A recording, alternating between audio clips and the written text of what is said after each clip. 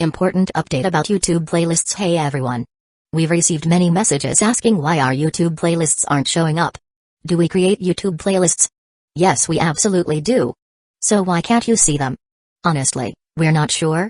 We've been in contact with YouTube support for several months now, but we still haven't received a clear answer or solution. After much discussion, our team has decided to take matters into our own hands.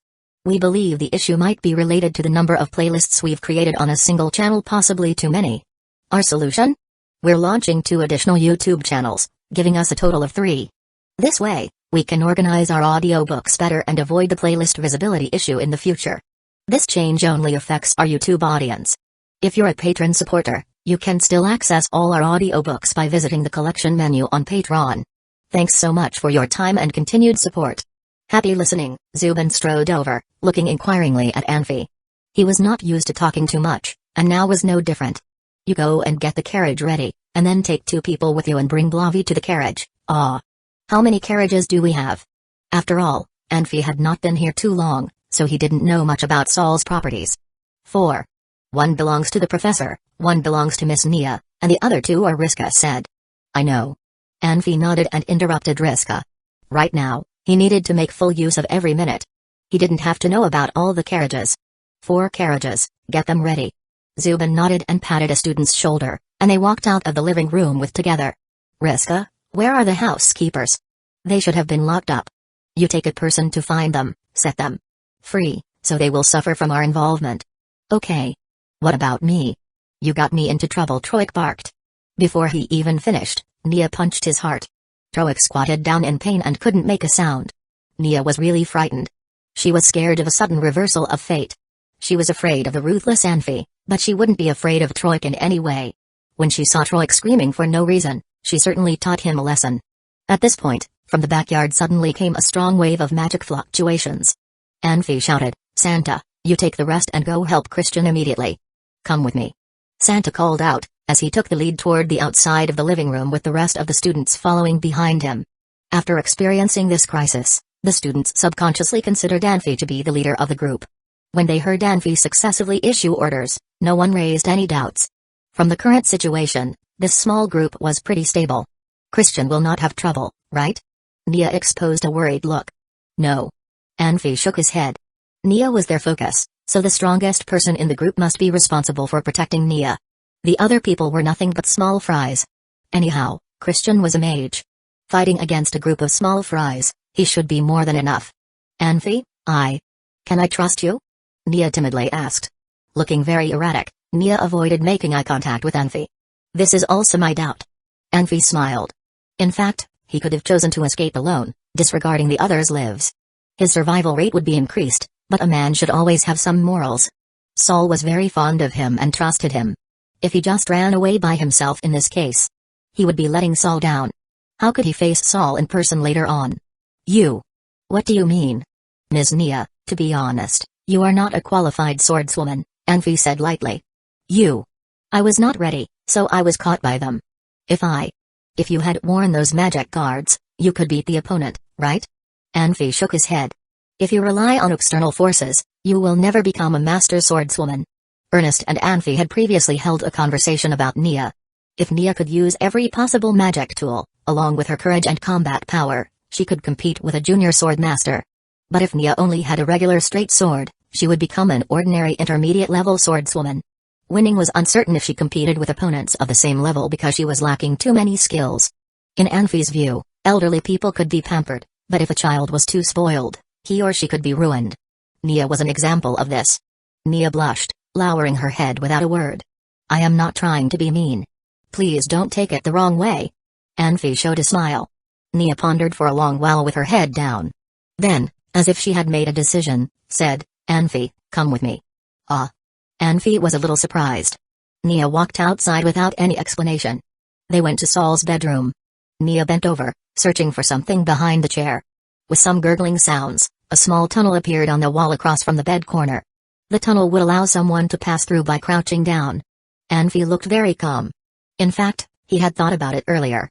Jaeger, who stayed alone on the island, had so many possessions that it took Anfi a whole week to bury them all. As a court archmage, Saul's collections should be way beyond Jaeger's. It was a good opportunity for Nia to reveal a secret, as Anfi had sent others away on assignments, leaving her alone. "Come with me and be careful." Nia turned her head and said to Anfi, then turned into the black tunnel. Anfi also followed Nia through the black tunnel. The tunnel didn't seem too long, as the door appeared to be only 6 or 7 meters away, but Anfi didn't reach the door even after taking more than 20 steps. There were numerous stars in all directions, and the tunnel becoming blurred, gradually being covered by an endless darkness which made Anfi feel like he was walking through space. If he couldn't see Nia's figure, he wouldn't have dared to move forward. "We are here." Nia opened the door, a light red radiance appearing inside. The stars gradually faded in the light, and the tunnel became clearly visible. Anfi had done a lot of mental preparation, but he still felt shocked. On the desk, the chasm dragon crystal exuded a mysterious light. It seemed that, after the last incident, Saul was worried that the magic crystal would be stolen again, causing unnecessary trouble, so he specifically hid it here.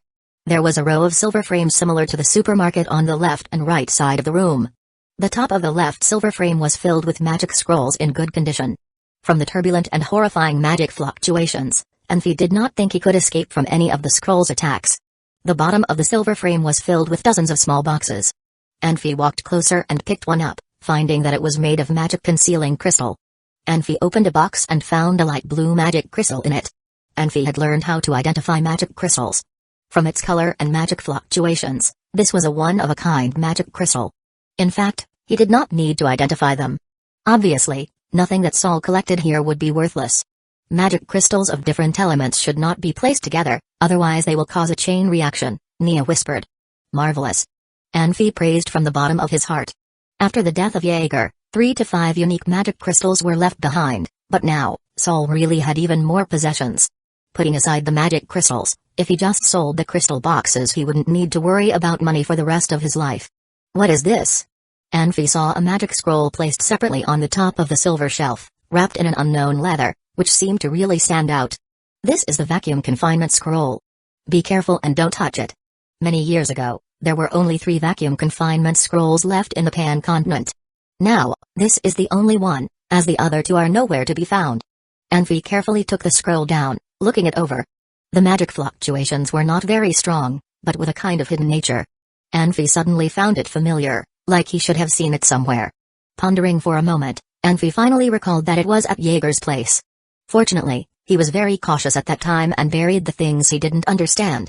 Otherwise he would regret it if they were casually discarded. No one would think Jaeger also had some real goods. Anfi laughed inside his heart while he turned his eyes to the right silver shelf. There were all kinds of magic books, some thick, some thin, some very old which seemed to have not been read for many years, and some that were only a few sheets of paper. But from his analysis of Saul's attitude, the information recorded on those pieces must be very important. In the center of the wall in front of Anfi, there hung 4 magic wands. The leftmost magic wand was reddish, inlaid with a red magic crystal. It was obviously a fire magic wand. The second magic wand from the left was a bit strange, covered with a black and white circle pattern that looked like a silver ring snake. The third magic wand looked a little bit better than Anfi's. The one Anfi had was made purely of wood, with no magic crystal, while this one was like a piece of a grindstone with a very rough surface, with no splendor or magic crystal. The fourth magic wand was translucent, a light glow showing from time to time, and the handle looked like a hideous monster, like the dragon in the books Anfi read in the library. Nia opened her mouth but didn't say anything. She knew the value of the 4 magic wands. Each one of them was a priceless, eye-catching treasure. She was afraid. Afraid that Anfi would become greedy. There was a magic robe hanging on each side of the magic wands. One was pale yellow, looked very refined. The other one was dark, more spiritual. Based on Anfi's current understanding, he could only make such an analysis. If he did not put them on and use a few magics, he could not understand the real power of these 2 magic robes. Chapter 38, Setting out to sea. I wasn't able to take all of them. There's too much stuff. Nia glanced at the seemingly ordinary dimensional ring on Anfi's hand. I need your help. Nia's dimensional ring was not comparable to Anfi's, instead being several levels lower. It was not that Saul did not want to buy his daughter a nice dimensional ring, but that Nia liked to make trouble. One time she had even hid Yoland's scepter in her dimensional ring and taken it home. Yoland was furious and sent out a troop of palace guards to surround the whole palace, searching it inch by inch. Back then, Nia was only 13 years old. Saul confiscated Nia's dimensional ring afterwards and replaced it with a weak one with very limited space. Nia had always been jealous of Anfi Ring. Here. Who has come here before? Anfi took a deep breath. You are the second one besides me. Have you told anyone else yet? Do you think I'm that dumb? Nia asked, rhetorically. Anfi relaxed a bit. He looked at the items and couldn't help guessing that this was the reason that drew Prince Wester and his men to Saul's house. Between the choice of trying to win an archmage over to his side or taking said archmage's magic treasures, the prince was more likely to choose the latter. Most likely, someone else knew about the treasures here. If that was the case, Anfi wouldn't dare to take anything away, or he would suffer endless assassination attempts. If someone wanted the treasure so badly that they weren't even afraid of an archmage, they must have made the decision to take down anyone in their way, and Anfi didn't want to get in their way. Nothing was more important than one's life. Hope was meaningless if one was dead, and things could only be reclaimed if one was alive. Anfi always thought things through before he took action. Let's start. Don't let them wait too long. Huh?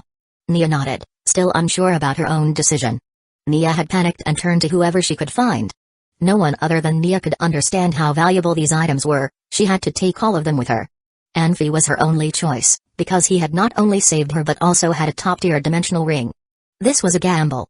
It was an even more serious gamble than whom she would marry. If a woman married the wrong man or gambled her life on the wrong man, that would only ruin her own life. If she bet wrong on Anfi, half of Saul's lifetime efforts would be ruined. She would spend the rest of her life in regret. However, Nia had no other choice than to give it a try. Anfi filled his dimensional ring with almost everything in the secret chamber. Anything left was kept in a few cases Nia had found. After they returned to the living room, everybody had gathered there, waiting for him. On the way back, he asked a stupid question: why didn't the professor keep everything in his dimensional ring? His subconscious was thinking, why did he make a secret chamber? Wasn't a dimensional ring the safest way to carry everything with him? The space within a dimensional ring is limited. When my father went to find Jaeger, he didn't bring anything in the chamber with him, Nia said flatly. It took a second for Anfi to understand what Nia meant. Saul's dimensional ring was never empty. He was a nice old man most of the time, but if there was a bloody fight, endless magic tools would come out of his dimensional ring. Saul did not find what was in the secret chamber useful in battle. Anfi, where were you? Christian hurriedly walked toward Anfi. We went to pack up the professor's stuff. Anfi smiled. Zubin, Riska, the two of you go to the professor's bedroom. There are 2 big suitcases, the same size as this one. Go get them quickly. Anfi put down the big suitcase as he was talking. He was not a person that liked to give orders. Setting an example was a good habit of his. Although Anfi had not realized what this habit would bring him, it would show as time went on. Zubin and Riska nodded and walked out with big strides. Is everyone ready? Anfi asked. Yes, anytime. Huh. Right. Do you have money with you? Anfi suddenly remembered that money was an important thing, especially to people on the run. Money was going to be essential to them. Money. I have a couple of gold coins with me, Christian said. Anfi couldn't help but roll his eyes. What could a couple of gold coins do? That would only last them 2 days. Nia, how much money do you have in the house? I don't know. Anfi already knew he asked the wrong person the moment that he raised the question. Of course, Nia's answer immediately proved that. Anfi smiled bitterly. You all wait here. I'm going to look around. I have some money, one student responded. Anfi turned around to look. It was Feller. Zubin and Feller were the quiet ones among the students, but in different ways. Zubin was cool and quiet, while Feller was timid and quiet. If Feller was in the Mage Academy, he would probably be bullied, but not at Saul's house. How much do you have? A lot. How much is a lot? Anfi felt helpless.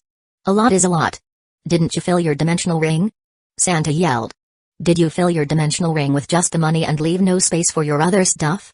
Feller blushed right away. Anfi noticed that Feller's body had gotten a lot bigger than before, but it looked very weak. He seemed to wobble a little. Anfi went over and patted on the bulging part of his waist, and continuous clangs arose. Christian and his fellows all burst into laughter. It was supposed to be a dangerous time when everyone was serious, but they couldn't hold it in at that moment. You did very well. Anfi gave Feller a compliment, defying everyone's expectations. Any more? Yes, a lot more. Feller's eyes brightened. Take 3 people with you to pack. Only take gold coins, leave the rest alone. Feller looked around, not sure whom he could call. He had never given orders to anyone before. Christian, can you help him? Yes. Santa, and you, come with me. Christian picked 2 people. Soon, Zubin and Riska each held a big suitcase. Christian turned around and ordered someone to walk 2 horses and follow him. Magic was a career that would burn a hole in the pocket. Saul exchanged almost all of his money for magic items, but there were some savings in the chamber. However, due to the physical weakness of a mage, it was not possible to carry them back with bare hands. After everyone was settled, under normal circumstances, there was supposed to be a troop inspection ceremony and some encouragement before they set out. However, to a group of escapees, most things were unnecessary. Anfi gave them a briefing and assigned each one with a temporary duty. Saul took 3 students to the frontier and there were 14 students left, besides Anfi. Of course, he had already struck Roic off the student list. Anfi, Nia, Christian, Riska, Zubin, and the unconscious Blobby, the 6 of them were riding Saul's carriage, which was the largest one among all the carriages. The rest of the 9 people were divided into 3 groups, riding in 3 different carriages. After getting into the carriage, the first thing Anfi did was to feel Blobby's forehead. Anfi found some herbs and, from them, made some pills which could help with blood circulation. The situation with Blobby was a little different. It was hard to predict what was going to happen to him since it was a mage's body that suffered a hard kick from a swordsman. In a couple of hours, if Blobby didn't have a fever, he should be fine. If he had a fever, it might be because his intestines were damaged and had gotten infected. Neither herbal medicine nor the current situation would effectively kill this type of bacteria. Even Anfi would not be able to help him. Anfi, where are we going? Christian asked. I will tell you once we get out of the city. Which city gate has the laxest security? Anfi knew nothing about Sacred City. All of them are the same. Go to the west gate, but who here knows how to drive a carriage? Anfi just thought of this problem. If everybody was in the carriage, who was going to drive it? If they were in BMW or Porsche, he would be the one to drive, but he had no idea how to drive a carriage. I will drive, Nia said. Miss, it's a matter of life and death. Anfi smiled bitterly. I can do it, Nia insisted. Anfi, don't worry. Miss Nia is a swordswoman, and she is good at riding a horse too, Riska said. Good at it? Like her way with a sword? Anfi looked toward Christian in doubt. Christian nodded at him. Okay, Nia, be careful, Anfi said. Actually, Anfi felt Nia's behavior had been satisfactory. At least she had been controlling her temper so far. If she threw a fit, he had to manage it with firm control. Anfi didn't think too much about why Nia had been so good. How could Nia throw a temper tantrum when she knew Saul's possessions were all in Anfi's hands? Chapter 39, Crisis. No wonder Saul always said you're the most likely to become a master swordsman in the Pan continent. Ma'arich was out of breath. I lost. His helmet was nowhere to be seen, and his pale yellow leather armor was tattered. His left boot was torn and showed his toes, and the right boot was covered with dark red patches. What looked funny was his side that had been hit by Ernest's combat power. The armor had been broken and his red undergarments were showing. But his lance was gleaming, and it was clear that he had enough energy to keep going, if necessary. Had we sparred a few days earlier, you wouldn't have lost, Ernest said, smiling. He looked slightly better than Ma'arich. While Ernest did look like he had just got beaten up, Ma'arich looked like a soldier that had escaped from the monster cave. You're saying you had a breakthrough in the past several days? Yes. I should have challenged you earlier then, Ma'arich said with remorse. I didn't know you were one to take advantage of others, Ernest pleasantly commented. When he was sparring with Anfi, Anfi imposed too many rules on him. Although he had been inspired by Anfi's moves, Ernest hadn't fought like this in ages.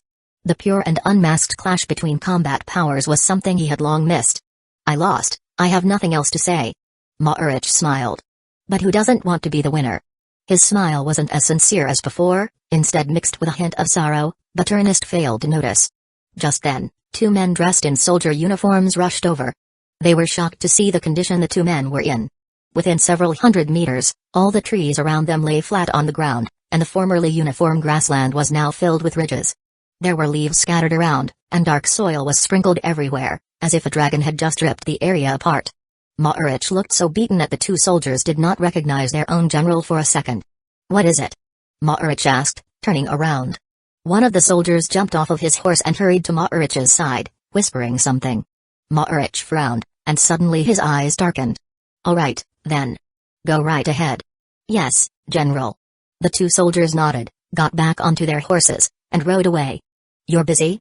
I'll stop bothering you then, Ernest said, sheathing his sword. Are you free later? Today, Ma'arich had invited him to spar on a whim, and he accepted without thinking too much. Now, he realized that this was a fruitful journey, and he was looking forward to the next time he sparred with Ma'arich. There. Probably won't be another time. Ma'arich sighed. What do you mean? Ernest, where are you going? To Saul's place? Maorich didn't answer Ernest.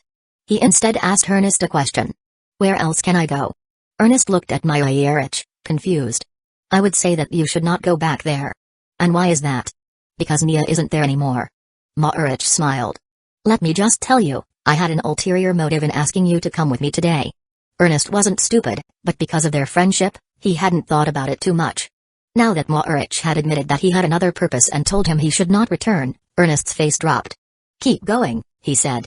Sorry that I can't tell you everything, but what I can tell you is that Nia has safely escaped the city. Ernest, hearing Maorich say escaped, felt his heart sinking. He couldn't imagine why something like this had happened, nor how it had happened. Anfi is your student? Maorich asked. Ernest shook his head. He was good. He killed the mage, 2 senior swordsmen and Zeta. Oh, I forgot. You don't know Zeta is, do you? Ernest was silent, but his eyes were growing colder. You do know old Philip though, right? Poor man. Maybe because the many people he killed didn't want to let him be in peace, he couldn't keep his son, who died in his 20s. Going through all that work to raise the grandson who was now killed by Anfi. Cursed, I say. Cursed, Maorich said mockingly. Old Philip? Ernest said, frowning. After hearing the name Philip, he could not keep calm any longer. Who else? Maorich paused before continuing. This is why I ask that you do not return. Zeta was an idiot, but Philip treasured him. If I got the news, Philip should have gotten it as well. Unless you can fight 4 master swordsmen at the same time, don't go. You might have heard Philip was a man of temper, but in reality, he was even worse than the rumors. Ernest took a deep breath. Of course he knew Philip. The Maho Empire had 2 major pillars. One was the mages, controlled by Saul, and the other was the swordsmen, controlled by Philip. Philip had a major disagreement with Yolanth years back, and he had retreated into his home, turning away any visitors. Even then, he still had his reputation, and no one wanted to mess with Philip.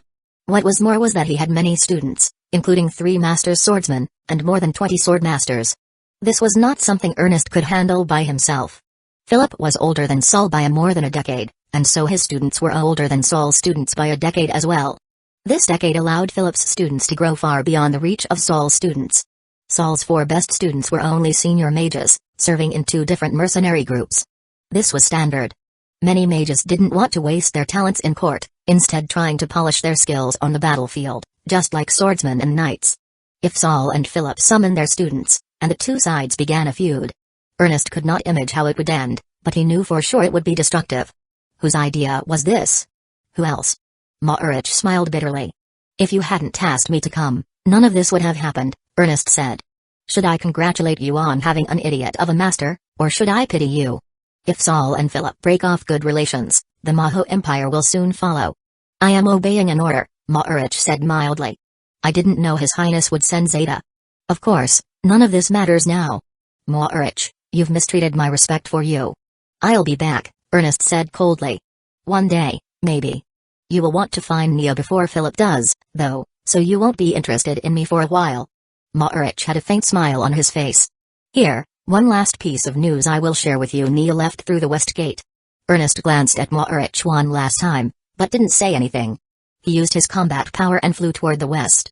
Meanwhile, Anfi's face fell. Anfi was mentally superior to most and good at masking his emotions, so anything that could make his face fall was something major. Everyone was looking at him. Christian had just told him who Zeta was, including everything from his relation to the famous Philip to his family structure. He didn't want to scare Anfi, he just wanted him to know what they had to face. You know why Nia was so obedient? Riska asked. Because she was scared. Of Philip? Riska nodded firmly. All of you left without complaint because you were also scared? Christian and the others glanced at each other and lowered their gazes. I knew my leadership skills weren't that sharp, Anfi said, shaking his head, looking wryly amused. What should we do, then? Riska asked. We run, Anfi said. As far as we can. Anfi was worried. He didn't know where Ernest was, but he had thought that Ernest was powerful enough to save himself. Now that he looked at it, perhaps he had been too optimistic. Ernest, please do not go back. Troic was an idiot, Zubin said coldly. He thought he could redeem himself by not siding with you. He is probably in pieces by now. Anfi remembered. When he killed the guards, everyone was shocked, but they were truly terrified when he killed Zeta. Now he desperately wished that he could summon a doctor from Earth and preserve some of Zeta's DNA. Maybe Philip wouldn't be as angry in the face of some great-grandchildren, but now they could only face the consequences head-on. All of you must hate me now, Anfi said. You were too fast. We couldn't stop you. Christian shook his head. Plus, Zeta was already. Even if he had lived, Philip would hunt us down anyway. I hated you once, but I remembered what Master Soul said, that we were family. We need to bond together in time of crisis, Riska said. Plus, Mari's targeted you. You acted in self-defense. Anfi, you were in the right. Chapter 40, Unexpected help. Anfi was moved, but he was not the type of person that expressed his feelings easily, so he changed the topic. Where should we head to next? Let's make a decision as a group. We should find the professor, Christian said. We can go anywhere except to the professor. Anfi shook his head. Why? Christian was very confused. They will assume that we will seek out the professor, so they will just wait there for us, Zubin suddenly spoke. Nice guess. Anfi nodded and cast a quick glance at Zubin. That's why we must go somewhere else. Once things are more settled, then we can figure out the best option. Where, then? A desolate place.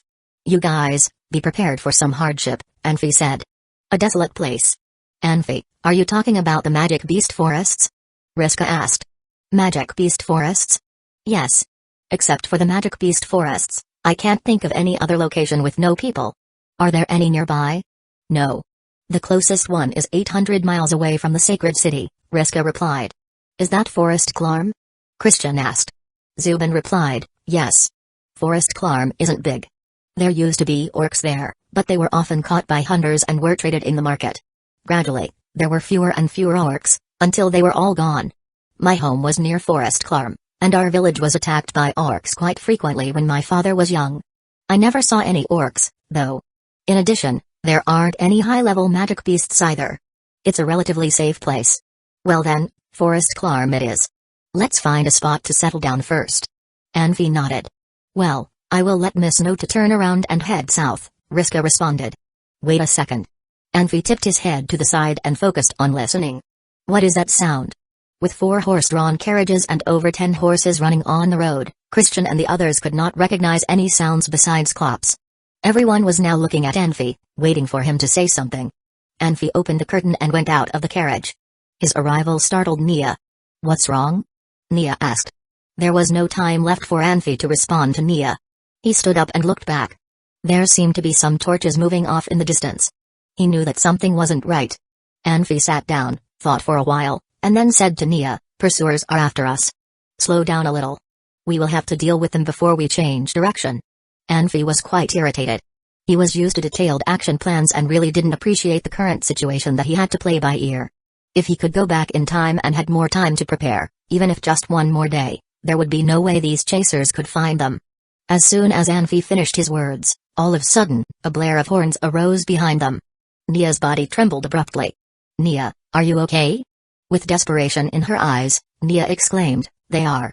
The Flame Crusaders. Flame Crusaders? These words meant nothing to Anfi, as he knew very little about this world. But soon he understood why Nia was so desperate.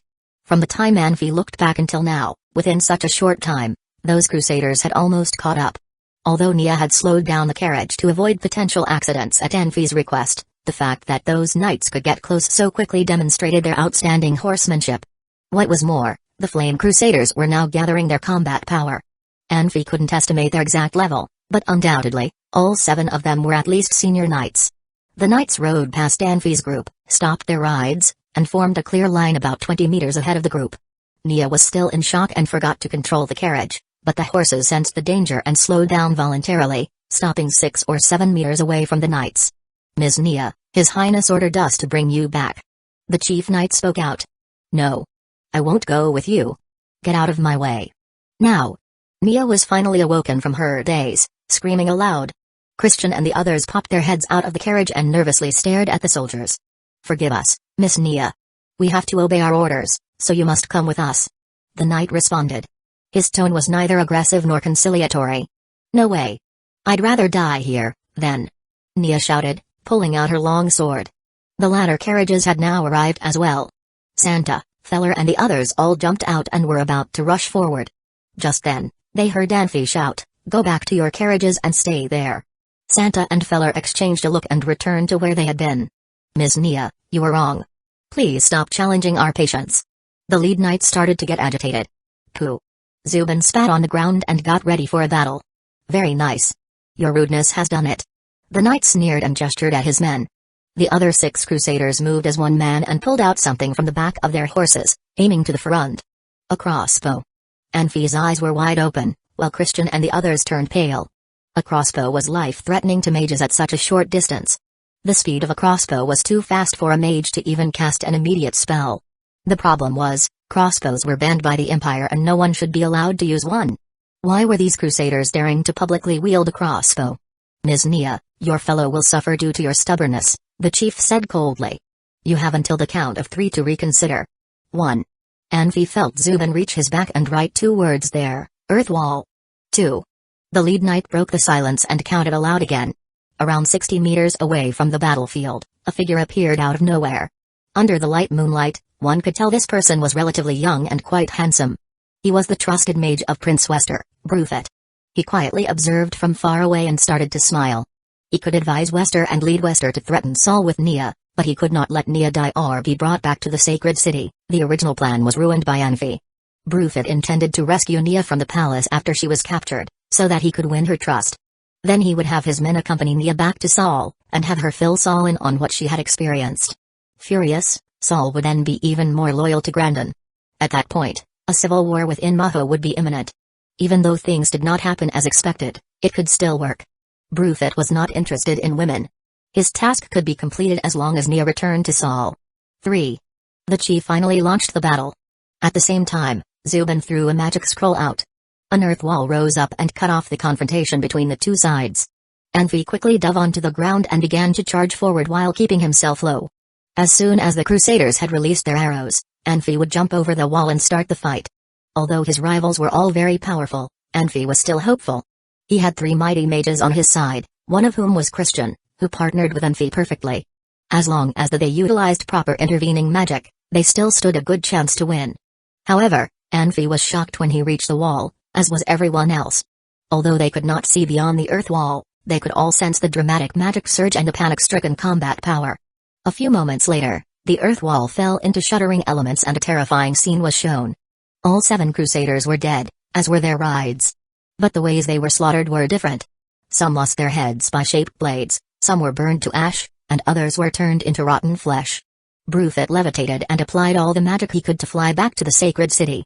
It was unbelievable. After he had cast a horror magic, Dead Bones Touch, on these knights, a master swordsman also appeared in the middle of the battlefield and started attacking the same targets. Then, all of a sudden, lava emerged and ended the bloodshed. Brufet did figure out 2 things. First, that swordsman was short and thin, and most likely a woman. The one who cast the lava magic had to be a senior fire mage. Second, the women and that fire mage were not together, because the woman was surprised and almost injured by the dual attack of Dead Bones Touch and the lava. Of course, they were not on his side either. But who were they really? Brufet couldn't find a good explanation. He had used death magic. Would this alert either of them? Did he expose himself by accident? Question after question flashed into his mind. Chapter 41. An omnipotent god. Anfi was supposed to be happy after being saved at a dangerous time, but the one who did a nice thing for Anfi was anonymous. He disappeared in the dark with no desire for fame or wealth. It was a respectful demeanor. However, Anfi did not feel happy at all. Seeing Zeta bullying and stirring things up on purpose, Anfi had a weird feeling that Prince Wester did not want to make the situation too serious. Judging by the way Zeta had acted, he must have been told to do so or been involved in some conspiracy. What Zeta did would anger both Saul and Wester, and he wouldn't be able to get anything from either side. Who would benefit from it if things became bad? There should be a third person. Being saved was not always a good thing. Who knew whether the person who saved Anfi came here by following him or the knights? Which side was he on? It even proved that the person who saved Anfi wanted to use Saul's students to do something. Anfi, did you see who helped us? Christian quickly walked towards Anfi. No. Anfi shook his head. 7 knights quietly laid there. Some of them did not even have the shape of a human body anymore. Even the mature and confident Christian became panicked. He frowned. Necromancer. His eyes were looking at the 2 rotten bodies. Anfi walked up slowly, picked up a string of clothing, and moved back a few steps. He stopped breathing for a moment before bringing the piece of clothing close to his nose and taking a breath. The first scent was a slight cosmetic fragrance, followed by a disgusting rotting smell. Anfi didn't know that the clothing came from the rotten body not far from him. Anfi was in thought for a moment. He tossed the piece of clothing away, walked to the carriage, and jumped into it. Anfi, do we continue forward? Nia asked in a low voice. She had been in danger several times today. Her heart was numb. Anfi asked, no, who was familiar with the nearby roads. We should turn to the south now. We should continue to Green City. There's a crossroads to the south that is not far from Green City. After passing the crossroads, keep going straight. There we will find the city of Bida, where we can take a boat at the ferry. The boat will take us down to Lagan, which is only a few miles away from Forest Clarm, Zubin said. Everyone's eyes were on Zubin. He never had the chance to talk that much in one breath. It surprised everybody a little bit. Anfi did not hesitate for a bit. He nodded. All right, let's take the route Zubin told us. Zubin, do you know how to drive a carriage? Yes. Can you take over the carriage to let Miss Nia get some rest? Zubin held out his hands without any words, and Nia quietly passed the horsewhip to Zubin and went inside the carriage. She actually felt a little tired. Zubin, how long does it take to get to Green City? Anfi asked. We can get there before dusk if we do not stop on the way. Can you get us there? No problem. Then let's go. Anfi took attention away from the surroundings in the dark. His sensing ability was limited. If the nice powerful person chose to follow them, there was no way Anfi would know where he was hiding. Saul had said that one's sensing ability depended on how strong their focus was. He needed to spend a lot more time practicing his focus later on. He had read a lot of magic books about it, but never found any specific training techniques for it. Mages improved their focus naturally through meditation. Right. Meditation. In the palace on Mount Street, Brunswick, on the first floor under the arch, a man and woman lay together on a bed in a bedroom. Their position was flirty. The woman's long legs wrapped around the guy's waist. She moved like she could not take any more sensations, moaning quietly. The guy reached his hand into her shirt while squeezing her round and curvy butt with his other hand. A maid walked in. My lord, Mr. Bruffett wants to see you. This stupid guy. That man muttered and sat up. He was Wester, the prince of the Maho Empire. He got off the bed and grabbed the crystal ball on the end table. He shook his head and bent down to take out a cup from under the end table, slamming it onto the wall. The cup crashed into the wall. Wester yelled with full strength, get out. All of you. I do not want to see any of you. Wester sounded furious, but his face had a smile. He winked at the maid after the yell. That maid stuck her tongue out and walked out obediently. Haha. My lord, this is my first time seeing your temper, like that of a little kid. It was fun. I do not care if you think I am a kid or not. I do care if Bruffett treats me like a kid. Wester said flatly. I am curious, my majesty. Aren't you worried? Philip was irritated. If he had any conflict with Archmage Saul, the Maho Empire would be greatly affected. Your throne might experience some changes. Are you trying to find out my secrets? Wester laughed. No, I am just curious. I will take back my words if you do not want to talk about it. You think too much. Wester laid down on the bed, touching her hair affectionately. I can tell you if you want to know. Sure, the woman said with a smile. She was very pretty, with long light green hair resting on her fair breasts. This temptation could not be described with words. Her small chin, snow-white teeth, the blush on her cheeks, the fine sweat on the tip of her nose, and a pair of big and clear eyes all gave out an innocent feeling. I made a mistake with Bruffett. I did not want him to have any suspicion of me, so I didn't send anyone to watch him. I didn't expect him to become familiar with Zeta in such a short time. He was also able to ask Zeta to work for him. Haha. But there is no time for regret. Wester was saying something which should make him unhappy, but he had a big smile on his face, as if he wasn't aware of the serious consequences involved. He affectionately kissed the woman's forehead. You underestimated Bruffett too much. The woman put her face in Wester's hand. She looked satisfied, but was very nervous inside. The more time she spent with Wester, the more mature, cunning, and shrewd she found him to be. She could not control her nervousness when she was alone with Wester. Even when the looks on Wester's face were full of love and affection, she could not believe what she saw. Men like Wester only loved themselves and only cared about power. They weren't able to fall in love with anyone. She was confident in her look, but she knew who Wester was. It is the opposite. I overestimated Bruffett too much, Wester said in a helpless tone. Huh? The woman opened her eyes wide. She did not understand Wester. I did something before, hoping to get attention from Bruffett. In fact, I failed. What was it? Ma'arich was asked to take command of the Sacred City garrison. I spent half a day to gain his trust and convinced him to take my orders unconditionally. If you heard about this, how would you see me? Wester smiled. I will watch you more carefully and reevaluate your ability, the woman replied. I told Brufit in a showing-off tone that Moorich was willing to take my orders. I thought he would realize that he needed be careful of what he was doing. That idiot only had that boring plan on his mind. It was so disappointing. But it already happened. You have to fix it. Fix it? Why would I need to fix it? Philip is a master swordsman with a hot temper. 3 of his students have also reached the level of master swordsman. If he has any conflict with Saul, no matter which side has casualties, it would be a huge loss to the Empire. Haha. My baby, not long ago, we were discussing how to deal with your brother in the negotiation. Didn't it sound familiar? Your Majesty, are you insulting me? The woman's face changed. No, baby, you still have that problem, thinking too much. I was just stating a fact. If the ties of family members and friendships can be changed at any time, would the relationship between teacher and student last forever? Wester smiled. You think there are 4 master swordsmen under Phillips? To me, there is only 1. This is the difference between us. Do you think Phillips' students would betray him? Of course, the key is how much I can offer them and whether what I offered was worth them betraying their teacher. Huh. I sort of hate the word betray. I think they might feel the same way. What if Philip became a traitor? They would become heroes if they could kill their teacher for their country. Wester smiled. Baby, do you understand now? This is the advantage of being a king. If you have the ultimate power of interpretation, you are an omnipotent god. Chapter 42, One Misfortune After Another. Sean, what did you see? An old man stood quietly under the starry sky. It was hard to tell his age, his long white hair was blowing in the air, and his face was battered with deep wrinkles, looking like they were carved with knives. The folds of his eyelids were saggy, as if they couldn't hold the weight and were trying to squeeze his eyes into slits. He looked weak, but his voice was deep and as loud as a bell, putting pressure on others. It's weird. A fire mage, a swordsman, and a necromancer. When did Saul start to work with a necromancer? A guy named Sean asked, standing up. The ground is still warm from the lava. They must have left recently. Professor, we can still catch them. Okay, then.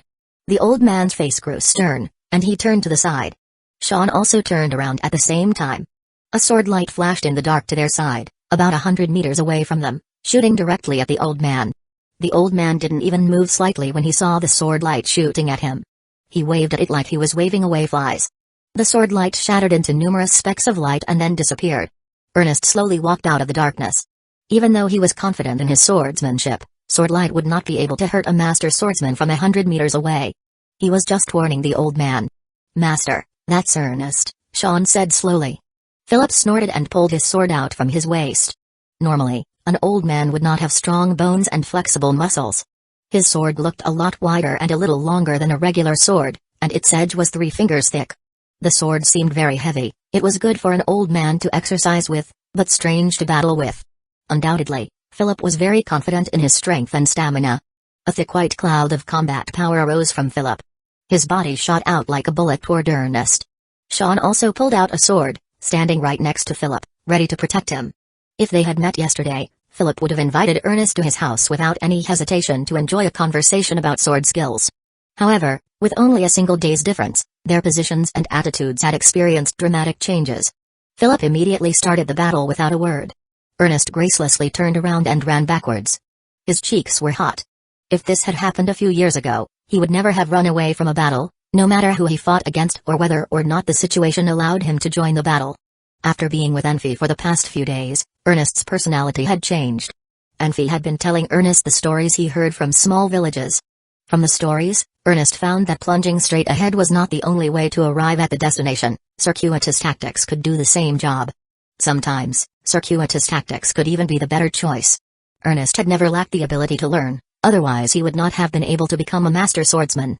He just put most of his effort toward practicing the sword, so he seemed simple in other areas. Philip stopped walking, sneering at Ernest's back. Is this Ernest? Yes, he is, Sean said slowly. It was humiliating to even pull my sword out in front of such a coward. Philip put his sword back into its sheath. Let's go. We do not have to worry about him. Sean was deep in thought while he was watching Ernest's back. He felt that something was strange. He had heard about Ernest. Ernest wasn't supposed to be a coward. Ernest suddenly threw himself toward them when they started turning around. Another sword light shot out. Philip, though irritable, had survived for 7 or 8 decades and immediately reacted to Ernest, who wanted to entangle them, shouting, Sean, you don't have to worry about me. Go now. Master. Go. Philip jumped up, chasing after Ernest. Sean groaned inside. Ernest did not have a good reputation, but no one ever denied his swordsmanship. There were at least 7 or 8 master swordsmen who had received his challenges and were defeated by him one after another. He could not let his master fight Ernest alone. At the same time, Brufit, in Sacred City, put down his quill. He thought he had came to Sacred City under a secret mission. He had done a good job so far. However, he had received an order from headquarters a few days ago. He was told to be careful of a guy named Anfi. In the order, it was said that they had failed in testing Anfi, and everyone they sent out for that mission had died. Headquarters had asked Brufit to find a way to get in contact with Anfi. Brufit did not complain to headquarters. He understood that capable people had to bear more responsibilities. In fact, he was happy that headquarters had confidence and trust in him. He was deep in thought for a while, trying to kill 2 birds with 1 stone. It would have a very good ending. It would not only stir things up in the Maho Empire, but also test what Anfi could really do. In the letter, Brufit guessed with certainty that Anfi did not have any combat power, but was able to use some weird and dangerous swordsmanship. Brufit suggested that headquarters send him several skilled men. He wanted to catch Anfi at any cost. He would use spirit magic to turn Anfi into a puppet and learn all about his sword skills. Brufit emphasized in the letter that the power of the organization would increase dramatically if Anfi's sword skills could be taught in the organization, especially to the vampire mages, although vampire mages were already agile and strong without those sword skills. Anfi was not Brufit's priority because he knew Saul had a chasm dragon crystal, which was precious to a necromancer. He had searched for it at Saul's house after helping Nia and her fellows to escape. He had not found it, although he had found a secret chamber. He was not able to decode the magic array in the chamber, however. Brufit believed Nia and her fellows had taken Saul's possessions with them, judging from the messy bedrooms and how empty the chamber was. Brufit asked headquarters to send people to join his force and stop Nia and her companions. Judging from the current situation on the Pan-continent, Nia had to be alive, but Saul's other students didn't matter. To make a compromise, he would catch Nia alive, obtain all of Saul's possessions, and find an opportunity to allow Nia to escape. The result would be the same. What are you thinking? Anfi asked in a low voice, suddenly opening his eyes from his rest. Nothing. Christian turned sideways and quietly wiped his tears away. Anfi pretended not to see it. The sun is coming out soon, right? Yes, the sun is coming out soon. Nia turned around in her sleep, putting her left foot on Anfi's leg. She muttered a bit and fell asleep again. Nia had refused to go to sleep when Anfi had asked her to do so, but later, she had been so tired that she fell asleep against the carriage wall. She changed her sleeping positions very often, curling up and sleeping on floor with legs and arms spread out. There was some room left for another person to sleep flat on the floor, but sleeping together with Nia would be too much.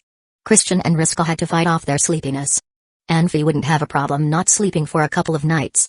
He had been resting to save his energy and help him focus better in case of an emergency. Christian, can I ask you something? What do you want to ask? You are a junior mage. Riska and Zubin are pretty skilled too. How did you get cuffed by the anti-magic bracelets so easily? That. We were too stupid. Christian blushed. Zeta told us there were people who had reported us. One of them was a spy of the Aizen Empire. Zeta wanted to take us to the palace and investigate. Then you allowed him to cuff you with the bracelets. They are the palace guards. We did not want to bring any trouble to the professor. Christian smiled bitterly. Alas. I just fell asleep, and you woke me up. Riska opened his eyes. Did you sleep? How can I sleep? Do you think everyone is like you? Riska commented. Anfi, I am admiring you more and more. How can you act like nothing happened in this kind of situation? Eating is to have energy for the battle, sleeping is to make correct judgments. You can do so as well in the future. Then make a judgment.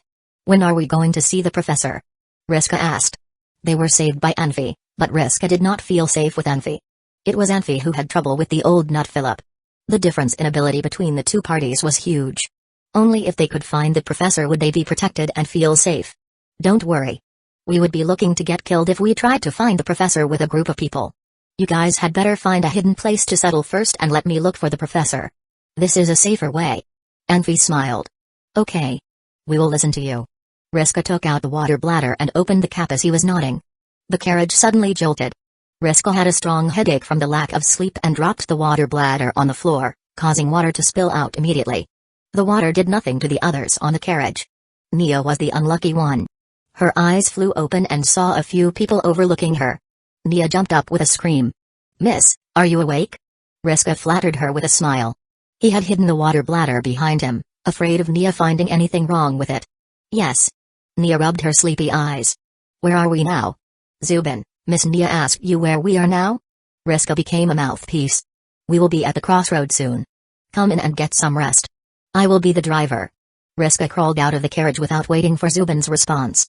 Chapter 43, but at noon, they saw the outline of the town, Bida, ahead of them. Anfi urged Zubin to turn the carriage into the woods by the side of the road, and the other 2 carriages followed. There were 4 carriages when they escaped from the sacred city, but only 3 remained. Santa was the only one in his group that knew how to drive. Since no one else could take over for Santa, he was so tired that he fell asleep on the road. As a result, the carriage lost control and flipped over. Luckily, there were no serious injuries. Anfi, why are we stopping here? Christian asked, confused. To let everybody rest a little bit. Anfi smiled. We can rest and find something to eat when we get to the town, Nia said. No one had brought food, so they were all hungry, having been on the road for almost half a day. However, everyone was too embarrassed to request food. Finally, they could almost see Bida, and Nia could not hold back any longer. Feller. Anfi called out. Right here. Feller ran, wobbling, toward Anfi. Take off your magic gown and put on a civilian outfit. Then go to the town and check to see if there's anything unusual. It would be even better if you can buy some food as well. You have to go by yourself to avoid attention. Any questions? No. But I only have what I am wearing. Feller had filled his dimensional ring with gold coins. He didn't even leave any room for his personal belongings, including any spare clothes. Feller, you can have mine, Santa shouted. We wear almost the same size of clothes. Great, Feller answered, hurrying over to Santa. Everybody, get off the carriage. Take a break from resting to stretch a little, Anfi requested. Get off, get off. Mages' physical builds were weak, so they had been curling up on the carriage. They would suffer from insufficient blood circulation if they went back to sleep right away. Anfi was experienced in escaping and was well aware of the most fatal threats, not policemen, not enemies, but diseases. Eating in the wild, sleeping without shelter, being on the road day and night, and stressing over the roadblocks ahead and the chasers behind all contributed to the increasing risk of illnesses. Being able to keep the body at the healthiest condition would allow them to fight for survival, but getting ill would leave no hope to win. Anfi had now become the leader of the group. Even though everyone was exhausted, they got off the carriage and started to walk around. Anfi, Riska cheered in pleasant surprise, lifting up the carriage curtain. Blavi woke up. Where am I? Blavi's frail voice rose in the carriage. You are in the carriage. Riska laughed. What carriage? Blavi, don't move. Anfi crawled inside. He felt the temperature on Blavi's forehead, and gently pressed down on his belly. Does it hurt? No. How about here? Anfi tried a different spot. Nope. Anfi continued with several other places around his belly. Blavi did not scream in pain. Anfi was relieved. If the intestine was ruptured or wounded, it would be infected by now. As a result, the abdominal area would produce pressure and cause unbearable pain if pushed down. Riska was curious. Anfi, what are you doing? I have some medical knowledge. Anfi smiled back at him. Is Blavi okay? He should be alright. Yikes. Riska said, I wish bright priests were here. Bright priests? Anfi widened his eyes. Can they cure disease? Do not trust bright priests. Christian followed Riska into the carriage and sneered. Why? They lied? They may not be lying, but diseases can't be cured for good with just a benediction. I have a friend. He was always very concerned by his poor health, so he went to the priest every time he got sick. Holy light had an immediate effect on relieving the pain, but he would get sick again, with the same symptoms, in less than 2 days. Then he had to go back to the priest again. No matter what, Anfi said, intrigued by the profession of priest, it did help with the pain. That is good. My friend ended up dying because the holy light wasn't able to help him anymore. That priest told him he had to see a bright priest for his problem. So? He had been seeing the priest intermittently for the past few years and donated almost all of his savings to the church. How could he have any money left to see a bright priest? But bright priests are the messengers of the god of light here on earth. They are generous and kind-hearted. I've seen them in person. Riska said hesitantly. They definitely need to do something nice, Zubin interrupted, otherwise how could they make people believe in them? But think about it, how many people are suffering from sickness? Holy light is not able to cure them all. How could the bright priests help everyone? Zubin is right. Christian took over the conversation. Anfi, do you know who the richest people in this world are? Businessmen? No, they are the priests. Every time they use holy light, They charge a fortune. People getting sick is inevitable, so they go to the priests. If the priests can't help them, they have to see bright priests. Think about it, how much money could they make? People can only go to priests for illnesses? Is there no other way to cure an illness? There used to be a group of life messengers on the Pan continent. They were committed to researching the secret of life, and they also helped to cure diseases. However, the way they treated patients was too scary. They even snuck into cemeteries to dig up dead people and cut them up into pieces to study. Later, they were condemned as heretics and slaughtered. They are almost extinct, even rarer than necromancers. I see, Enfi nodded. You are prejudiced toward priests. Not all of them are like that. My uncle is a priest, and I know him. Blavi coughed quietly. Now could someone tell me where we are and what happened? Enfi, however, was still very interested in this topic. Blavi, can you tell me a bit more about this? Can your uncle cure diseases? Minor diseases can be cured, and there will be no relapse within a short period of time. But for more severe cases, holy light can only relieve some of the pain, Blavi said honestly. The professor did some research on this as well. He believed that diseases are caused by abnormal changes in the blood, bones, and muscles. The best way to treat it is to use your own body strength to modify the condition of those abnormalities and force them to recover. Holy light works in the same way.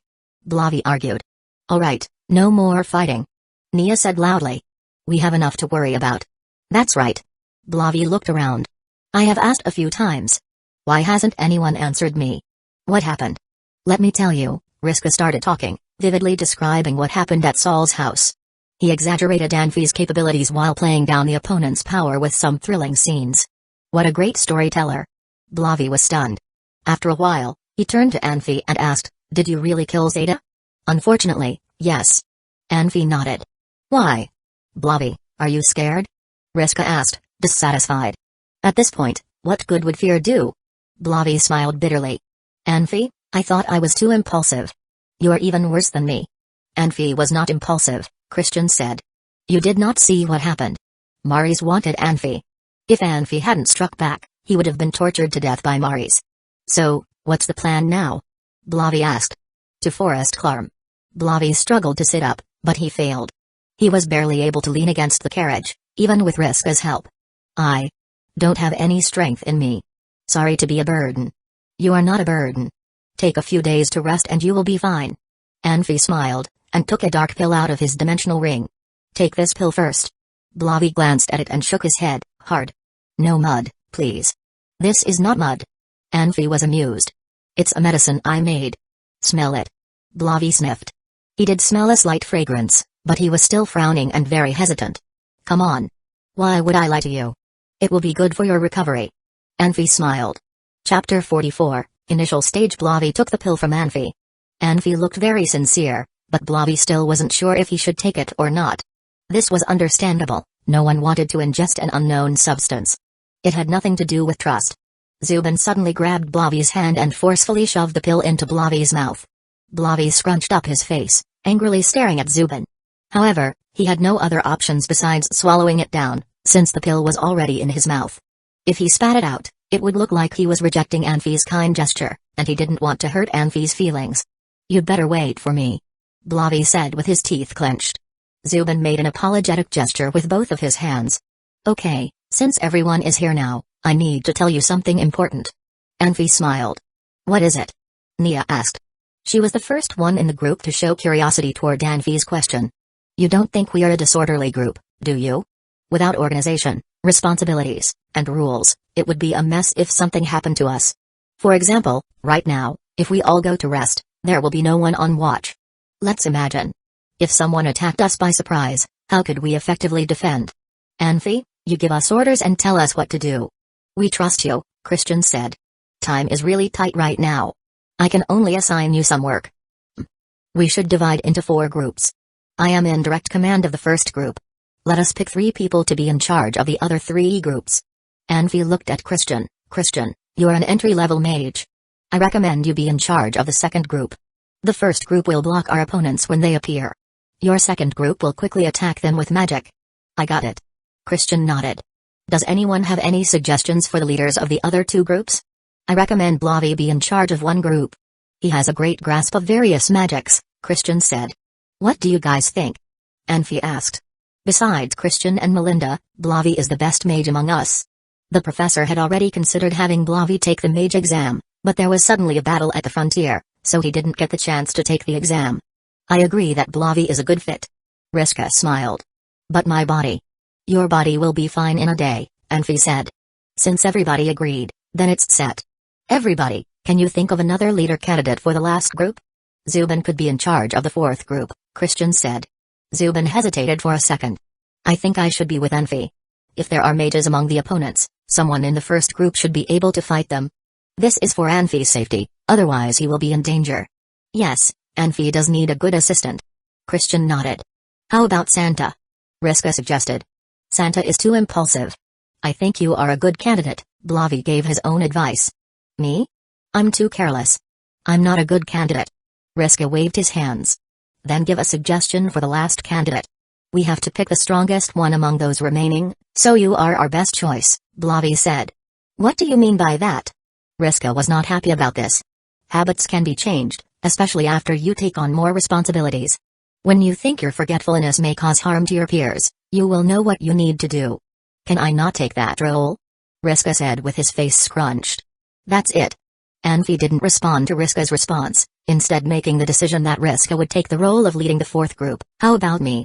Nia asked unhappily. Nia had waited quite a while to see if Anfi would give her the job, but now she was very upset. Christian and his fellows gave each other a look, and then they all looked down. In their quiet and peaceful life, Nia was their dream girl. However, when in danger, they just hoped Nia would not bring them any trouble. It would be a joke to let her lead a team, but they could not say anything in front of her, so they quieted down instead. We will talk about you later. Anfi smiled. Oh. Nia nodded and showed a hint of smile. I am going to announce the rules. There is only one rule today, but I will add more rules later on. Anfi's face became stern. All orders come from me. Everyone should obey the orders, including the group leaders. If anyone fails to obey an order, that person has to leave our team immediately, or he will become our enemy. Any questions? Anfi knew it was not practical to have everyone following his lead, so he had Christian and 2 other leaders make a leadership team to take some stress off him. No questions. Christian nodded. He was the first to agree. Blavi and Riska followed him and nodded. Although neither of them had any combat experience or any sort of training, they had seen others fight. They would do just fine. To overcome this difficult time, everybody had to come together and be united. Discipline was the prerequisite for a united group. Without discipline, they would be a mess, because each of them had different ideas and opinions on how to do things. That's good. Christian, you guys go and find your group members. Whoever doesn't have a group will be in my first group. Anfi smiled. Anfi, what will Blavi's and my groups do? Riska asked. Blavi's group will be the first responder team. Depending on the situation, your team might need to help the first group or protect Christian. You make the decision. Anfi looked at Riska. Your team will remain at the back of the carriages. When the battle starts, no matter what happens in front of you, your team has to ensure no one will attack us from behind. I got it. Anfi, Santa should go to your team. He is hot-tempered, but he is a good mage. He can provide a lot of help, Christian said. Among the 4 groups, Anfi's team would undoubtedly take the most stress and encounter the most danger. Christian thought that Anfi's team needed to be stronger. Okay, Anfi accepted Christian's suggestion, smiling. Also, after you pick your team members, you and your team have to think about your strategies. You need to make plans for how to respond to opponents with starter attacks, how to collaborate with other teams, and how to intelligently fight against your opponents. You will have no time to rest for the next few days. Anfi, are the starter attacks you mentioned the magic my team could use to start the battle? Riska asked. Yes. You know that my magic. Anfi scoffed at himself, so I cannot offer any useful advice on the techniques. You and your team will have to figure it out yourselves. Christian is very talented in magic. Do you still remember what happened at Master's house? If Christian hadn't used electrical arcs instead of lightning to attack that person, the battle would not have ended so soon. You guys can ask him for advice. Haha, that was because your swordsmanship was too advanced. I have confidence in you. Christian blushed a little. Confidence? Right, that is the most important thing for us. Anfi said. Everyone has to have confidence in each of their team members, and each team has to have confidence in the other teams. Maybe we are not strong yet, but confidence will be an important weapon when fighting our enemies. I got it. Christian and the other 2 team leaders nodded sincerely. Okay, go ahead and pick your team members. At the same time, Santa's voice arose outside the carriage. Feller, did you bring any food back? Hurry up, I'm starving. Anfi lifted up the curtain. Santa, hold on. Feller, come in. Discipline started with the little things. Everybody should have dinner together. No one should just eat whenever they felt hungry.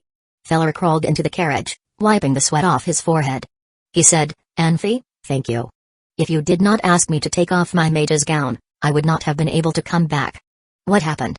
Anfi grew tense. I saw us on a wanted poster. A wanted poster? All of us? Christian yelled. Yes. It said that we killed the palace guards and wanted to overthrow the king. They were offering large rewards, a gold coin for reporting our locations, and 10 gold coins for killing any of us. Only 10 gold coins? You call that a large reward? Riska smiled. Feller, have you ever seen a gold coin? There was also a wanted poster from Phillips. Feller smiled bitterly. They are giving 100 gold coins for reporting our locations. How could the information on the poster be passed to Bida City so quickly? Anfi asked. This should be credited to the Mage Union. Christian sighed. Anfi, what should we do now? Chapter 45, Novice Bandits. It was getting so dark that normal people had locked their doors and gone to sleep, only some stray cats and dogs still wandered the streets. A group of people quietly moved toward the harbor. This was the newly formed squad's first action. Anfi was up front, leading the first team, and followed by the second and third teams. Riska's fourth team kept the rear, with 10 meters in between the groups. Maybe all young people were like this. Once a well-behaved girl, who stayed at home most of the time, tasted rebellion, she would likely remember that adventure for a long time. After Anfi gave the order to take over a ship, these young people forgot about the dangerous situation they were in. They rolled up their sleeves and itched to have a go, which made Anfi snicker. Are you sure the ship is nearby? Anfi hissed. It is here, Feller whispered. That was a larger ship. The ferry won't arrive until dusk. Zubin said the next ferry is about 100 miles away from Bida City. They are not able to sail the boat in the dark and should be resting here tonight. I see it now. Anfi nodded. In a few moments, 4 groups gathered at a place about 100 meters away from the berth. Anfi observed their surroundings and ordered, execute the plan. This is the last chance for questions. I have one. What do we do if we hurt someone? Someone in the 4th group asked. I do not care if you kill or wound anyone, but you have to keep everything under control without drawing attention. This is my only request. As long as you can do that, I am fine with anything, even if you want to make peace with the people on the ship. However, Anfi said coldly, you have to understand, we are one big team. If anyone hesitates and jeopardizes the safety of the team, I will have him leave right away. We do not need anyone who would put us in danger. No one said anything else. Anfi disappeared in the quiet darkness. To be honest, Anfi did not want to bring a group of novices with him, but he had no other options. Training should be done when kids were young. The path of escape was dangerous. They needed to start learning and growing up. No matter what they would get out of the training in the end, at least it should increase their likelihood of surviving. Yolan had ruled the country very well. Except for the latent dangers and threats between countries, people in the Maho Empire seemed to live a happy life, and the country enjoyed its peace. This commercial ship seemed to have sailed without danger for too long, so they had loosened their precautions. Not to mention having very few guards, there were only 1 or 2 men standing outside the cabin, sleeping against tarpaulins. In fact, they were more concerned with thieves than bandits. Right now, the boat was resting on the water, which could usually prevent thieves from getting aboard. Even if they were able to get on board, they would have no way to escape with the goods. As such, no one was willing to be on watch the whole night while knowing that nothing was going to happen. Anfi walked around the boat twice, sneaking into the cabin and going upstairs and downstairs once. Nothing happened except that a businessman who woke up early to pee saw Anfi leading a group of novices to attack a group of ordinary people in surprise. Sounded like decent training. A young dog would never be able to fight a tiger no matter how hard it was trained, because it wouldn't survive the first try, instead being killed by the tiger a long time ago. Anfi returned to the cabin and sent out the signal. Over 10 people levitated in the air in the dark. Only Nia did not know levitation magic, everyone else could float. The differences among them laid on the distance, speed, and stability. Christian was a junior mage, so he didn't have a problem flying a short distance with a person. Soon, the squad landed on the deck. They all wore dark clothes. Anfi had requested everyone wear black, but at least 2/3 of them didn't have black clothes, and it wasn't practical to make them immediately, so they substituted dark clothes instead. Anfi waved, and then Christian quietly took 2 members from the second team forward. On the other side, Risk led the 4th team to the aft. Blavi was breathing heavily against the bulwark. He shouldn't have participated in this action due to his health, but he had insisted on coming, and Anfi had acquiesced. "Get up!" Nia yelled in a low pitch. The two men were sleeping so soundly that they did not wake up even when Christian and his team members walked across them. They also treated Nia's order as mosquito noise, until Nia stepped on them heavily. "You!" One of them reached his hand out to grab the sword on his waist. Nia was quicker than him and laid her sword at his neck. "Do not move. I do not want to hurt you," Nia said in her crushing manner. Anfi could not help shaking his head. Nia's words revealed her timidity. Even though her face and tone were vicious, it could only fool little kids. If Nia was threatening him with a sword at his neck, Anfi had millions of ways to kill her. "Miss, what do you want to do? We are just business people." "You." Before he could finish his sentence, Anfi had already kicked his face. It didn't matter if he was interrogating or condemning, everything turned into moaning in pain. "You have to understand you are our captive. If you dare to challenge my patience, I don't mind cutting off your hands and feet and then tossing you into the water," Anfi said flatly. In fact, he was saying this to Nia. She should understand that she was a bandit and should not have said "I do not want to hurt you." Anfi knew his action did little when he saw Nia's sympathetic and stunned look. The sound of fighting and the waves of magic surges came out from the cabin. It became quiet in a short while. With a good plan, it was a piece of cake to have a junior mage, a senior mage, and 4 intermediate mages beat a few normal guards and some businessmen. Moreover, Anfi had checked the ship inside and out beforehand. If, after all this preparation, the plan had still failed, Anfi would have left the group and wandered alone. Soon, a few businessmen were taken out by Christian, followed by 7 or 8 bodyguards, 2 of which were wobbling, probably hurt by magic. Riska also took more than 10 sailors out. The river was not as large as the ocean. Less than 20 sailors were definitely not enough to sail on the ocean, but this commercial boat was supposed to go on the river, so there was no need for a large crew, despite its size. Just as Anfi anticipated, although Christian and others were rookie bandits, a huge difference in power meant that the battle ended quickly. At the beginning, there were 2 guards in a physical fight with Christian. In the next moment, they were hit by Christian's magic and fell to the floor. After that, the rest of them gave up immediately. "Who is in charge?" "It is me, sir. How can I help you?" A businessman walked up, simpering. He was a little overweight with a wide face, intelligent eyes, plump lips, and an honest look. "Name?"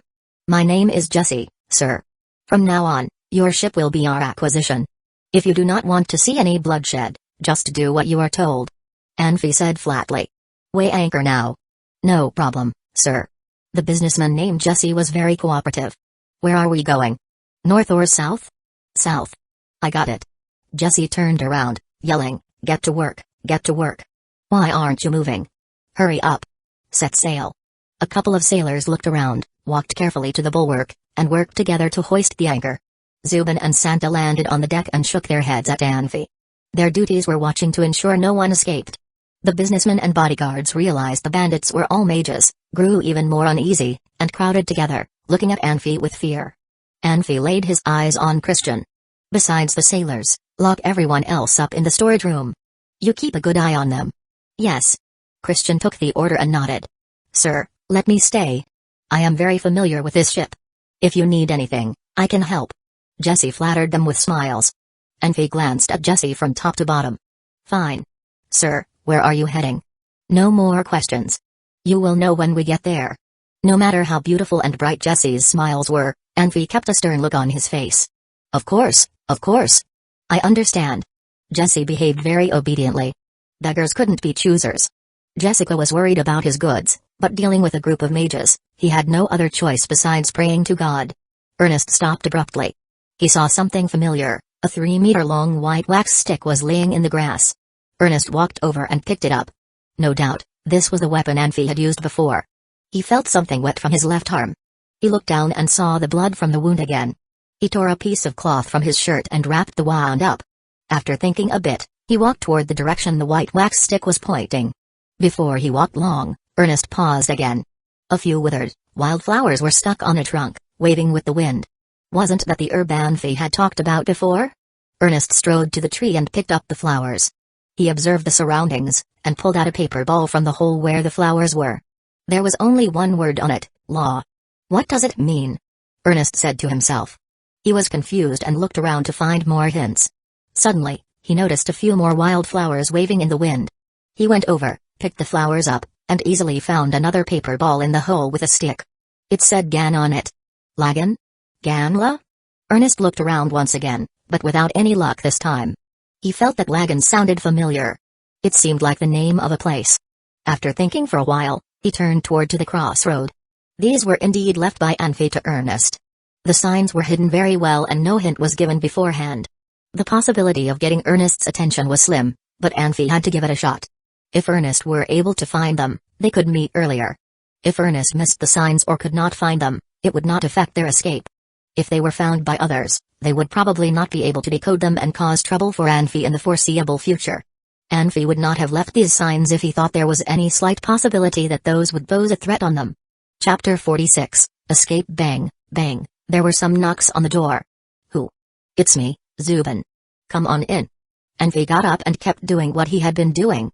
Zubin looked around before he pushed the door open and entered, closing the door tightly afterward.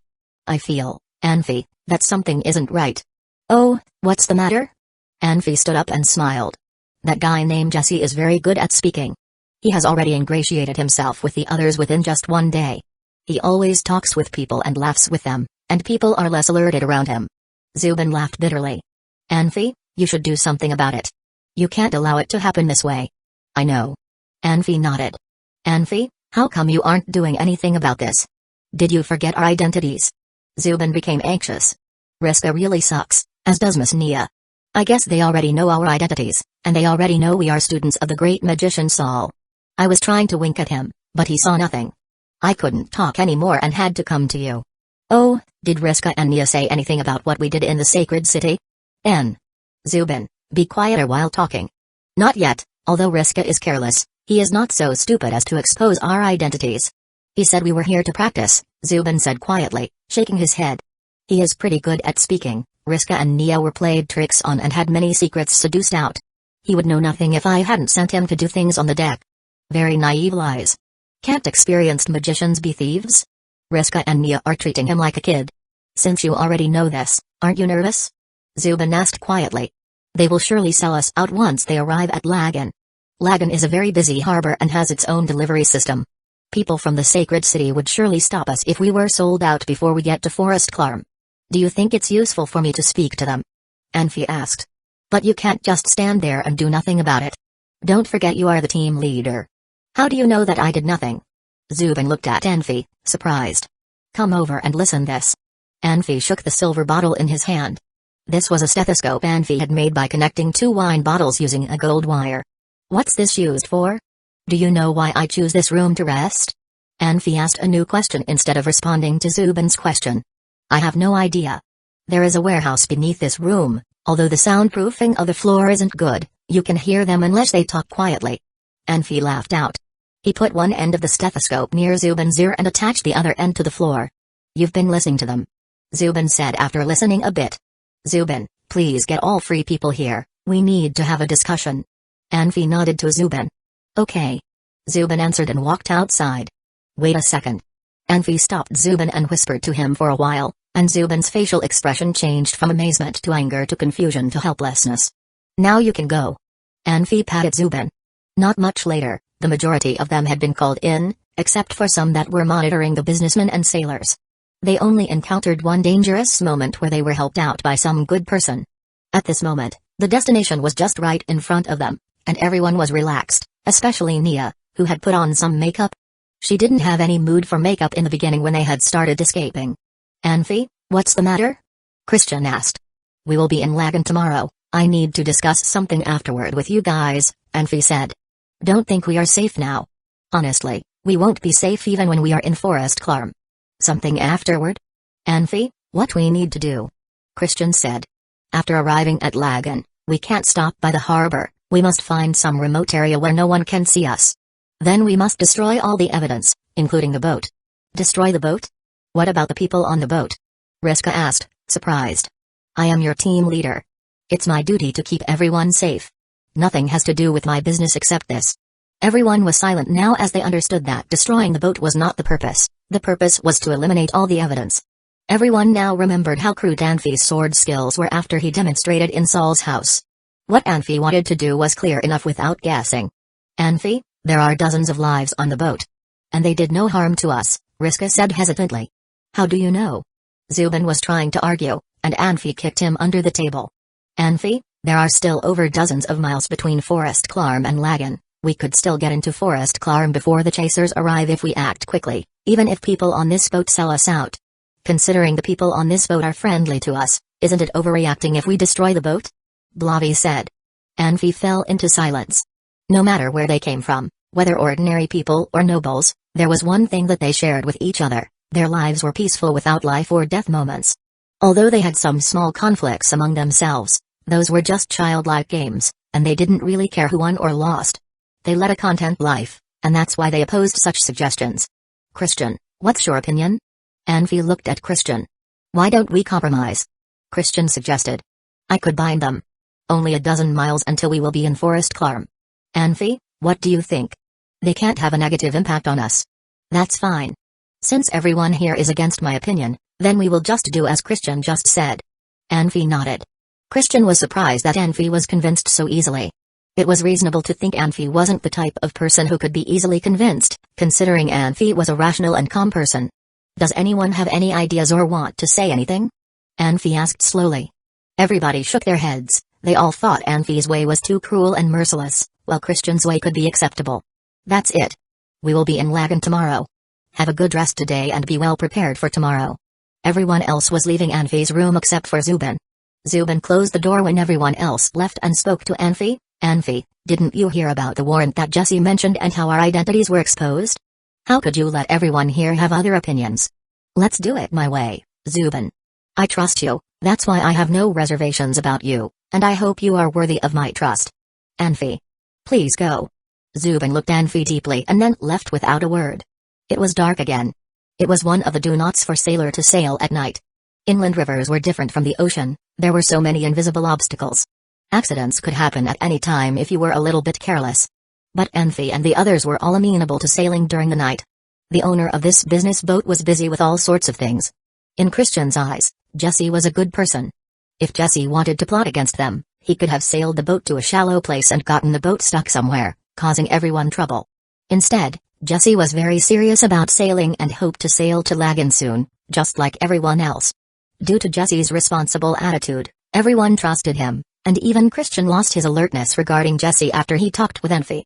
The dining room was usually dim but was very crowded today. Hundreds of candles were lit, and every corner was lit up. Everyone would go on with their own roads after tomorrow. Honest Jesse got to know this news from other, more honest students. That's why he held this farewell party. Jesse was very good at speech, even better than Christian and all the others combined. He would go with Christian's team and experience more of the outside world, leaving his business, if only he had no family to support. Christian didn't think Jesse's idea was serious, but some of his students did, so the party's atmosphere was even more like that of a farewell party. Christian, where is your leader? I haven't seen him for a while. Jesse stood up shakily, he had drank enough already. Oh, who saw Anfi? Christian asked. Anfi got off the boat already. Zubin replied. He said he had to do something and will meet us in Lagan. How could he do this without even telling us? Christian was surprised. No worries, we will be at Lagan tomorrow morning, what's there to worry about? Jesse moved his hand and laughed. Christian put the wine glass down heavily on the table and could drink no more. He knew very well about their own business. Anfi was the only one who was able to bring everybody out of here. Christian felt lost. If Nia knew this, she would faint right away. She would think Anfi took all of her father's treasure away. Chapter 47, Collaboration. When did Anfi leave? Why did not you tell me? Christian yelled at Zubin. He. Zubin slowly fell on the table, snoring slightly. What Jesse had taken out was spirit red wine, which tasted sweet at first, but had quite a punch at the end. Zubin was now drunk. Alas. Christian sighed. After hearing that Anfi had left, Christian had sobered up a little. Looking around, he saw that most of students were drunk. They were either sleeping soundly on the table or leaning back against their chairs like dead people. This was ridiculous. Christian, I told you. Jesse slurred, his eyes sleepy. He said, making friends. With you, it was Jesse's honor. If you come to Tasha City later, do not forget to come and see me. Come on, let's have another glass. Jesse raised his glass up. He wasn't even able to hold his glass still, and his wobbling caused half the glass of wine to spill out. I cannot drink anymore. Christian shook his head. He had only drunk one glass so far. It was not because he didn't know how to drink or had no desire to drink, but because he could not drink.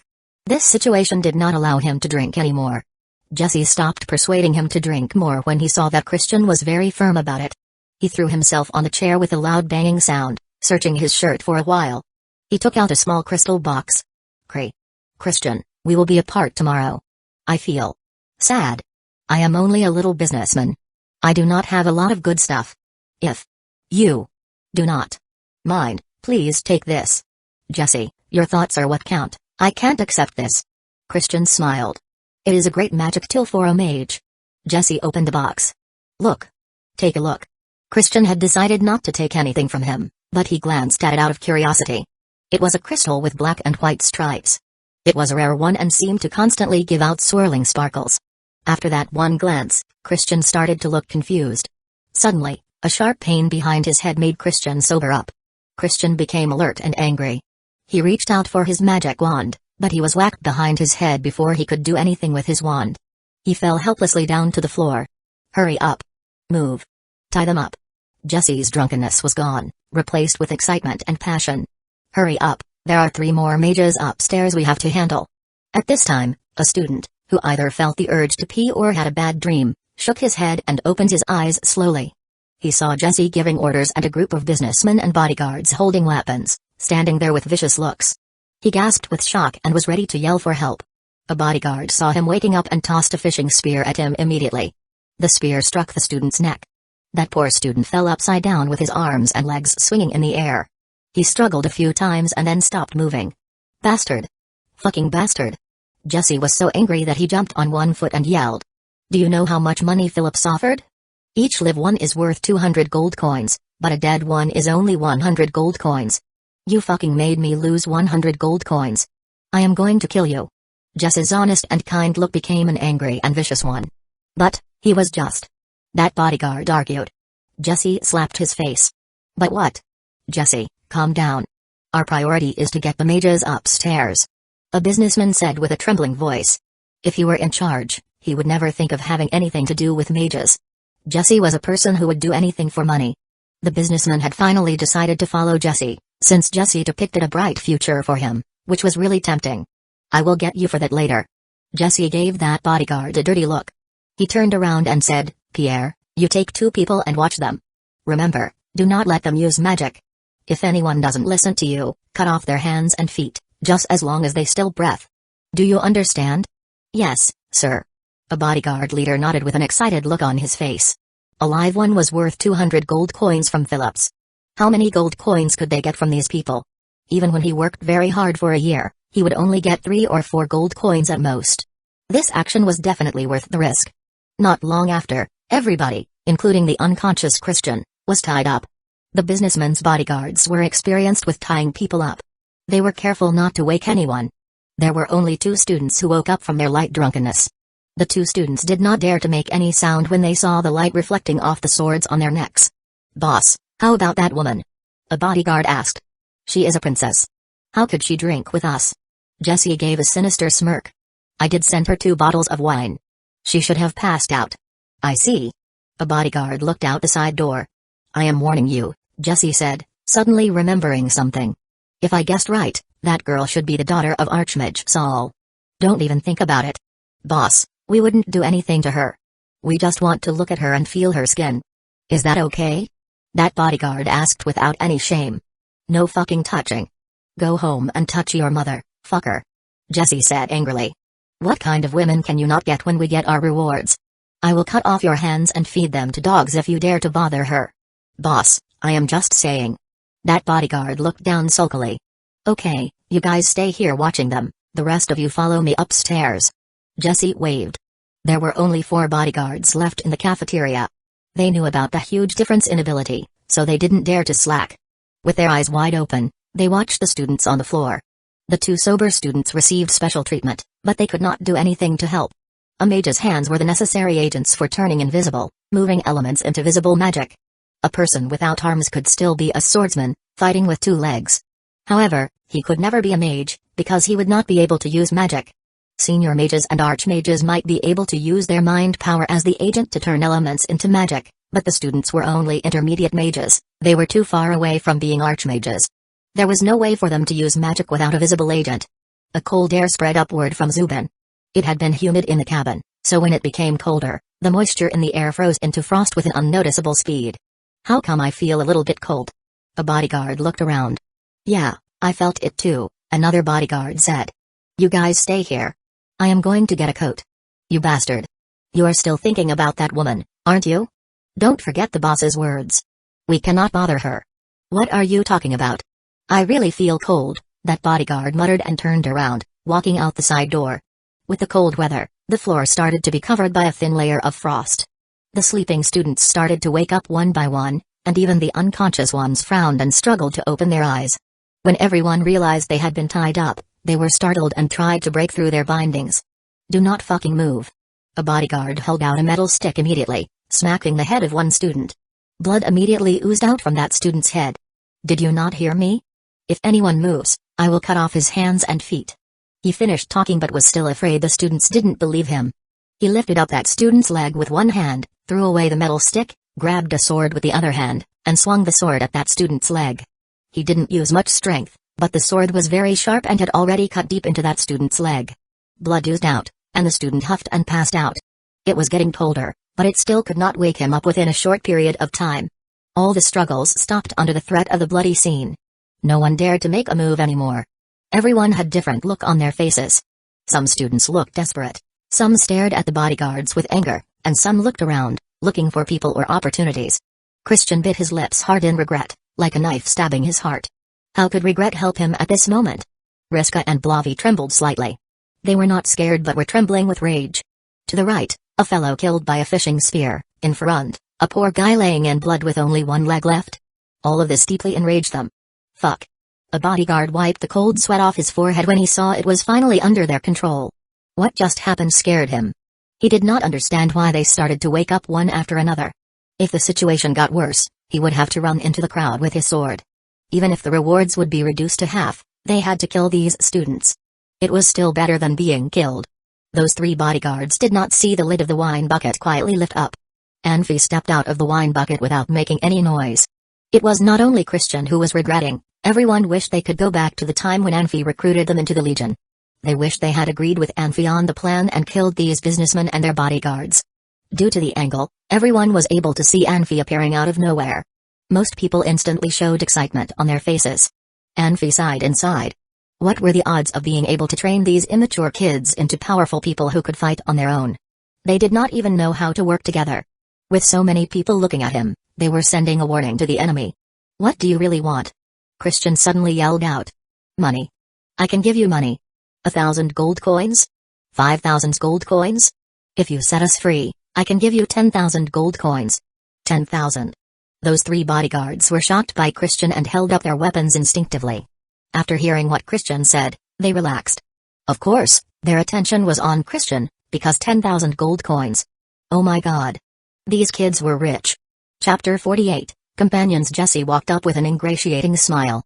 Santa, how was the taste of the red spirit? Santa tilted his head and looked at Jesse. He remained silent, then slowly leaned against the side of the ship, raised a bottle in his hand, and took another sip. This guy can drink, Jesse thought to himself. He walked towards Santa and sat down next to him, also against the side of the ship. He looked up to the sky and let out a sigh. What a beautiful night. Ugh. I have been so busy running around for money. I don't even remember the last time I enjoyed the night view like this. Santa tilted his head again and fixed his gaze on Jesse, as if Jesse was more attractive than the night. After a little while, Santa tossed the bottle onto the deck and muttered, "Are you ready?" Jesse felt a burst of pain when Santa dropped the bottle. That was a crystal bottle. Are you paying for it if you break it? Then he heard Santa's words and paused for a moment. Ready for what? Jesse didn't notice that what came out of the bottle was clear water, not the glowing red spirit. Santa responded to Jesse with action. He waved his hand, and a small fireball suddenly shot at Jesse's face. They were very close to each other. As Jesse was only a smart businessman, there was no chance he could dodge away. Jesse screeched and fell to the ground, clutching his face. A small fireball was one of the lowest levels of magic and was hardly fatal. Although Santa was a senior mage, the small fireball he released was still barely destructive. Jesse was only slightly injured. If Santa had stopped right there, Jesse would at most become blind. Unfortunately, he did not want to let Jesse go. He waved his right hand and another small fireball hit Jesse's chest. Jesse rolled over miserably as he screamed in pain. His shrill cries could be heard even miles away. Some fast footsteps approached from the gangway. Several bodyguards rushed out with weapons. Santa let out a brittle laugh and cast a spell. A rotating, flaming broadsword flew straight toward the bodyguards. Another 2 members from the first group dashed over to Santa's side, and more lightning arrows targeted their enemies. Sando was the second person, after Zubin, to learn the truth. He had been waiting for a long time. The enemies were so weak that he didn't even bother to use mid-level magic to fight them. 4 bodyguards at the front were all knocked down in a flash. One of their chests was cut open, exposing burned organs. The rest of them didn't fare much better. They were all crawling in pain, like dying worms being stepped on. Retreat. We've still got hostages. Quick. A businessman yelled out, realizing that things were not going well. All of a sudden, the businessmen and their bodyguards all turned around and charged down the gangway. Santa sneered and stayed put. Still thinking about the hostages, huh? The guy downstairs is the best fighter in our group. Pop. The last bodyguard stared at his chest, where a sword tip had pierced through abruptly. Then, without support, he fell. Anfi pulled out his sword, rubbed off the blood on the bodyguard's clothes, and then put it back in its sheath. Anfi, quick. A bodyguard might be looking for Miss Nia.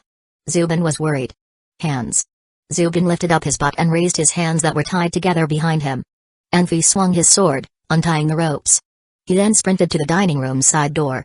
Everything has 2 sides, so indulgence does as well. Because of his indulgence in magic, Saul was able to achieve brilliant accomplishments. However, indulgence could also bring destruction at times.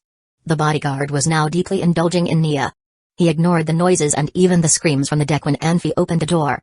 He was slightly bent over, and his trembling hands were reaching under Nia's shirt, moving up and down. Meanwhile, Nia's cheeks were bright red due to the alcohol.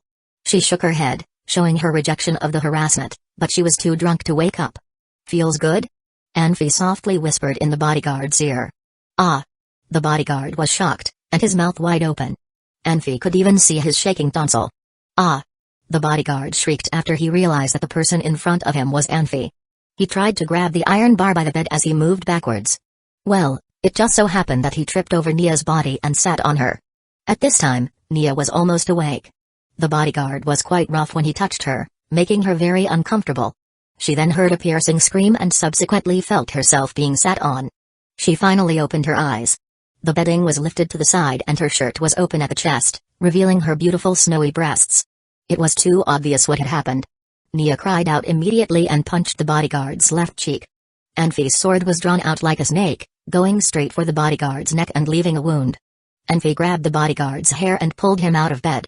Even a worm would turn at this time. The bodyguard struggled to get up to fight, but Anfi kicked him in the head so heavily and quickly that his neck twisted. The wound in his neck burst open upon Anfi's intentional destruction. Blood spurted out like a spring. Anfi was always thorough. In his mind, Nia was like a delicate flower growing up in a greenhouse. She was now taken advantage of.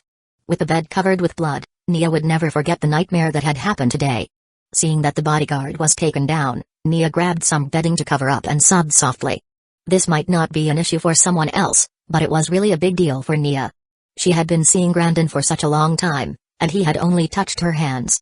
Today, she almost lost her virginity. If Anfi hadn't arrived in time, she couldn't imagine what would have happened. Nia felt even more devastated after thinking about it. Anfi pulled out the sheet from Nia's bed and covered the corpse. Miss Nia, please hide here for now and do not leave. Nia kept weeping without nodding or shaking her head. At the same time, members in each group were losing their minds out of anger and remorse. They all released their magic power at the same time.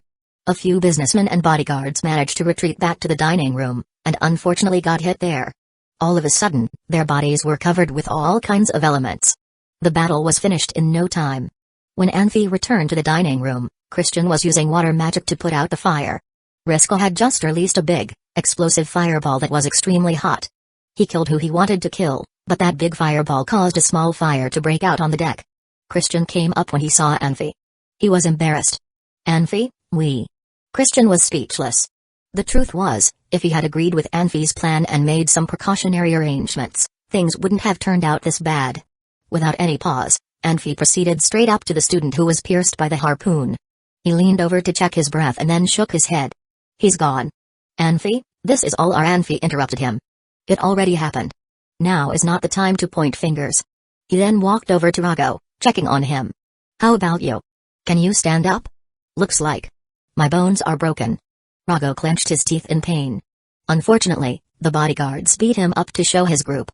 He was bleeding heavily, and his calf was injured by a sword. Well, it is good that you are alive.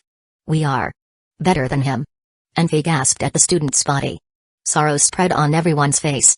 The most impacted one was Blavi. Charles, a member from his group, had lost his life. Before today, none of them had thought that some businessman could pose a threat to them because of their magic. However, the cold body and their fellows' unwilling looks laughed at their arrogance. Suddenly, one student called out, Anfi, you were hiding here a long time ago. Why didn't you take action sooner? Had you started fighting back earlier, Charles would have lived. Bullshit. A spurt of anger flashed through Anfi. You were all trapped. How could I save him? Was I able to kill them all at the same time? What if they held you as hostages against me, then? I am telling you now, if I didn't take action before thinking it through, more members would have died. Before you accused me, why didn't you ask yourself what right you have to blame me? At least I saved most of the people. What about you? What did you do? From the beginning to the end, what have you done? When I came out of the barrel, you stupid people all stared at me. Are you trying to alert the enemy? Stupid. Had Christian not drawn their attention in time, we would have had more injuries and death. Why is it my job to save you? I am about the same age as you. I do not have combat power and only possess very little magic, yet I was able to protect myself. But what about you? Such a baby. I saved you. And now you are blaming me for saving you too late? You really are a great mage. During the day, I proposed a plan. Who vetoed it? It was all of you. If someone has to take responsibility, it still has to be all of you. Everyone was stumped by Anfi's rhetorical questions and remained tongue-tied. They were regretful, especially the person who had questioned Anfi. His head was hanging below his chest, and he couldn't even look straight into Anfi's eyes anymore. Anfi, we were wrong, Christian murmured. I have to think twice now, Anfi reprimanded. I don't need naive babies. I need companions. Companions who can't be trusted are far more dangerous than enemies. Do you know why? In the battlefield, the enemies won't have my back, but you will, and I have to rely on you. Being naive will not only doom yourself, but also the ones who trust you. Chapter 49, Lagan City. Christian lowered his head and softly said, Sorry, Anfi. It's all my fault, I did not protect you well. No, Anfi, it's my fault. Charles is my team member, but I couldn't protect him. I am not qualified to be team leader, Blavi argued. Anfi took a breath and stayed silent for a while before saying, Let it be. You just knew how to practice magic. For not knowing these things, I can forgive you. But you have to remember, it's not scary to be naive. You will become mature enough to deal with it after a period of training. Nevertheless, if anyone still considers being childish to be an excuse, then don't complain that I didn't tell you. No worries, Anfi. After this experience, I think everyone learned how treacherous a human's mind is, Christian said with a wry smile. Blavi, can you go to the kitchen to see if there is any food for us? Take anything that can be taken away and divide it into portions. Everyone should bring some along, Anfi said slowly. He was ready to move on from what had happened today. Whoever knows about Forest Clarm, please stay, and we'll have a meeting. All others can leave to rest. Zubin, you can go get Santa down. With a heart full of guilt, Blavi wanted to do something to redeem what he had done.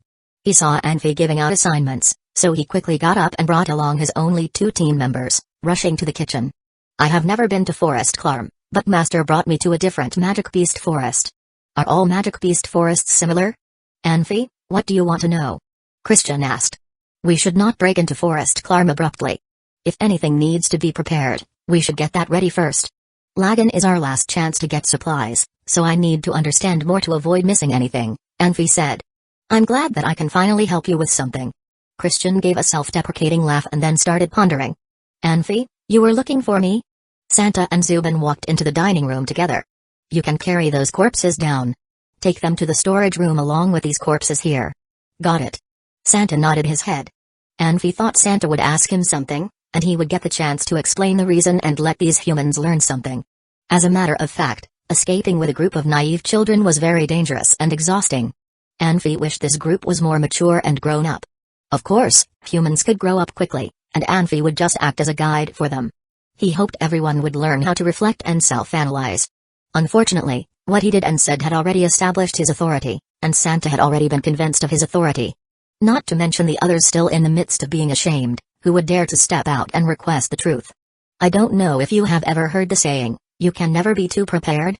Anfi started explaining, pile those corpses in the storage room, and then lock the door tight. That way, when the boat wrecks, it won't bring us trouble because of the floating corpses. You don't want to ignore it just because the chance of it happening is very slight. Up until today, there were many people who died from being careless. Furthermore, under normal circumstances, garrison troops will not intercept and examine merchant ships. But what if an accident happens? Hide these corpses away while we have the chance to handle them. Anfi suddenly felt that he was being as worthy as an elementary school teacher, but he had no other choice. If possible, he wished he could safely pass these people over to Saul. Understood. Santa nodded. Zubin, you stay too. You provided the escape route, and I think you know more about Forest Clarm, Anfi said. In the Magic Beast Forest, the most scary thing is the threat from the half-beast and half-human creatures. But as Riska said, Forest Clarm no longer has half-beast and half-human creatures, so we just need to focus on the beasts. Christian already had a draft in his mind, so he spoke frankly and assuredly. Anfi listened attentively, sometimes asking questions. Christian, Zubin, and the others answered individually. When one couldn't explain it well enough, the others would supplement it. Nia stepped into the dining room unnoticed. She quietly sat on the side to listen to their discussion. Anyone who had experienced the horror she had likely wouldn't be able to sleep well, unless that person didn't care at all. Some people said that, when a man is acting serious, he will possess a unique charm. When Anfi was being serious, his charm was even more outstanding. Under no disguise, Anfi was filled with a confidence built upon numerous instances of anger, which wasn't something that could be easily learned. Most of the time, Nia's sight was on Anfi. This man had changed dramatically from the weakling of the past. She could feel something that she used to feel from her father. Before the Industrial Revolution matured, ships were the primary form of transportation for each civilization. Even in modern society, ship transportation was still the mainstay, remaining unshakable. The magical world was not exceptional. Lagan was a large-scale transfer station. Although the area it occupied, scale, and architectural structure couldn't be compared to the sacred city, and it didn't have the cultural scene of the big city, the quality of life was far beyond that of the sacred city. The streets were crowded with people. The city was divided into 4 sections by 2 big streets, with one street going north to south and the other going east to west. Alongside the 2 streets were all kinds of stores. Lagan City also had a few large-scale trading markets, which had everything that one could wish for, from intelligent human beings to humble insects to strong magic beasts. Anfi, Zubin, and Santa leisurely walked on the street of Lagan, and people from the temporarily small team arrived. For the purpose of not being noticed easily, the team had been divided into 5 different subgroups. The groups kept about 20 meters apart from each other, and they had booked a motel beforehand. Anfi worried that people would be separated by accident, so he required that they have a preset meeting location. The boat had been sinking after the bloody lesson yesterday, so when Anfi ordered them to kill the remaining sailors, no one hesitated. The sailors only had enough time to implore them a bit before they were devoured by the current. After a detour to the west side of Lagan City, they entered the city in batches. Under Anfi's command, no one was detected or aroused any suspicion. Anfi often walked into a store, purchased a small item, and then found a relatively secluded place to let Zubin and Santa store the items in their space rings. Regular people walking around the city of Lagan would be able to purchase everything they needed, but not Anfi. He was in need of herbal medicine. Once they reached Forest Clarm, if anyone got sick, then those herbal medicines would be lifesavers, but they were not sold in the city of Lagan. When talking about wilderness survival experience, these newbies were not comparable to Anfi. Christian kept everybody's attention on the unknown magic beasts. Only Anfi knew the invisible killers would be more terrible. If not handled properly, even the most common cold could threaten a human's life. Turning at the street corner, Anfi walked into a floral shop, looked around, and then left, disappointed. The items he recognized had no value for healing. The items he didn't recognize he couldn't possibly taste before purchasing. Anfi didn't think he had the courage to taste the herbs like Shannon had, since Shannon had died from ingesting a poisonous herb. Outside the store, Anfi suddenly heard laughter coming from the west side. He turned around, and a ridiculous scene popped into his view. It could be said to be ridiculous because it could be seen often, regardless of the location or the level of civilization. This scene was always a common one. The son of a noble family, along with his bodyguards, took liberties with 2 sisters. The 2 girls tried to run off but were firmly blocked by the bodyguards. They had nowhere to escape, but the law of the Maho Empire was quite restrictive. The man from the noble family had just touched the cheek and pinched the buttocks. Snatching girls off the street wouldn't usually happen unless the person was out of their mind. Dallying and snatching had two very different natures. When Yolanth had been on the throne, the law was very restrictive, people normally wouldn't test it. Besides, to a noble family, as long as they didn't mind spending money, they could get any kind of women they wished for. There was no need to take a risk, as dalliances were just a game for leisure time, something purely for fun. The two sisters hugged each other tightly. The older one bit her lips tight while the younger one cried softly in her older sister's arms. There were quite a number of people around watching the bustling scene, but no one dared to step out. Some people said it wasn't their business, thus exposing their selfishness, but if it was viewed from another angle, it could be seen as self-protection. Normally, Anfi was not interested in these kinds of incidents. However, when he was ready to leave, he suddenly heard an angry woman shout, "Bastard! Get your hands off!" Actually, that nobleman was ready to leave when he heard this voice. He was in a daze for a moment, then immediately looked into the crowd, surprised.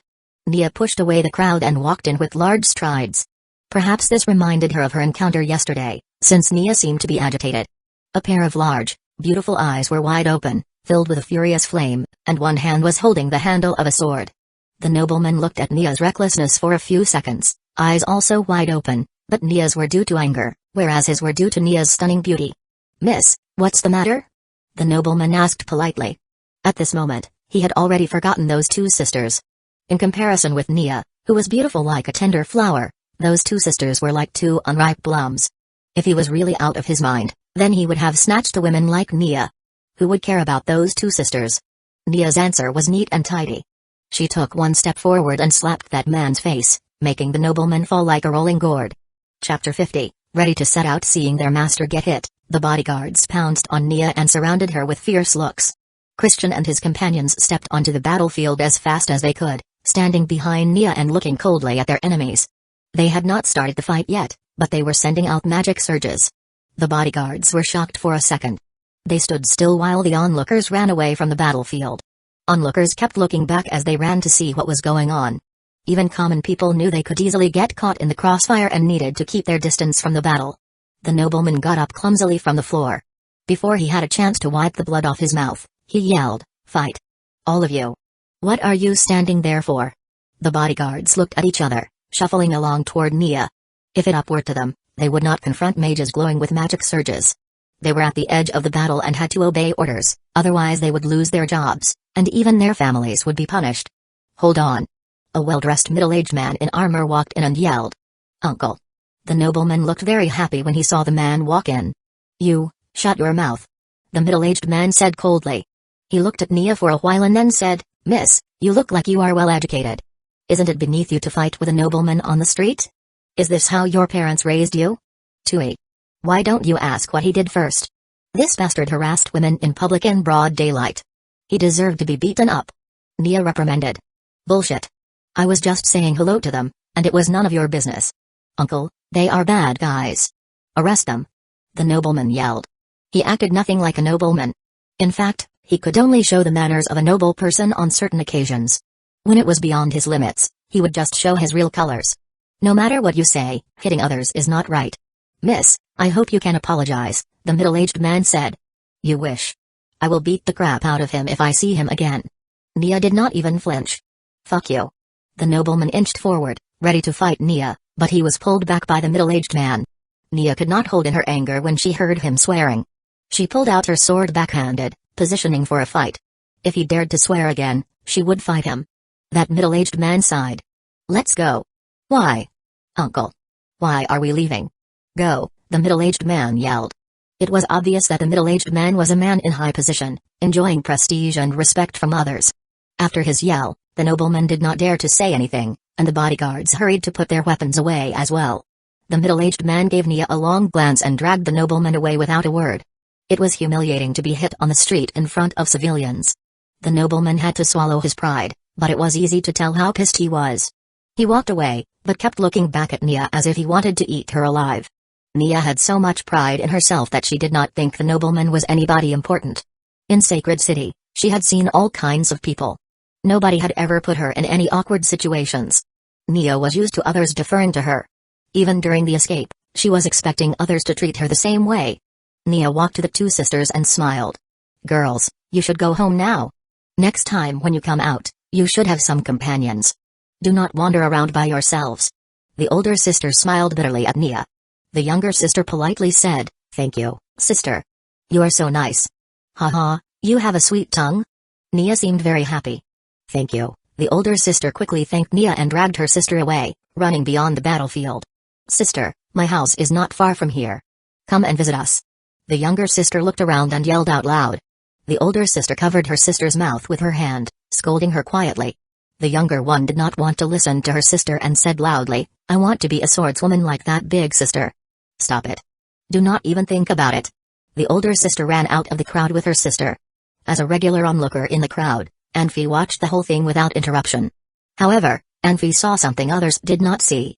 The middle-aged man's nervous and happy looks did not escape Anfi's eyes.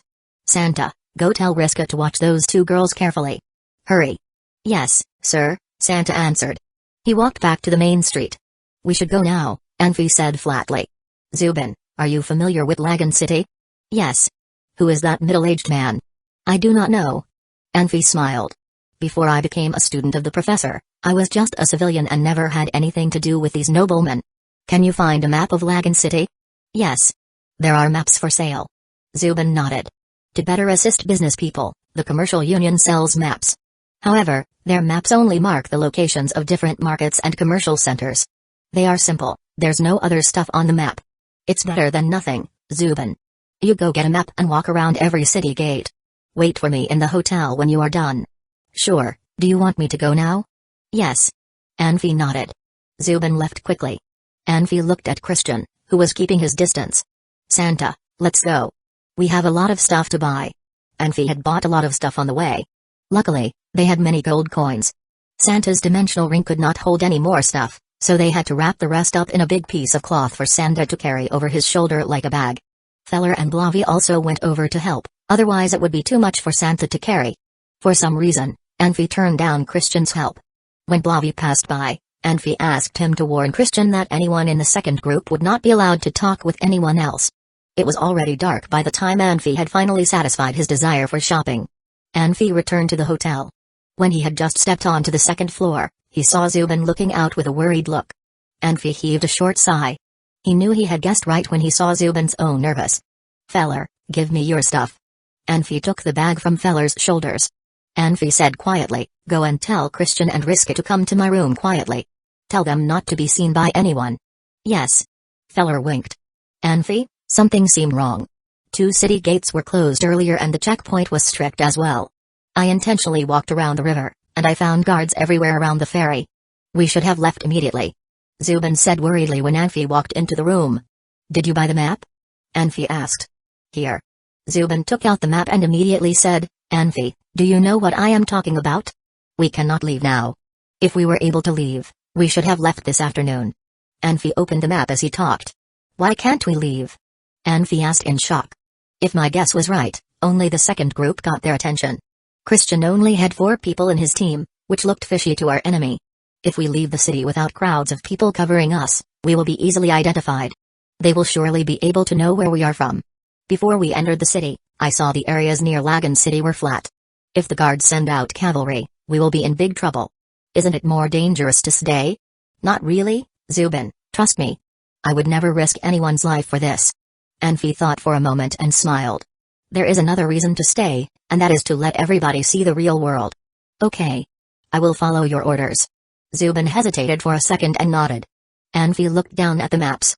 After a while, Christian and Riska both walked into Anfi's room. Riska also brought a person with him. That person had interrogated Anfi 2 days ago, but Anfi had refuted him at every step. They waited for Anfi without interrupting him. Everyone is here. Anfi looked up, massaging between his eyebrows. I will go out with Christian and Zubin in a while. We have something to do, so Blavi and Riska stay and take care of this place. You have to be really careful. If something happens, you run to this place to meet us. Anfi pointed to the map. Blavi and Riska looked closely at the map and did not respond. Anfi, where are we going? Christian asked. You will know when you get there, Anfi said flatly. The ones staying here should get as much rest as possible, because we have to be on the road the whole night. Okay. Christian shrugged. Riska, Santa, and Senga stay, and the rest go and get ready. We are leaving soon. "Do I need to stay?" Senga asked, worriedly. He thought he had offended Anfi and had no chance in this legion. In fact, he would be more than happy if Anfi did not cause any trouble for him. Unexpectedly, Anfi specifically asked him to stay. It went without saying that anyone staying would have the chance to discuss important issues. Yes. Anfi smiled. Chapter 51, The Murky Truths. The watery moonlight shone on a deserted, desolate cobblestone road. The wind howled, carrying away everything in sight. It was already well past midnight, and, except for a few special shops and the dock, Lagan City was completely dark and silent. Although this was a city known for its merchants and businesses, there were no clubs in this era. The brightest area in the middle of the city had nothing to do with business. In addition to the domain of the city lord, there were still places like City Hall, City Guards Barracks, Magic Guild, Sword Master Guild, and the Hall of Knights. No one would hesitate using money from the king, and this city was no different. Whether it was necessary or not, there was a large chandelier glowing next to every building. The door of the city lord's domain suddenly opened, and a group of knights in black armor rode out onto the streets. The black-clad ones were common, but the ones in the back were truly shocking. They were more advanced than the knights in front by several levels, although wearing the same silvery armor and riding the same colored stallions. They each held a large shield in their hands, and their lances shone a terrible light under the moon. The knights tended to focus on their armor, which rarely matched their horses. The colored horses made the knights even more intimidating. The knights rounded the corner. Those in front were in a loose formation, but those in back kept in tight step. Clearly they were extremely well trained. Their shields were adorned with a red cross and a ball of white flame, indicating their identity as the Empire's famous Knights of Holy Flame. They rode through the streets and arrived at the market. In the morning, the market would be bustling with people. Even walking would take a great deal of time, let alone passing through on horseback. But during the night it was empty, the ground strewn with garbage and waste. It wouldn't be until dawn that cleaners would arrive to prepare the place for the next day. The silver-armored knights halted their horses in the middle of the market, while the black-clad ones were still advancing. A shadow came out from their right side and threw something into the air. The night suddenly came alive with a surge of magic, and the thing became millions of icy blades raining down on the knights. In all of high-level magic, ice magic had mid-level strength at best, but it had a large range and could create freezing cold temperatures within its range, containing lethal ice blades and snowflakes. Natural snowflakes were beautiful, but the ones from mages were dangerously sharp and rotating at a high speed, enough to cut through skin and armor alike. If it came in contact with human eyes, no combat power could protect the victim. The magic turned the market into a frozen hell. The black-clad knights in front let out a wave of agonizing screams. Bursts of blood froze as soon as it left their bodies, falling onto the ground like small beads. The knights in silver armor were alive, but no better off than their inferiors. They were protected by their combat power, but could not protect their horses. They were on the ground, their eyes shut. A shadow appeared on the left, and with another wave of a hand, the air surged with magic once more. The sky lit up, and a large lightning bolt flashed across the frozen market. For a spell that was very intense even among high-level spells, serial lightning was absolutely deadly. The lightning attacks every living thing within its perimeter, right down to ants. The more targets, the weirder the shape of the lightning becomes. The still squirming knights all fell silent on the ground. Under the attack of a spell this powerful, only senior sword masters and knights could survive, and even the intermediates would be severely injured. Pure ice does not conduct electricity, so normal lightning's power would be moderately affected in an environment like this. However, this lightning would attack everything alive, and unless the knights were completely frozen, they could not escape the lightning. The lightning flash was gone as soon as it had appeared. The icy blades and snowflakes soon dispersed as well. As soon as the magic disappeared, a bloated figure appeared from the darkness, dashing towards the market. Anfi was a very cautious man, and after deciding what two magic scrolls to use, he had studied carefully the effects of the magic. For people like Christian and Zubin, things like the time and temperature effects of ice magic and how long the lightning bolts would last were immaterial. However, they weren't for Anfi. The lightning's after effects could be ignored, but Anfi would never run without protection into a frozen environment like this. Even after the magic dispersed, the temperature would still require time to return to normal. So Anfi bundled himself up carefully and made a simple mask using crystals, making sure that not an inch of his skin was exposed. The clothing, however, only slowed down Anfi's speed a bit. His movement was still fast as lightning. He didn't care about the black-armored knights, he only cared about the Knights of Holy Flame. He dashed through the empty market. He had given up the faster spin slash and chose stabbing. In this cold environment, it was hard to make his enemies lose blood fast, so stabbing was more appropriate under these conditions. Even if some did survive this, no one could save them from their fatal injuries. Let's go. Anfi called after finishing off all the survivors. Christian used a levitation spell and floated towards the right side of the market, holding Zubin. You alright? Alive, Zubin said, shaking his head. Christian had used a more exhausting lightning magic, and Zubin was responsible for the ice magic. Christian could still use levitation, but Zubin already felt drained. This was the difference between a junior magister and a senior mage. Even though only one level separated them, there were major differences in their abilities. Many people could become senior mages, but only a few could become magisters. Santa appeared from a small gully behind the market and handed something to Anfi. The latter placed the item into his ring and hurried to Christian and Zubin's side. Hurry, he said. We need to find Blavi and leave the city. We eliminated the Knights squad, so they can't tell just how powerful we are. They will come again. We have to leave now. I know, Christian said. Come, Santa, help me with Zubin. Christian and Santa used levitation to carry Zubin, and Anfi followed the trio on the ground. After a few moments, the four reached a crossroads. Anfi stopped, and Christian and Santa landed as well. Where's Blavi? Zubin asked. They are farther away, Anfi said. Give them a few moments. Anfi, Christian suddenly said, you're crazy. My heart's still pounding. You'd be dead if it wasn't. Anfi, aren't you scared? If Philip comes over now, we will all be dead. Unlikely, Anfi said flatly. Why? Because what Zubin said reminded me. What did I say? Zubin asked curiously. You said that the mages' guilds wouldn't do anything because of Master Saul. Delivering wanted notices is required of them, but they would delay our arrest as long as they can. So what? Let's think, had I known Zeta was Philip's grandson, would I have killed him? No. I would have knocked him unconscious at best. Now, everyone knows we are Master Saul's students. If it were you, would you do anything? Unlikely, Christian said. He had understood some of what Anfi meant, but not everything. But Philip? I said, that man had realized who Nia was. He had two choices. Reporting to the prince, or reporting to Philip. Which one would he choose? Philip is easy to anger. If he were here we would all be dead. Do you think he has the courage to report to Philip? He fears Master Saul as well. Reporting to the prince, though, would be his duty. Reporting to Philip would be personal vengeance at best. Got it, Zubin said. If the prince kills us, he could find an excuse. After all, he was serving the emperor. If he had reported to Philip, his goal would clearly be the money. Master would never have let him go. He had come the clash, so clearly he was a man with a brain. A smart man would not do stupid things, unless he really needed that money. But what if Philip does come? I have a plan as well, Anfi said. Really? Christian asked. Santa glanced at Anfi, but didn't say anything after seeing his smile. Although Christian didn't say anything, he was the most excited one there, because only he knew that Anfi was not boasting. Chapter 52, The Price for Growth. A surge of magic reached the group. A dozen shadows appeared in the air and approached them. When the shadows reached the crossroad, Blavi landed with his team. You're a bit slow, Anfi said slowly. We finished off some irrelevant guys, Blavi said.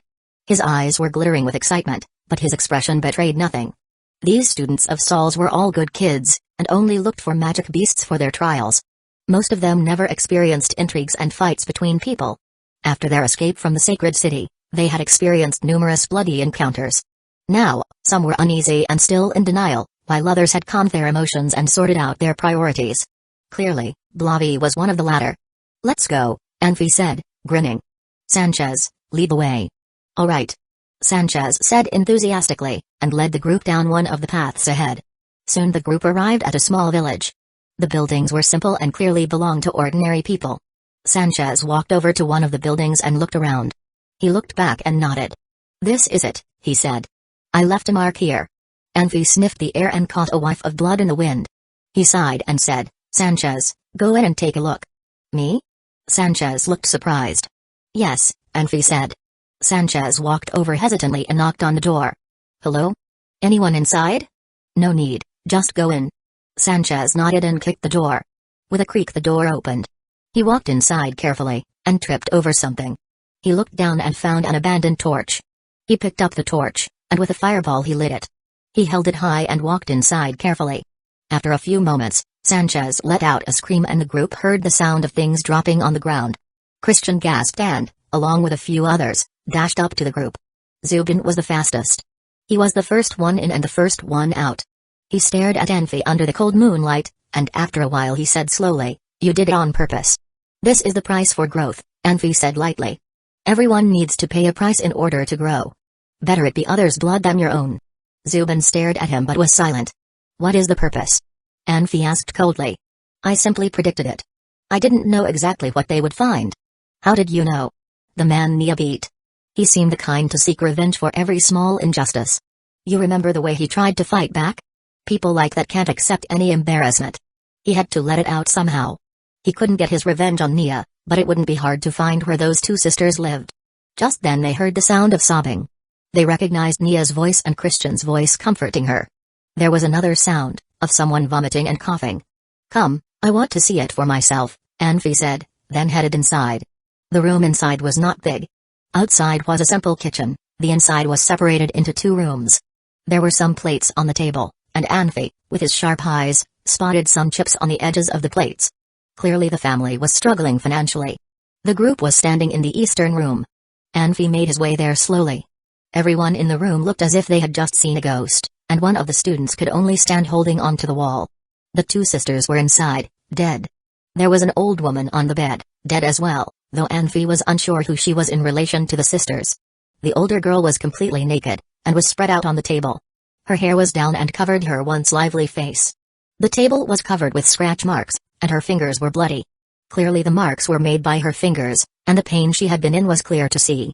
There were 2 long swords that nailed her to the table, but there wasn't much blood. Anfi could tell she was pierced by the swords after she had died. Her backside and legs were a dark red and covered with small wounds. It was as if the wounds were made by small, sharp needles. The younger girl wore only a shirt, and was naked from the waist down. Her legs were pushed open, exposing the place between her legs. Her hands were nailed to the bed with daggers, and bones were visible from the wounds. Clearly she had struggled and caused those deep wounds. Her eyes stared blankly, her mouth was wide open and her tongue was missing. It was apparent that someone had performed sexual acts on her even after she had died. Nia's lips were pressed into a thin line. She suddenly pushed Christian aside, and dashed outside. Anfi dashed over and grabbed her. Where are you going? He asked. I'm going to find that bastard. Nia screamed. Even the dumbest of them knew who killed the girls. Nia might be naive, but she was not stupid. Anfi, without warning, struck Nia in the face. Nia was caught off guard and, combined with Anfi's sheer strength, was thrown back and stumbled to the ground. His movement was too sudden for anyone else to do anything. They were on the run, and in the process Anfi had established a high level of respect among them. Even when he was smiling, the students still feared and respected him. Seeing him angry was even more terrifying for them. Nia looked up, holding her face. A thin line of blood trickled down her chin. How dare you? She asked, shaking. Consider this a light punishment, Anfi said coldly. Think about it. What have you done? Frankly, none of them would have died if it wasn't for your recklessness. You want to bring death to us as well now, don't you? Everyone saw what happened today. That little lord did nothing more than flirt. He would have never done this had it not been for you. You thought you were helping them. No, you killed them. There are ways to help, but you obviously do not know how.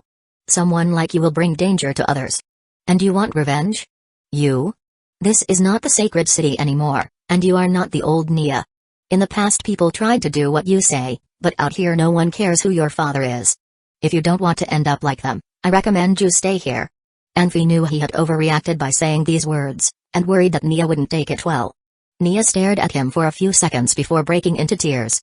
Be quiet, Anfi said coldly. We don't have time for tears. I took a risk coming here. If I'm not wrong, all of this will be blamed on us come morning. What do you mean? Riska asked. They'll say we raped and killed these girls. Easier to blame it on the strangers than the local nobility. There is no way they are that despicable, Christian said in disbelief. People by nature are evil, Anfi said. You haven't seen the worst of it. Anfi, Christian said, why did you ask Sanchez to take us here? Is it because? Christian's words woke everyone up. Nia stopped her cries and stared at Anfi through her teary eyes. I had guessed someone would do something, so I had Sanchez stand guard here. We can take 2 more people, Anfi said lightly. There was reason to be the bad guy. It would drive everyone away. Anfi knew when to be the good man and when to be the bad. But we are late, Christian sighed. If we had left the tavern a bit earlier, Sanchez said, shaking his head. He finally understood Anfi's intentions. He had wanted to help them. Compared to Nia, it was clear who was more thoughtful. One was reckless, not considering the consequences. The other had predicted what was going to happen. It was not his fault they were late. Nia stared at the ground. She felt guilty, but she could not turn back time. What was done, but no guilt could bring back the dead. Now Anfi's expression was much softer, but no one tried to help Nia, and they left her sobbing on the ground. Some emotions were contagious, and with the dead bodies in front of them, it was hard for them to evoke any sympathy for the one who caused it. "We don't have much time now," Anfi ordered. "We have to go." "What about them?" Riska asked. "Someone will take care of them. We have to worry about ourselves more," Anfi told him, sighing. Chapter 53, Persuasion in the Magical World. Regular city defensive systems were almost useless against people with powers, so the majority of kings in different kingdoms were people with powers themselves. They also tried their best to have other people with powers on their side. Sometimes people with the strongest power could determine the outcome of battle on the field. Except for a few weird people, people with strong powers like Sol were usually treated very well by kings. Levitation magic can treat city walls as if they don't exist. The chief in the city had been dealing with the turmoil of the horrible death in Flaming Legion. It was just like Anfi anticipated. They did not chase after Anfi's legion too closely because they did not quite understand the ability of Anfi's team and did not want to have any unnecessary losses. At dawn, they saw the outlines of the mountains in Forest Clarm. Everybody had a surprised and excited look on their faces. Since the start of their escape, Forest Clarm had always been their destination. They had treated Forest Clarm as a dreamland, peaceful and safe. Very few people were thinking about the dangers they might experience and the defense they had to plan in the forest. This was the job of their leader. Not everyone could be a leader. Everyone wanted to be a leader, but it was not an easy job indeed. Anfi had a great deal of experience, what with all of the danger, mistakes, hesitations, and regrets he had faced as an assassin. He would not have been so mature without these negative experiences. He had never felt so tired before. This time, leading a group of escaping kids made him exhausted. The exhaustion was not physical, but mental. Seeing Forest Clarm ahead, Anfi sighed in relief. Everybody was encouraged, flying towards it with full force. Right before arriving at Forest Clarm, kids had used up their magic power and landed on the ground one after another, sitting or laying everywhere. "All stand up, and walk forward now," Anfi yelled. How many people failed right on the edge of success? Anfi knew that number was as many as the countless stars in the sky. On the brink of success, with hope right ahead of them, most people relaxed without knowing they were at the crucial moment. "Anfi, everybody's magic powers were used up. Let's take a break," Christian tried to convince Anfi. "No." Anfi was firm about it. "Without magic power, you still have legs. Everybody get up. We need to leave right now. Everyone, follow Anfi's order." Get up," Zubin said loudly. To better lead the legion, Anfi needed to choose a relatively mature assistant. After observation, Anfi chose Zubin. He even tested Zubin with some of his real purposes. It looked like he had chosen the right person. Zubin was mature compared to these kids. Zubin still felt uneasy when he saw at the beginning there could be a dark side. But after giving it some thought, he accepted the role and agreed with Anfi. Everybody stood up unwillingly. Under Santa's leadership, they wobbled into Forest Clarm. In fact, Anfi had the most energy, then Nia. She had been carried by Christian for the first half of the trip. Zubin and Santa took turns carrying Nia for the second half of the trip. She had not had to do anything to get to Forest Clarm. Anfi wanted to try to fly on his own, but he did not know much levitation magic, so it would have been great if he could have just vertically departed and landed. It was too far away for him to fly. Nia had a great deal of energy, but was disconsolate. She walked like a puppet, and tripped over stones and tree roots a few times when she was not even far into the forest. Christian had to follow her to catch her in time. To a mage, it was impossible to get lost, because even in cloudy or foggy weather, mages still could feel the moving elements in the air and find the source of light. The group walked straight ahead into Forest Clarm. Anfi had been in physical training all year, but Christian and his companions rarely got the chance to train. They started to breath heavily before they even had walked far. Riska ran to Anfi from behind and said quietly, "Let us take a break. Look, everyone is exhausted." Anfi looked at the people in front and behind him. He could not help shaking his head. "Okay, Zubin, go and tell Santa to stop." This was just the first hill, and they had only climbed halfway anyway. Looking back, they even could see smoke from the kitchen in the village at the foot of the mountain. This area was not that much safer than the area outside the forest. Some of them had already crawled with both hands on the ground. Anfi had to make the decision to take a break. Everyone cheered when they heard Anfi would let them rest. Some fell on the ground instantly, not even caring about the dew. Anfi had to act like a kindergarten teacher and ask a few people to get up and find a dry spot to rest. From the Taoist perspective, Do is water in its most negative form. People had an 80–90% chance of getting sick by sitting or sleeping on it. More than anything else, Anfi was afraid of them getting sick. Nia quietly avoided everybody's attention and found a corner to sit. She leaned against a tree trunk and curled up like a ball. Santa was passing around food, and everyone seemed to tug the food from his hands. They devoured large morsels of food. Only Nia shook her head and did not take any food. Santa held the food out to her again. Nia pushed the food away. Santa turned around without any attempt to comfort her. With peace and safety, many of the kids in the Legion admired Nia in many ways. They felt she was cute even when she threw a temper tantrum. However, it was a different time now, and they were on the run. Everyone felt like they were under the gun. When Nia lost her temper, it seemed inappropriate. What happened? She did not eat? Anfi asked Santa quietly. No, but it's fine. She will ask for food when she is hungry, Santa shrugged. Give me 2 sausages.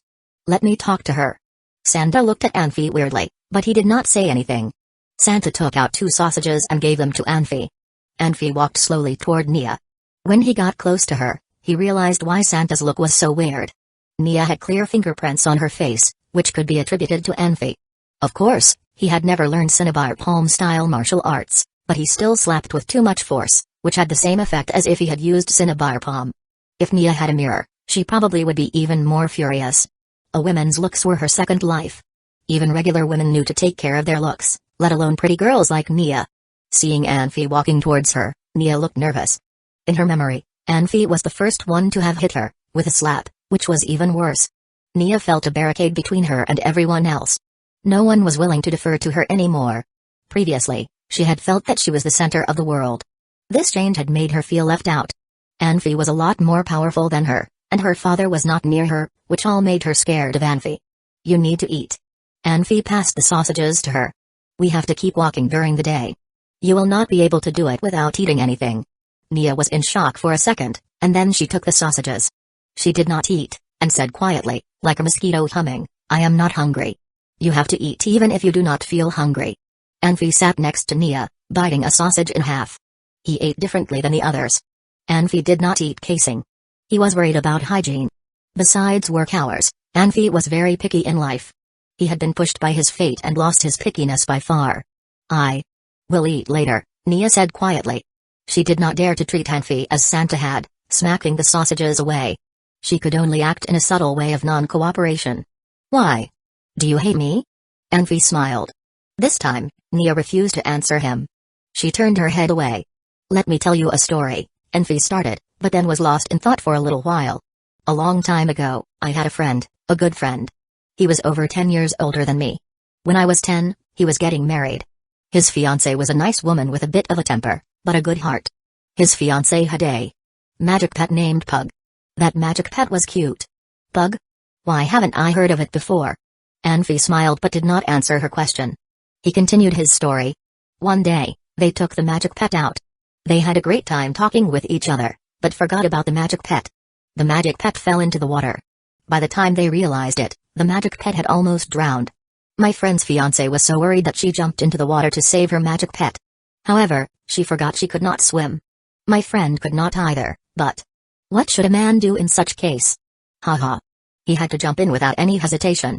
My friend used up all his energy to push his fiancée to the shore. He sunk to the bottom himself. He died? Yes, he died, Anfi sighed. What was more ridiculous was the magic pet crawled back to shore on its own, without any help. The magic pet cried to the fiancé on the shore. How could this happen? What happened to her? Her? After my friend's body was taken to shore, she choked her magic pet to death.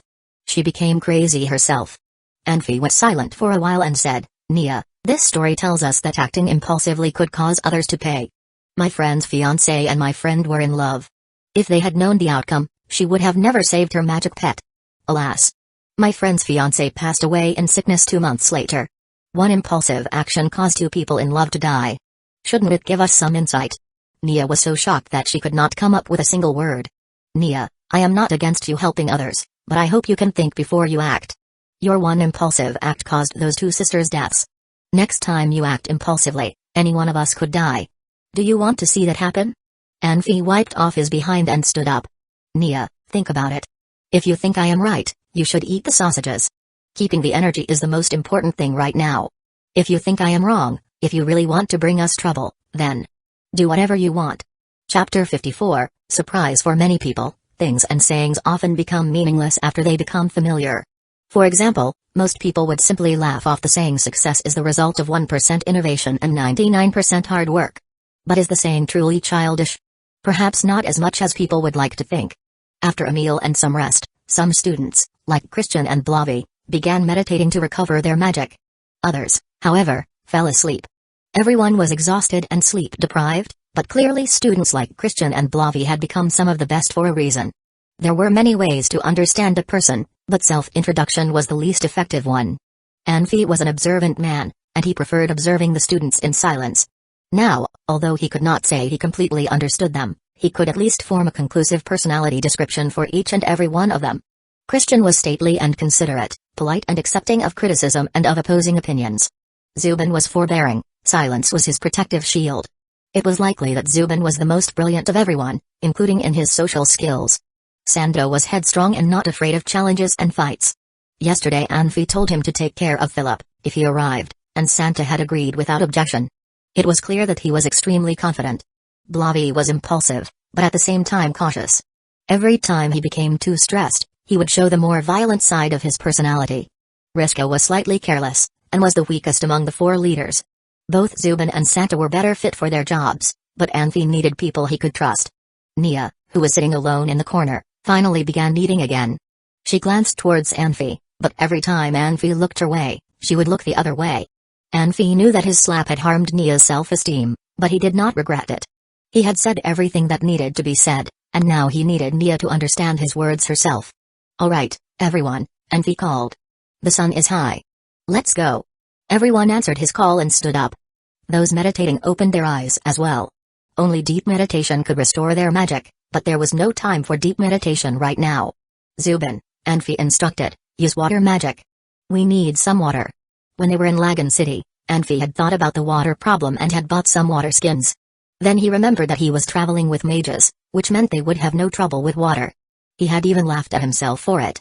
Zubin waved his hand, and a small stream appeared on the ground. The students all gathered around, drinking from it and washing their faces. Nia pushed through the group and reached for the water. Under the morning sun, the red mark on her face was clear for all to see. A few people stared at her and didn't look away until Anfi coughed as a warning. "Anfi," Christian whispered. "Let us rest a bit more. We can use levitation after we are done recovering. Walking through such a dense forest will tire all of us out." Anfi trusted Christian. Christian knew what should be done in each situation, and every time he had an idea, he would consult with Anfi first instead of openly arguing with him. "All we need to do is go over that hill," Anfi said. "We will head down the valley and rest at noon. Everyone should be recovered by nightfall. We will start again then." "All right," Christian said, nodding. He knew what Anfi was worried about. If the Lagan city guards were fast enough, those from the sacred city should have reached Forest Clarm by now. If they were levitating above the forest, they could be easily spotted by higher-level mages. Walking among the trees was the safest bet. Forest Clarm was bright and sunny, but thousands of miles away, Zuba City was under heavy gray clouds. Elysian Empire's Storm Legion and Dark Moon Magic Legion were camped right outside the city. 3 legions from Maho Empire defended it, and they had 7 to 10 times the number of troops that Elysian Empire had. Maho Empire was using a defensive strategy, since the Dark Moon Magic Legion was one of the best in the world and had never lost a battle. Its commander, Nuiaheim, was an archmage who was considered to be even more powerful than Saul. There was a reason people tended to think of Nuiaheim as the more powerful one. Saul was a kind and amiable man who rarely clashed with anyone, let alone having clashes that ended with fatalities. Nuiaheim, however, could not tolerate any mistreatment. He had killed 2 archmages and a master swordsman. Ernest was someone who challenged others to further his skills. Nuiaheim challenged to kill. Normally, a man with his personality was not fit to lead an entire legion. However, he had an outstanding helper, Sarek. Sarek was no more than a junior magister, but his skill in commanding the army was exceptional. He had saved the Empire's armies from losing numerous times, and had led the army to major victories.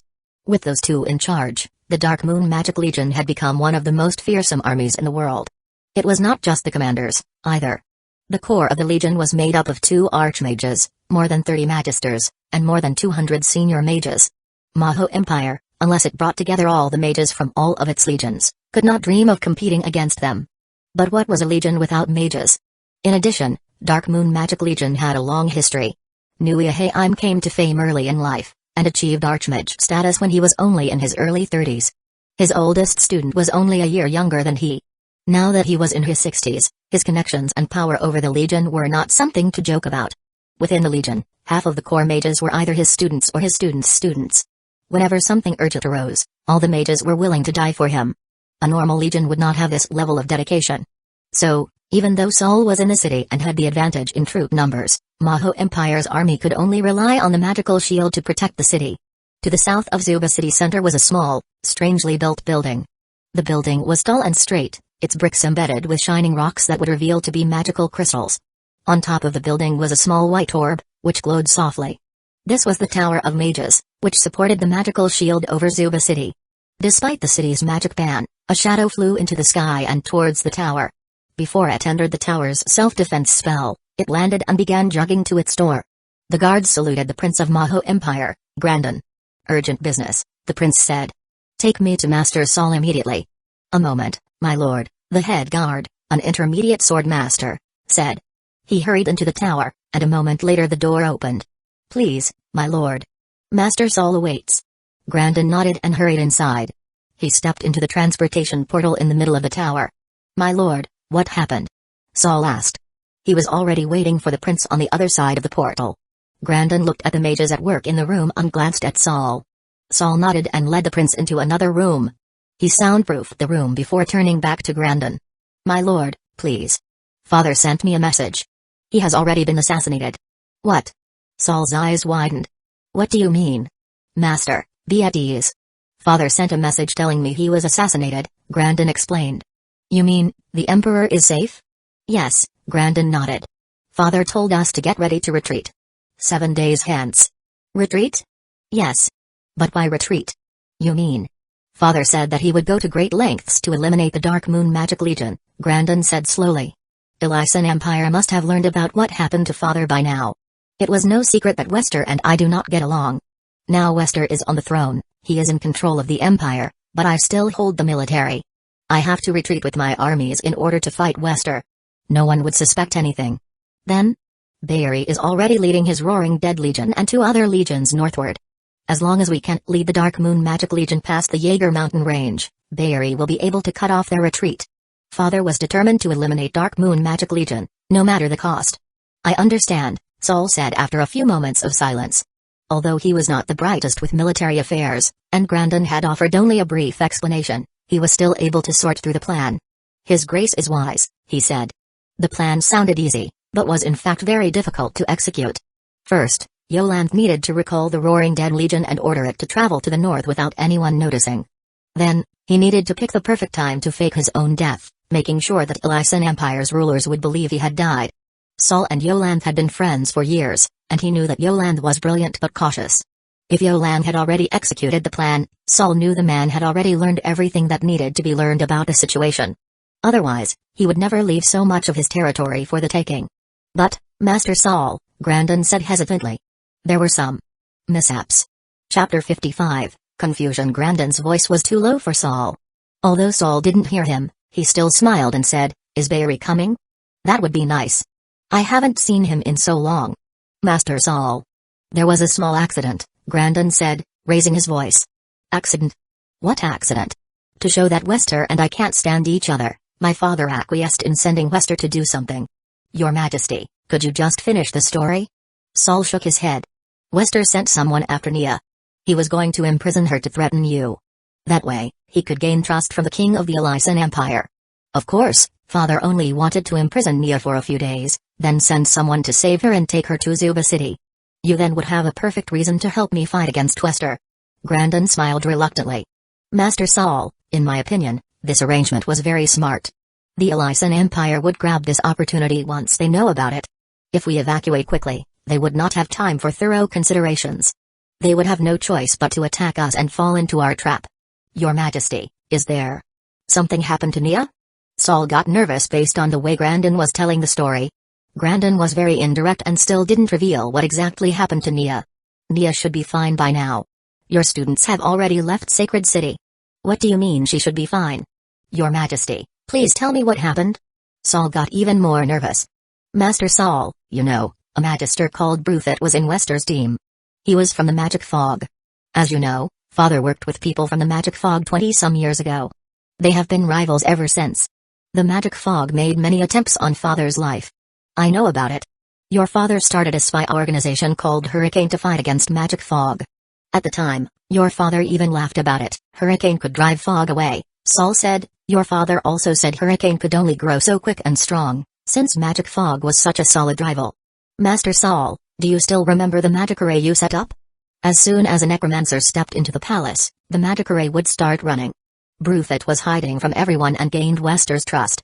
However, Father sensed something wrong from the very beginning. Grandin continued, so Father.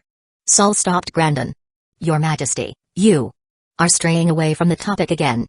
I just want to know what happened to Nia. Grandin forced himself to tell the truth.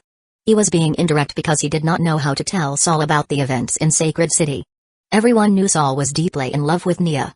Grandin worried that Saul would not be able to control his emotions. At this point, however, he had to be honest. Wester sent Brufit after Nia. Brufit somehow knew Zeta from Philip's group. In the end, Zeta went with some helpers. Zeta? Saul paused. He had heard about Zeta. When he hung out with friends, everyone was talking about how the Philip group was like the sinking sun and would become dark soon. Old Philip was still alive. People didn't stop Zeta no matter what he did. However, once Philip passed away, the good times would soon come to an end. The fate of Philip's team was obvious. If they were missing a powerful leader, the group would go into decline for sure. Distant relatives could not inherit Philip's title. Zeta was the only successor. Yes, Grandin sighed. What did Zeta do to Nia? Saul pulled a long face. No one could stop him from killing Zeta if Zeta really had taken advantage of Nia. Nia is fine, Grandin forced a smile. Zeta brought some helpers. Maris, the one you kicked out of your group, was one of the helpers. The problem is, Zeta died. Saul frowned. He didn't hear the last sentence, but he realized Anfi would be in danger as soon as he heard Mari's name. Anfi died? Saul asked nervously. Master Saul, Nia and your students are all fine. They killed Zeta. Grandin emphasized. Saul was shocked. He put himself in Philip's shoes. If Nia was hurt, he would definitely seek revenge for her. Now that Zeta was killed, what would Philip do? Father did not anticipate this ending, Grandin said with sorrow. Zeta. How? Did he die? Saul spoke one word at a time. He was stabbed by a sword. Ernest was mad at him. Saul screamed, this guy is very antisocial and always does what he feels like. He didn't know Zeta was Philip's grandson. Even if he knew, he would not stop if Zeta stirred up trouble in my domain. Your father. Didn't your father know Ernest was in my house? How come he didn't think of that? Father took that into account. He had Maurich call Ernest out for a duel. Father said Ernest would not refuse. And? Ernest came and beat Maurich. Then, who killed Zeta? Saul was confused. He could not think of anyone from his family who would be able to kill Zeta, a senior swordsman. I don't know. Father didn't tell me the details. However, Father said congratulations. Congratulations? Father said you will have a powerful magic swordsman student in 10 years if everything goes well. Magic swordsman? Who is it? I don't know. Father didn't say. Saul hoped that he could get back to Sacred City right away and ask Yolan. However, he had to stay for the Magister Tower. He knew that thousands of people's lives were a lot more important than figuring out a question in his heart. Headache. What a headache. Saul said, rubbing his forehead. Although Philip was much older than he, they were good friends with much to talk about. They respected each other. There was never much conflict of interest. All of that contributed to the strong friendship between the two. However, this great relationship was about to end. He knew that Philip would take revenge for what happened to Zeta, and he could not let Philip hurt his student. There are many conflicts that can be prevented, and there are some that cannot. Once such a conflict occurs, both sides will have no way out.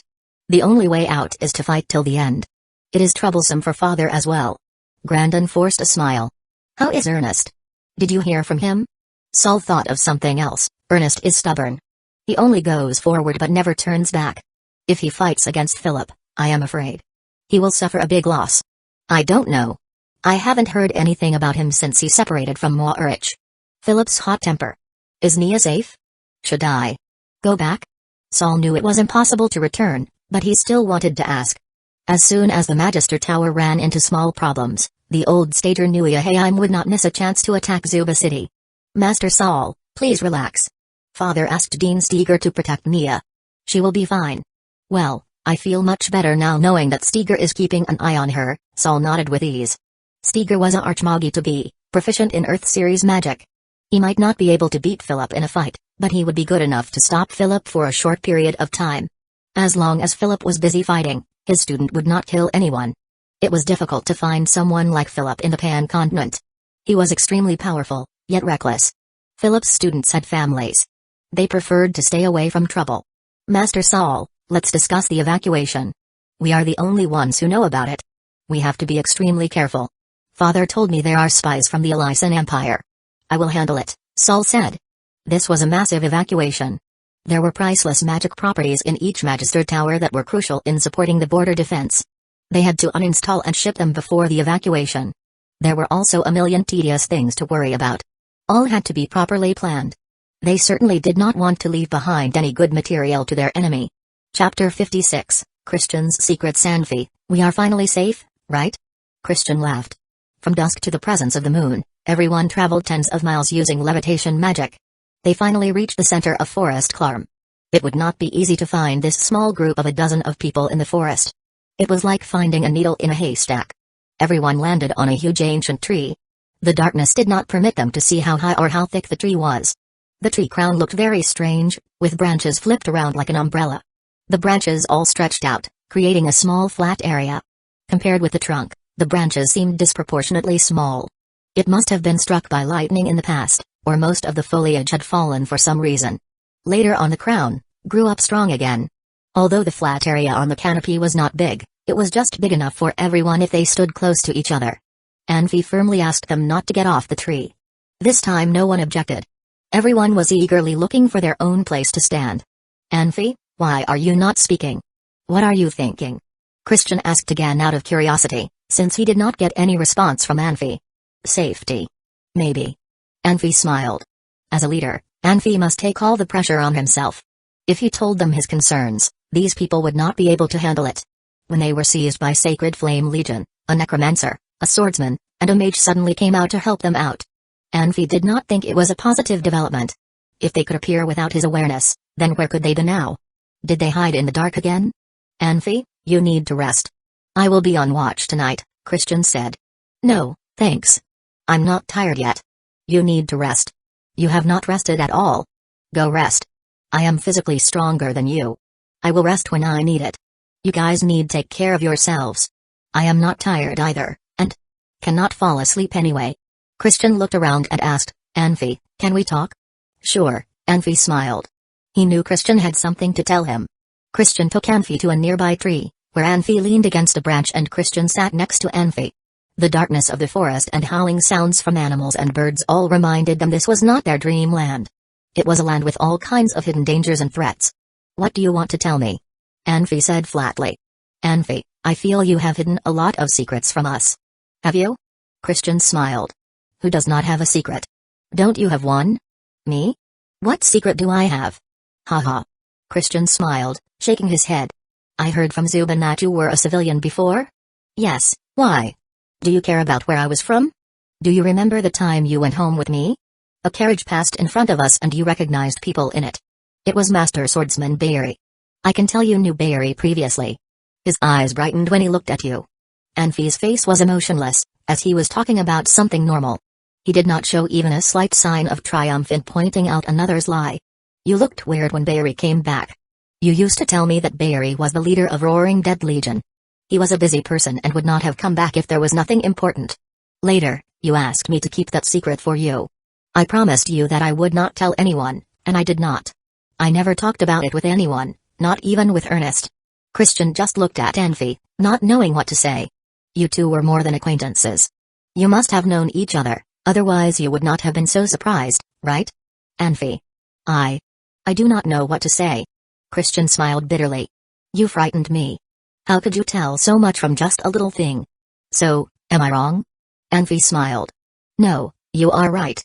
I do have a secret, but I am sorry I cannot tell you now. Christian sighed. I am not going to ask you about it. I was trying to tell you that everyone has the right to keep their secrets to themselves. I would not force you to tell me, and hope you would do the same thing for me. Anfi smiled. Let's say, If Zubin has a secret, he never would ask me about it. When someday he can treat me as a real friend, maybe I will tell him. Anfi, you are too good. He made me swallow my questions. Christian smiled. Haha. I also am curious. Do you want to know why? Would you answer me if I asked? How could you know whether I will answer you or not, if you never ask? Anfi asked back. Anfi's rhetorical questions were full of cynic enlightenment, which stopped Christian from asking. Poor Christian winked. So, Anfi, I am going to ask, if you do not mind me being too rude. Go ahead, but I have the right not to answer. It is up to you. Christian smiled bitterly, his head shaking. Anfi, you are a swordsman. I am just curious why you would be a student of a professor? Your swordsmanship. How to put it, I never saw anyone who could do anything like you can. Ferocious. That is right, your swordsmanship is ferocious. If you want to practice combat power with earnest, you will be a great swordsman. I am curious why you are learning magic. You know, the people with both magic skills and swordsmanship on Pan Continent were never top people with powers. I can answer this question. Anfi smiled. Because I wanted to. Christian was shocked for a moment by Anfi's answer. Is that it? Is it not enough? I learned magic from Professor Saul because I wanted to. Do not think too much about it, Christian. I did not have malicious intentions. Anfi, I did not think as much. You misunderstood me. I felt bad for you. Don't you want to be a superstar with powers? Superstar with powers. Anfi smiled with his head shaking. Too tiring. This was the truth. Anfi never thought of becoming number one since he started to learn sword fighting. He just hoped that he could find his potential and show it with the skills he had learned. If someone else said it, I have to say that person must have had no dreams. You are not like that. At least you are so much better than me. Christian looked at Anfi in curiosity. Did you ever desire it? No, Anfi answered. Why? Do you want to be a superstar with powers? Yes, I have wanted to be a superstar with powers on Pan Continent since I was little, Christian nodded. Someone told me before that people must have dreams. Dreams are the motivation that push people to be better. However, people need to learn to manage their ambition, to know what should be done and what not to do. If they lose control of their ambitions, they might turn into crazy people. Anfi was quiet for a while and nodded. Whoever told you this is a respectable wise man? Yes, I respect him a lot, Christian smiled. Do you see him often? Anfi seemed to ask a leading question. Christian glanced Anfi out of the corners of his eyes, with a smile showing on his face. Anfi, you were trying to trick me. It is so dangerous to talk with you. Last time I just said one thing unconsciously when we saw Barry, and you were able to reach so many conclusions. If you continue to ask me, you will know every one of my secrets. You are thinking too much again. I am just asking. Of course, Anfi would never admit it. Haha. Do you think I would believe you? It is up to you. We talked about it before, that I would not force you tell me your secrets, and I expect you to do the same thing with me, Anfi argued. Okay. Let's change the topic. Christian smiled. Nia does not look too good. Anfi suddenly talked about Nia.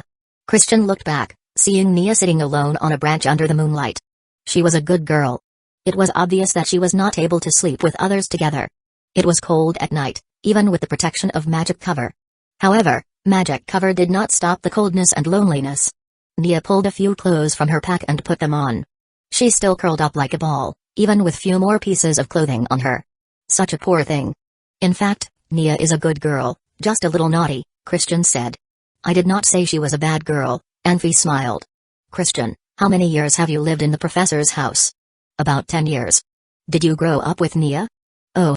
Anfi dragged the sound long. What are you thinking? Christian rolled his eyes at Anfi. Anfi, do not think such bad thoughts.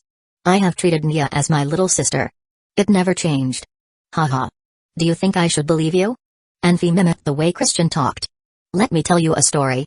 A long time ago, a man buried 300 silver coins under the ground. He worried that others would find out, so he left a plate on it, saying there are not 300 silver coins here. Do you know the name of the story?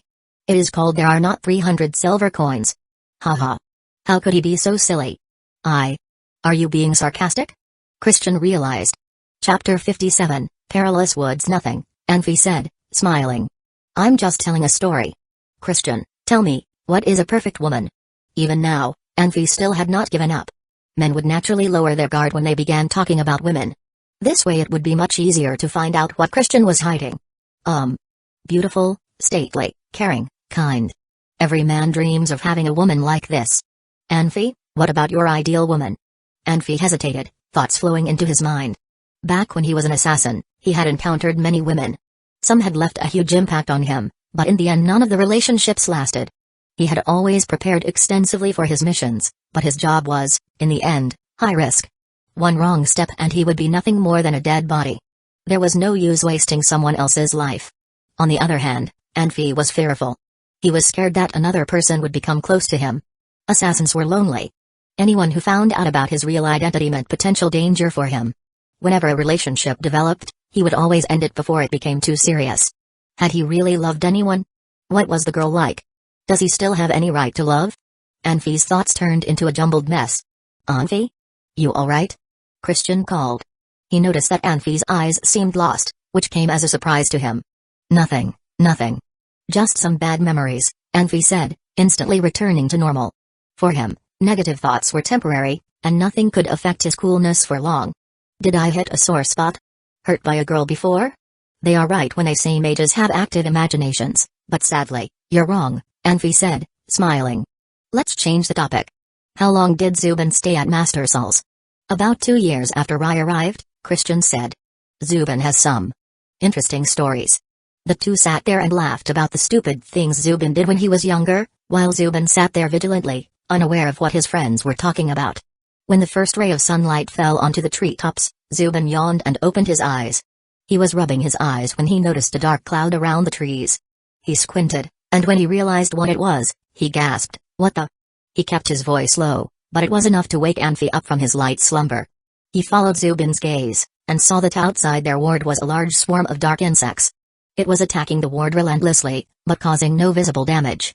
Those are night mosquitoes, Christian said. For normal animals, they are very dangerous. They can suck a grown mammal dry in seconds. They only come out during the night, though. Since their wings are mostly water, they will dry out under the sun and break off. Will they leave soon? Feller asked. It's easy to make them disappear, Christian said, extending his hands. Water gathered in his hands, and a few seconds later the insects began raining from the sky. Half the swarm was on the ground in the blink of an eye. Christian dispersed the magic and smiled. Master has always said that there is no bad magic, only bad mages. A proper mage must incorporate magic into his daily life. Otherwise, he will not be a successful mage. Well said, Anfi agreed. There were similar beliefs in the art of Wu. That Saul could figure this out by himself meant that he was certainly very skillful. Anfi, are we leaving now? Zubin asked. You and Santa should rest first, Anfi said, peering down from a tree branch. There was a story about 4 blind men trying to understand what an elephant looks like, and they ended up coming to completely different conclusions. This story showed that people who had not seen things with their own eyes should not have the right to express their opinions in contradiction to others. None of the students had been in a magic beast forest before, and unconsciously they considered magic beasts and orcs to be their worst enemies. However, Anfi had experienced forests like these before, so had insisted on sleeping in the trees, since there were fewer deadly animals living up in the trees. He had also told Christian to set up a ward to further guard against attacks from wild animals. He peered down from the tree and instantly noticed a disturbing picture on the forest floor. A spider the size of a pot crawled out from beneath the forest floor, grabbed a nearby snake, and disappeared again beneath the ground. Just the small sequence of movements showed Anfi that the floor of the forest was not solid, but muddy. A white wasp landed on a nearby flower and was immediately captured by the flower. The petals closed in on the wasp, and when it opened up again the wasp had completely disappeared. Not only the flower itself, but its stem was moving as well. It moved towards another bug, but the latter shot out a light blue mist from its body, and the flower dried out quickly. The bug walked through the flowers, which all made way for the little creature as if it were a king. A white leopard approached quietly. The spider-like creature appeared again, hoping to capture another meal. The white leopard, however, sensing approaching danger, roared sharply. The spider was thrown back by an invisible force against a tree trunk, its body smashed. Dark green fluid dripped down from the trunk of the tree, and from where Anfi stood, he could see the undigested body of the small snake. That's a spark leopard, Christian said. It's a dangerous magic beast. Very powerful. It's also very cautious, and rarely attacks anything that would not bring it harm. Spark leopard, Anfi said, nodding. I know them. Jaeger had lost his lover because he was trying to find the magic crystal of a spark leopard. Spark leopards are strange, Christian responded. Sometimes they prefer to be alone, sometimes they live in packs. Packs tend to be more dangerous. They are among the more intelligent of the magic beasts, and know how to cooperate. It is fascinating. It's normal, Anfi said. Spark leopards must have mating and birthing seasons too. They need to gather together if they want to protect themselves. This was common knowledge. Anyone could understand it after watching a few episodes of National Geographic. Mating, Christian stumbled, blushing. Anfi, that is an interesting choice of words. The spark leopard noticed the two men above. It lifted its head and glanced their way, making eye contact with Anfi. It turned around and disappeared into the trees. Christian, is this what the entire forest is like? Anfi asked. He was disappointed. He thought maybe he could find a safe place in the forest and settle down, then slowly begin figuring out how to contact Saul. Under these conditions, however, there was no place to settle down. They could not hide in the tree forever. Not just the others, but even Anfi could not be certain whether he could live in the trees for long. Not the entire place, Christian said. There are some scenic places here. We are in the swamps, though, where it's the worst. Is it? Anfi said. Christian, can you go with Riska, Blavi, and Feller to find a place where we can settle for a while? Don't go too far though. Stay within a 5-mile radius. Come back whether you find a good place or not. If you hear something on the way, don't go down and check it. We will go together. Understand? Of course, Christian nodded. All right. You should head out immediately. Everyone else should get up and eat something, Anfi called. The four given the order did not hesitate. They discussed their plan, and immediately used levitation and headed out. They dispersed in the air while the rest scrambled to get up and began organizing their belongings. Zubin and Sanda were both laying where the others had lied. They were exhausted, and although it was not much, it was better than not resting at all. Sanchez began distributing food among the group. This time Nia did not reject the meal. She accepted the food and began eating heartily. After a night of rest, she was looking better, and the red mark on her face had begun to fade as well. Luckily, Nia did not have time to look in a mirror. She had forgotten to bring a mirror when she fled the city, otherwise she would have stirred up a storm if she found out that Anfi had injured her face. After a while, Christian returned with his exploration team. It was easy to tell the difference between their magical abilities. Christian was the first one back, then Riska and Blavi. Feller was the last one back. The exploration had yielded results. Christian and Riska had explored deeper into the swamps and found no proper camping ground. Blavi and Feller both found good spots to camp. Christian had the four eat a quick meal before deciding with the group that they would head towards the southeast. Chapter 58, the group was excited. The terrain of the Magic Beast Forest was extremely gloomy and horrifying. The group flew 10 miles southeast before stopping for a short break, then moved forward to the east where they found a beautiful valley. The valley was huge, covering about 20 square miles. Anfi walked through most of the area with Zubin. The valley was in a T-shape. A small pasture lay in the junction where 3 creeks met. Green grass and wildflowers were all over the pasture. Dozens of butterflies as big as a human hand were flying around the flowers. A few herbivores were looking for food. As soon as they saw Anfi and the group, they quickly jumped up and disappeared in the grass. The slope of the surrounding hills was quite gentle, covered with tall deciduous trees and evergreen trees. It seemed odd that both trees grew in the same place, because they required very different climates. Anfi saw 2 ginkgo trees with unique leaves. He even stepped up and observed them for a long while. To the west of the pasture was a swamp about 200 square meters. The water was clear, but in the center, the water appeared to be darker. Anfi guessed the swamp was over 10 meters deep. Anfi, we should stay here. It's so pretty. Zubin had already fallen in love with this pasture. Hang on, Anfi said while he was looking at the water. It is getting dark. Let's spend the night and make a decision after looking around tomorrow. Look. There are fish in the water. Zubin chuckled. A small fish only as thick as a finger came up and spit out a bunch of bubbles.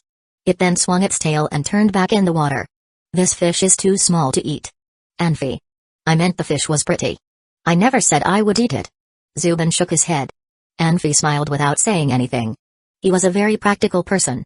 When he saw something new or familiar, the first thought that came to his mind was whether it would bring benefit or danger. Obviously Zubin and Anfi had very different mentalities. When Zubin saw the fish, he enjoyed watching it. When Anfi saw the fish, he thought about putting it on the table and the nutrition it could bring. If Christian saw the fish, he might reach for some bread and feed the fish with a big smile. People with different personalities have distinctive perceptions and reactions to the same thing, hence, a person's characteristics form habits, and the habits determine that person's fate. Anfi, we should go. Otherwise, the team will worry about us, Zubin said softly. Anfi stared at the peaceful water. It rippled intensely where his eyes landed. Zubin knew that thousands of thoughts were going through Anfi's mind. After a while, Anfi finally nodded. Okay. Let's go. In their temperate camp, a cave about 7 or 8 meters deep, Christian was distributing food. As usual, a magic shield covered the cave. A bonfire was burning inside the cave. Because the group hadn't eaten hot food in several days, everyone was sitting by the fire to warm up the sausage, although they were very hungry. Come on, Anfi. You came at the right time. Let's have dinner together, Christian smiled. Okay, Anfi nodded while observing the ground and walls. Anfi, relax. I have already scorched the ground and walls using fire magic, just like you told me. Christian knew what Anfi was looking for. Anfi wasn't being overly vigilant. It was difficult to judge the harmfulness of an animal by its size. For instance, a black widow spider was only the size of half a human fist. But once it bit, it could kill a person within minutes. That was the reason Anfi had Christian scorch the whole cave before he left. He had to eliminate any potential threats. Anfi, here you go. I just grilled it. Yummy. Sanchez handed over a sausage. Thank you. Anfi politely thanked Sanchez and sat down next to him. Oh. Anfi. You are welcome. Sanchez seemed a bit nervous. Anfi smiled. As he stared at the bonfire, a thought came to him. Santa, after everyone goes to bed tonight, please open up the magic shield and make the air in the cave. Well, I hope you understand what I am talking about. Refresh the air in the cave. Understood, Santa nodded. Anfi, when are we sending someone to the master? Blavi asked. All of a sudden, Anfi got everyone's attention. No matter how beautiful it was here, no one wanted to stay here longer than they needed to. They just wanted to get back to Saul. Anfi paused for a second and said, don't rush. Let's settle down, send someone to get some information, and then decide. As you all know, we are in serious trouble. Philip is not an easy enemy. If we return to Master Saul, that might put him in danger. He continued, you have followed Master Saul and learned magic from him for a while now. Master has taken care of you along the way. We can't only think about ourselves, but also must look out for the Master. We don't want to see the Master fight against Philip. We are of course confident in Master Saul, but Philip has 2 students who are Master Swordsmen. What if something happened to the Master? If we all stay here, it might be difficult for us, but Master Saul is safe. Philip is tracking us. As long as we don't show up, he won't bother the Master. Anfi said slowly, so I think we should stay here for a while and then decide what to do. What do you think? The group was still young. As fugitives, they all wanted to seek Saul's protection. After hearing Anfi's analysis, everyone understood the importance of protecting Master Saul and became extremely excited. I agree with Anfi. Christian said firmly. Christian was always polite and gentle. It was not like him to say something like this. Me too, Zubin laughed. Philip is old anyways.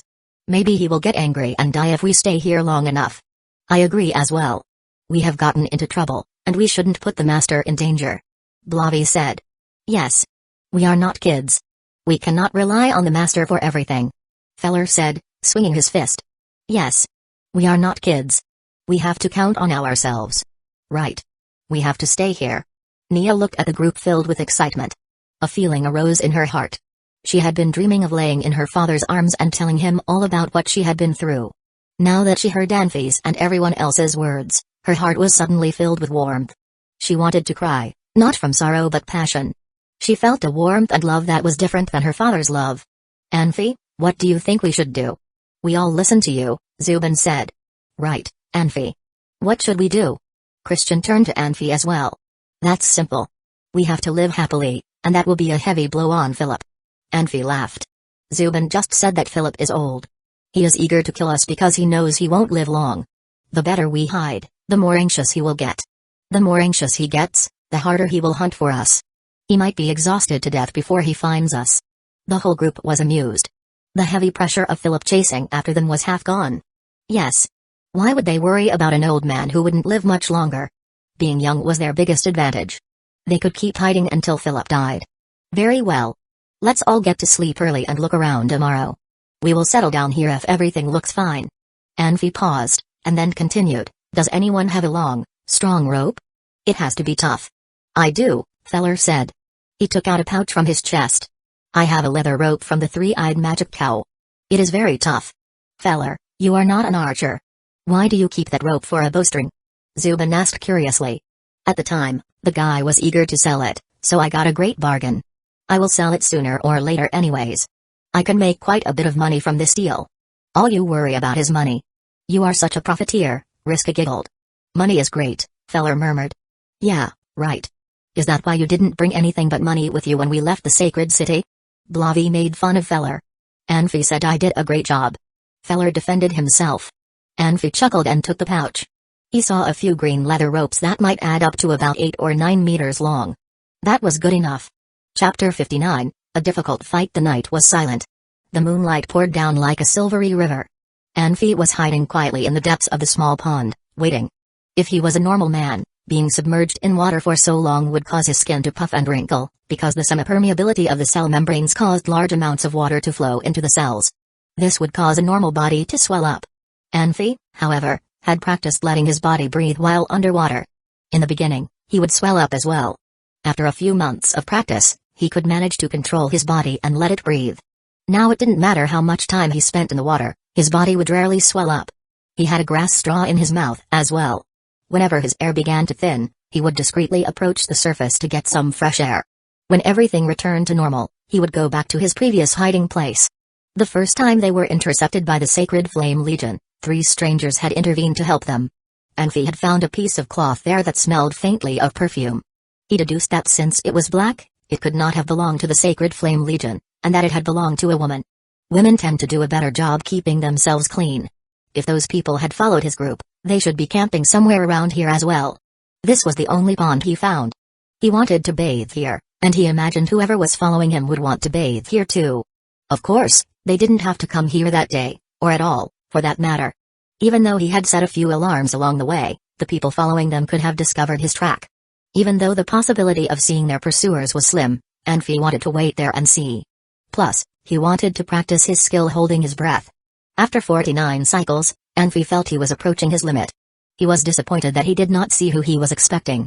When he surfaced to take his last breath, however, he felt the pond ripple, and spotted a shadow at the shore. Anfi allowed his body to enter a more alert state. He took the straw and hid it at the bottom of the pond. Then he sank down to the bottom. The reflection of the moon was disturbed, the broken pieces danced happily across the water. In situations like this, it was very hard to see what was happening at the bottom of the pond. Anfi let himself float through the water, pushing himself forward with a finger, and moved slowly towards the place where he spotted the ripples. When he was closer, he spotted something whitish in color that appeared to be a person's legs. Anfi stopped carefully. He sank to the bottom and waited for a chance. Time ticked by slowly. Anfi estimated it had already been around 3 minutes. The person had moved deeper into the water, meaning that whoever it was, they hadn't discovered him yet. He had only 10 minutes, and after that he would be powerless. After 2 more minutes, Anfi was merely feet away from the legs. He lifted a piece of rope from the bottom of the pond and slowly approached the person. The glow from the moon was still shattered, indicating that the person was still bathing. Anfi slowly retreated, and when he was about 10 feet away, he yanked the rope. However, the person had lifted a foot just then, and he had only caught the left foot. Anfi needed to think quickly. He jerked the rope back with all his might and yanked the person underwater. He swam towards the bottom of the pond while he drew the rope in. The person's blurry form was approaching fast. They were surrounded by a ball of white light, and even underwater, Anfi could tell this person was at least an intermediate swordsman. However, she was dragged into the deep water, and even though she was struggling hard, she couldn't really find a solid place to use her power. Anfi had kept his feet solidly on the bottom of the pond to keep himself steady. The woman stopped struggling and started sinking towards him. Anfi was yanking on the rope, and the distance between them was suddenly shortened. Suddenly the woman swept towards him with her leg. Her leg slashed through the water with a dull thud, and Anfi could see it making a foamy arc. Anfi ducked his head at the very last moment, and her leg missed. As her leg passed his ear, he heard a strange ringing and felt a sharp pain. Anfi knew the water must have ripped out some of his hair. He could tell how powerful the person was just from that one single kick. He swam backwards to put some distance between himself and the person. Then with a few twists, he wrapped the rope around his right arm. Clearly his opponent now understood that she needed to defeat him in order to get out of the pond, because she came right at him, swinging her fist. Again, Anfi heard the dull thud in the water. Fighting in water had given Anfi some great advantages. It was a familiar environment for him, where he had practiced many of his skills. He cocked his head to avoid the punch, and did not try to fight back. He twisted his body and used her momentum to grab her. He pushed his opponent to the bottom of the pond and pressed her head against the muddy bottom. His other hand kept hitting her head. Moving around like this in water was very difficult because of the resistance, but Anfi had experience. All of his punches were linear at first, and had only become a fist when he was about to come into contact with his target. Where he was hitting his opponent was significant as well. For a swordsman protected by combat power, attacking any other place would leave no more than a scratch. Attacking the head, however, could potentially affect the person's brain. If his opponent accidentally choked on water, it would be all over. His opponent suddenly pushed herself off of the bottom of the pond with her hands. She was stronger than Anfi had expected, and he felt he couldn't restrain her any longer. So he changed his strategy and began restraining her instead of hitting. His left arm wrapped around her neck and his right around her chest. This way he restrained the usage of her arms.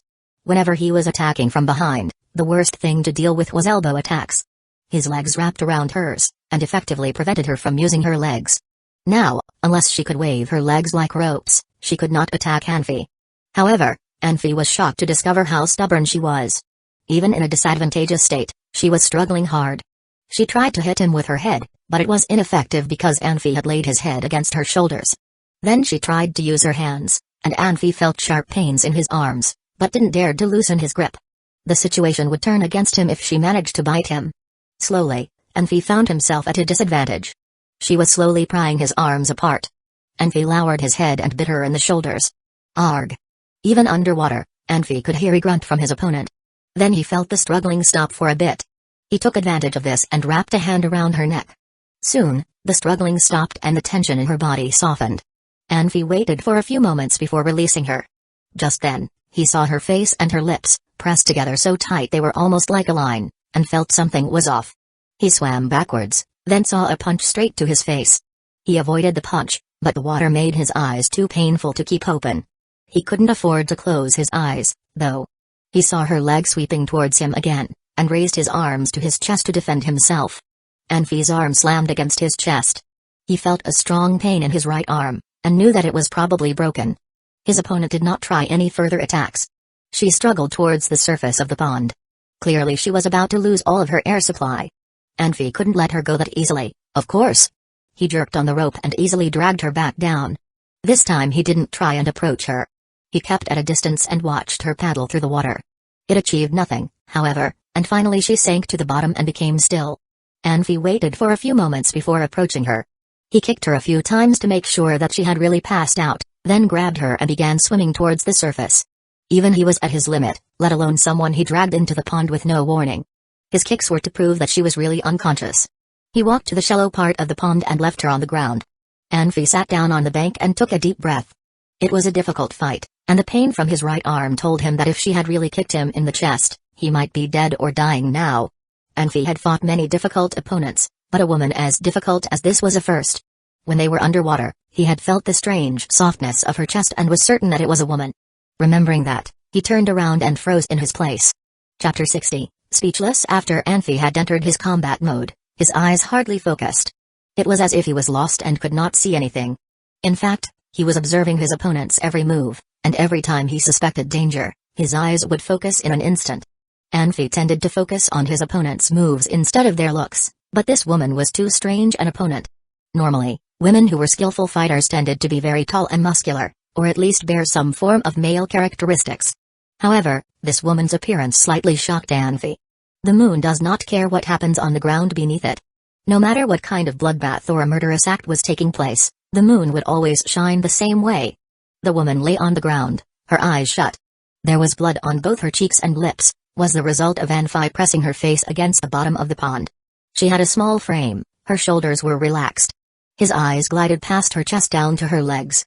Her legs were long and gentle, and did not look very muscular. Her feet were small and delicate.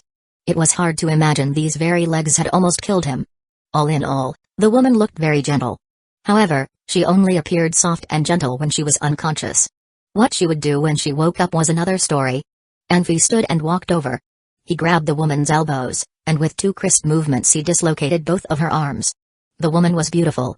For Anfi, however, even if the most beautiful woman were before him, his first priority would still be ensuring his own safety. Anfi only cared how much of a threat his enemy was. He tended to disregard gender and appearance. An enemy was an enemy, no matter how beautiful. A friend was a friend, even if the friend was ugly. When facing his enemies or people he was unsure about, Anfi did not have any sympathy for them. Anfi found a pea-sized pill in his ring, pinched the woman's cheeks, and forced the pill into her mouth. Afterwards, Anfi rested for a moment before walking over to the woman's clothes. He picked up a long sword from the ground. The sheath was well made and from some kind of animal hide. It was black and had a blue gleam under the moonlight. The sword itself was also well made, with strange symbols Anfi could not understand carved into it. He gripped the sword, and felt it was very comfortable in his hands. He pulled the sword out halfway. A bright, blinding light came from the sword. Anfi was startled and pushed it back into the sheath. He turned to the woman and found her still unconscious, only her slightly raising and falling chest showed that she was alive. Anfi walked over to the woman, grabbed her, and swung her over his shoulder. His other hand grabbed her legs and the clothes, and he began walking towards a nearby tree. Anfi looked more like a bandit that had just robbed a family of their wealth and their daughter, and now he was going to enjoy his prizes. Of course, Anfi would never stoop as low as a bandit, but his actions now were unpleasant, to say the least. Anfi tied the woman's arms and legs behind her and hung her from the tree upside down. Now, even if she were a master swordsman, she still would not be able to escape. Plus, Anfi was not a dead man, and if she tried anything, Anfi would no show mercy just because she was a woman. After he had done everything he wanted to do, Anfi circled the tree a few times and made sure he did not leave any loopholes. Then he picked up the clothes from the ground and draped them on her. Of course, this was unnecessary. He had tied her to the tree and had circled around her several times. He had seen everything already. He had his own concerns too. He needed the woman to stay as calm as possible when she woke up. If she was frantic, there was not much room for talk and negotiation. When he wasn't sure whether she had ill will towards him, he didn't want to have another fight. Afterwards, Anfi lifted the woman's legs and began hitting her on her back. After spending so much time with Ernest, he knew well what the body of a swordsman was like. She was a strong swordsman, and his actions wouldn't kill her. Just as he expected, after he had hit her back a few times, she began coughing violently and spitting out water. Anfi pinched her under her nose, and after a few whimpers she went silent. "Now that you're awake, let's talk," Anfi said coldly. "Stop playing dead. I'm not an idiot." The woman lifted her head and glared at Anfi. Then she lowered her gaze. Once she did, she realized that she was naked, and let out a sharp scream. "This sounds cliché, but you can scream your heart out and no one will come for you," Anfi said. "If you want to live, your only way out is to convince me." After realizing she was naked, the woman calmed down, and her threatening aura disappeared. She turned her head away, biting her lips and preventing herself from making any sound. Tears rolled down her cheeks and onto the ground. "Don't want to talk?" Anfi asked, smiling. "All right, I'll wait. But I have to warn you. You have poison in your system. The longer you wait, the smaller your chance of survival." Anfi had not actually fed the woman poison, but he could always explain the effects as poison. So even if she did get away, she would still have concerns. He liked security, and unless it was necessary, he would never put himself in direct danger. For a few moments, the woman remained quiet, so Anfi just sat down on the ground. The woman began struggling, and from where he sat, Anfi could clearly see some of the more private parts of her body. She began crying and struggling harder. Anfi did not want her arms to have any last damage, so he tied some rope around her neck as well, so her neck would share some of her weight.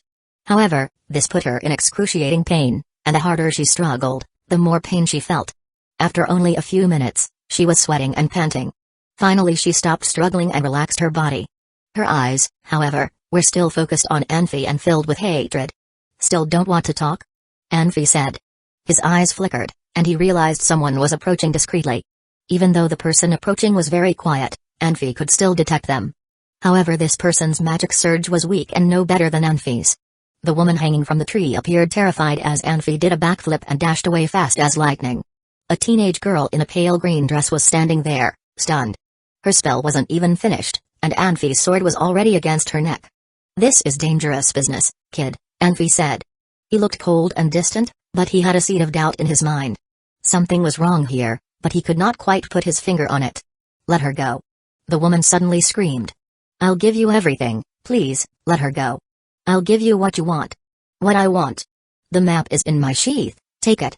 You can kill me, but she's just a child. Please don't hurt her. She doesn't know anything. I started this all, she has nothing to do with it." Tears streamed down the woman's face.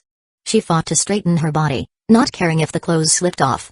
The hatred and anger had disappeared, and now all she wanted to do was to plead for the young girl's life. "Map? Shelly, no," the women cried.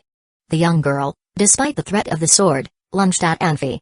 She kicked and bit and scratched at Anfi, fighting as if her life depended on it. If she were a few years older and had combat power, she would be a tough opponent. Now, though, she was no threat to him. All he needed to do was push her lightly and the girl was lying on the ground. The girl pushed herself off of the ground and dashed at Anfi again. Please. Don't hurt her. I'll give you everything, just don't. The woman cried. She knew what kind of opponent Anfi was. All he needed to do was a simple thrust of the sword and the girl would die. I don't need your map, Anfi said. He pushed the girl away and smiled. He realized when he saw the girl. Following him was a tough job, and it was unlikely that the woman would bring a child with her. What do you want, then? Nothing, Anfi said. He turned to the girl, be quiet. If you don't, I'll kill her. It was an effective threat. The young girl sat on the ground and watched Anfi through tearful eyes. Anfi walked over to the woman. He had appeared calm, but on the inside he felt ashamed of himself. Ever since he started being an assassin, he would find an excuse every time before he went on a mission. He would only kill if the excuse was enough to motivate him. Today, though, even the worst kind of bandit could not find an excuse. Under the woman's terrified gaze, he put her joints back into place. Then, without saying a word, he turned around and hurriedly disappeared into the darkness. Chapter 61, Thoughts in the early morning. The group woke up from their dreams. Many mages liked to meditate at night, so they usually woke up late. However, now that they were fugitives, some of their habits had changed. Everyone had gotten used to going to bed early and getting up early. After waking up, they would start meditation and get ready for the new day's trip. Anfi, what did you do last night? Christian laughed. Nothing. Just walked around. Anfi rubbed his arm while he answered. That woman was quite powerful. It was a good thing that Anfi was strong. If it had been another person from the group, he or she might have been seriously injured. Come on. Let's eat, Feller said and started getting the food ready. Feller, how much food do we have? Anfi asked. The way we have been consuming food. We have about 7 to 10 days worth of food, Feller said. Sounds good, Anfi nodded. Listen. I don't think this valley is the place for us. How about we go somewhere else? Thoughts? Everyone looked at each other. The group liked this valley, so they wanted to stay here for a while. Although Anfi didn't tell them the reason, they had learned to trust each other after all these recent experiences. They knew they had to trust Anfi, even though his idea came as a surprise. No one questioned him. Instead, everyone nodded and agreed. Anfi was embarrassed. He had prepared a few excuses to deal with questions. He couldn't use them now. He thought carefully about what had happened. His gut told him that those two girls were in the same situation. They were also being chased. Under such circumstance, he would rather not stay near them. Anfi had no way to find out how those girls ended up here. However, if they left any clues for their enemy, they would be found shortly. That could put Anfi's group in big trouble. Another important reason was Anfi's mistake. If possible, Anfi hoped that he would never see them again. Anfi nodded, okay. Let's eat, take a break and meditate. I will stay outside to protect you all. At noon, Blavi, Riska, Zubin and Sanchez, you guys go separately in 4 directions to see if you can find a spot for us to stay. We can stay here for one more day and move tomorrow. There is a pond ahead. Anyone who wants a bath can get one there, Zubin offered. Fantastic. I stink. Feller giggled. Where is it? Blavi was excited. As mages, they could use magic power to make enough water for simple washing. However, it was almost impossible to form a small pond for a bath because it took too much magic power. There was only limited water element in the air. The more water that needed to be collected, the more magic power it would consume. It was truly a blessing to have a natural pond for a bath. Ahead of us. Walk along the grass, Zubin smiled. How about me? Nia interrupted, I also want to. The group was silent. Although they were teammates, they were embarrassed by Nia's question. They were at a sensitive age, and they had just started to be attracted to the opposite sex. Now that Nia, a girl, was asking to take a bath, it was quite tricky. You may go when everyone else is done, Anfi said. Okay. Nia bit her lip with reluctance. Anfi was being very inconsiderate to have her, a lady, bathe after a group of men. Anfi tried to treat everyone fairly. He would not even give himself any privileges. As long as the group was safe, he did not care about what people did. If Nia wanted to bathe with the group, he would not stop it. When the group started meditation, Anfi stepped out of the cave and started practicing his swordsmanship. He tried to hide his exquisite sword skills, however, practice makes perfect, and vice versa. If he didn't practice for a long time, he might lose his skills. If anyone questioned him, he could tell them about the weird old guy from the Ben Laden village. Still water runs deep. When a swordsman reaches an extremely high level, it would not be easy for a normal person to notice. However, this was not all true. If there was a huge gap in strength between two opponents, exquisite swordsmanship was useless. If the two opponents were about at the same level, skills became crucial. If one was holding a heavy sword without a sharp blade and the other had a magic weapon that cut through copper and iron, the outcome would be clear. For Anfi, Ernest's swordsmanship could be described as a big deal. Even if his opponent's attack was faster and more clever, Ernest could always avoid or block the attack at the last second. What if Anfi had the same fighting power as Ernest? Anfi was confident with his martial arts ability. His practice came in 4 stages: practice of movement, practice of breathing, practice of spirit, and practice of perfection. He had passed the first 2 stages and was entering the 3rd one. After one set of practice, Anfi sat on the ground with his legs crossed and started to adjust his breathing. Anfi's method for adjusting his breathing was very special. He could practice anywhere. However, it was best to practice with legs crossed. If an enemy came, he could jump up immediately and not worry about hurting himself. Nia was bored in the cave when everyone was meditating. No one talked to her. She walked out of the cave and sat down about 10 meters from Anfi. She was staring at Anfi with curiosity while she was playing with some grass. She at least knew that she should not bother others when they were meditating. Nia was being good. "What are you looking at?" Anfi initiated the conversation. When he was adjusting his breath, he was very sensitive. He felt that Nia was looking at his face. "What are you doing?" Nia asked. "I am meditating." "Liar. You always lie." "I've never lied to you, have I?" Anfi was uncertain. "What do you think?" Anfi smiled and didn't say anything. "Anfi, thank you," Nia said. "Me? Why?" Anfi was confused. "I was thinking over what you said yesterday. You were correct. If we turned to my father now, it would bring him a lot of trouble." "I am so touched that you are being considerate and brave," Nia said slowly. "Thank you for thinking about my father." Anfi was embossed. He giggled after a little while. "Nia, how come you are so nice today?" "That's surprising." "Did you mean I wasn't nice before?" Nia was upset and looked at Anfi with anger. "I didn't mean anything bad. Please don't misunderstand me." Anfi shook his head with a smile. "Ugh." Nia sighed, bowed her head immediately and said sorrowfully, "Maybe I wasn't being nice. Since I could remember, I was a troublemaker for my dad. Now I have grown up, but father got old. I should learn how to take care of him." Anfi smiled and listened to Nia quietly. "Anfi, was I bad before?" Nia asked gently, and then she immediately encouraged herself. "It doesn't matter. I will try my best from now on. I want to make my father proud. Do you believe in me?" It was human nature. Once you had learned to think, you would enjoy it. People got mature slowly by thinking. Everyone's words had deeply touched Nia yesterday. As students, they were all willing to share the responsibility to protect Master. She, as the daughter of the Master, should step up as well. "Of course I believe in you." Anfi responded affirmatively. "I wonder what father is doing now. Maybe he is worried about us." Nia started staring at the cloud. "So, if we don't want to disappoint him, we need to be mature. We should at least be able to protect ourselves." Anfi grasped the chance without hesitation. It was his job to educate the younger students. It had become natural. "I know," Nia nodded and chuckled. "Continue your practice. I won't bother you anymore. I will practice with my sword as well." Nia was a go-getter. She walked to one side, pulled out her sword and yelled "Ah!" There was a fainted red light coming from her body, which was her fighting power. The fighting power was not like a colorful painting. It consisted mostly of red and white. Before reaching the exquisite level, most swordsmen would go through a bottleneck period. If they kept pushing through this period of slower growth, their fighting power would become more and more powerful. The color would turn from red to white. Anfi patted his forehead. How could he meditate while she was making such weird noises? He also had no confidence in Nia. What if the sword got out of her hand and hurt him? Nia felt that Anfi's eyes land on her. She turned her head and laughed. "Anfi, do you want to compete with me?" "Never mind," Anfi waved his hand.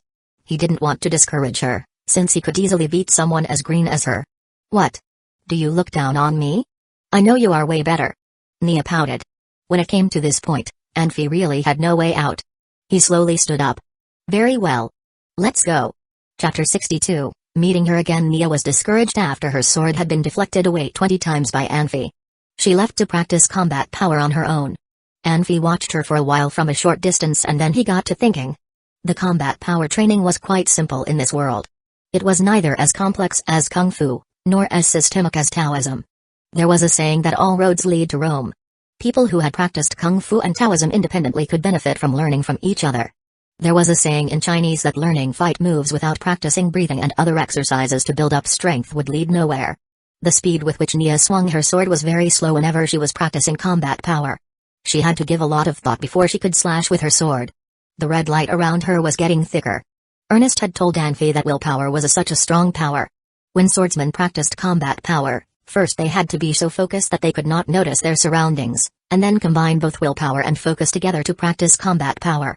These were the entry-level skills required for combat power training. It was easier said than done. Ernest recalled his combat training when he was young. He had to wake up very early to practice and stay focused until very late.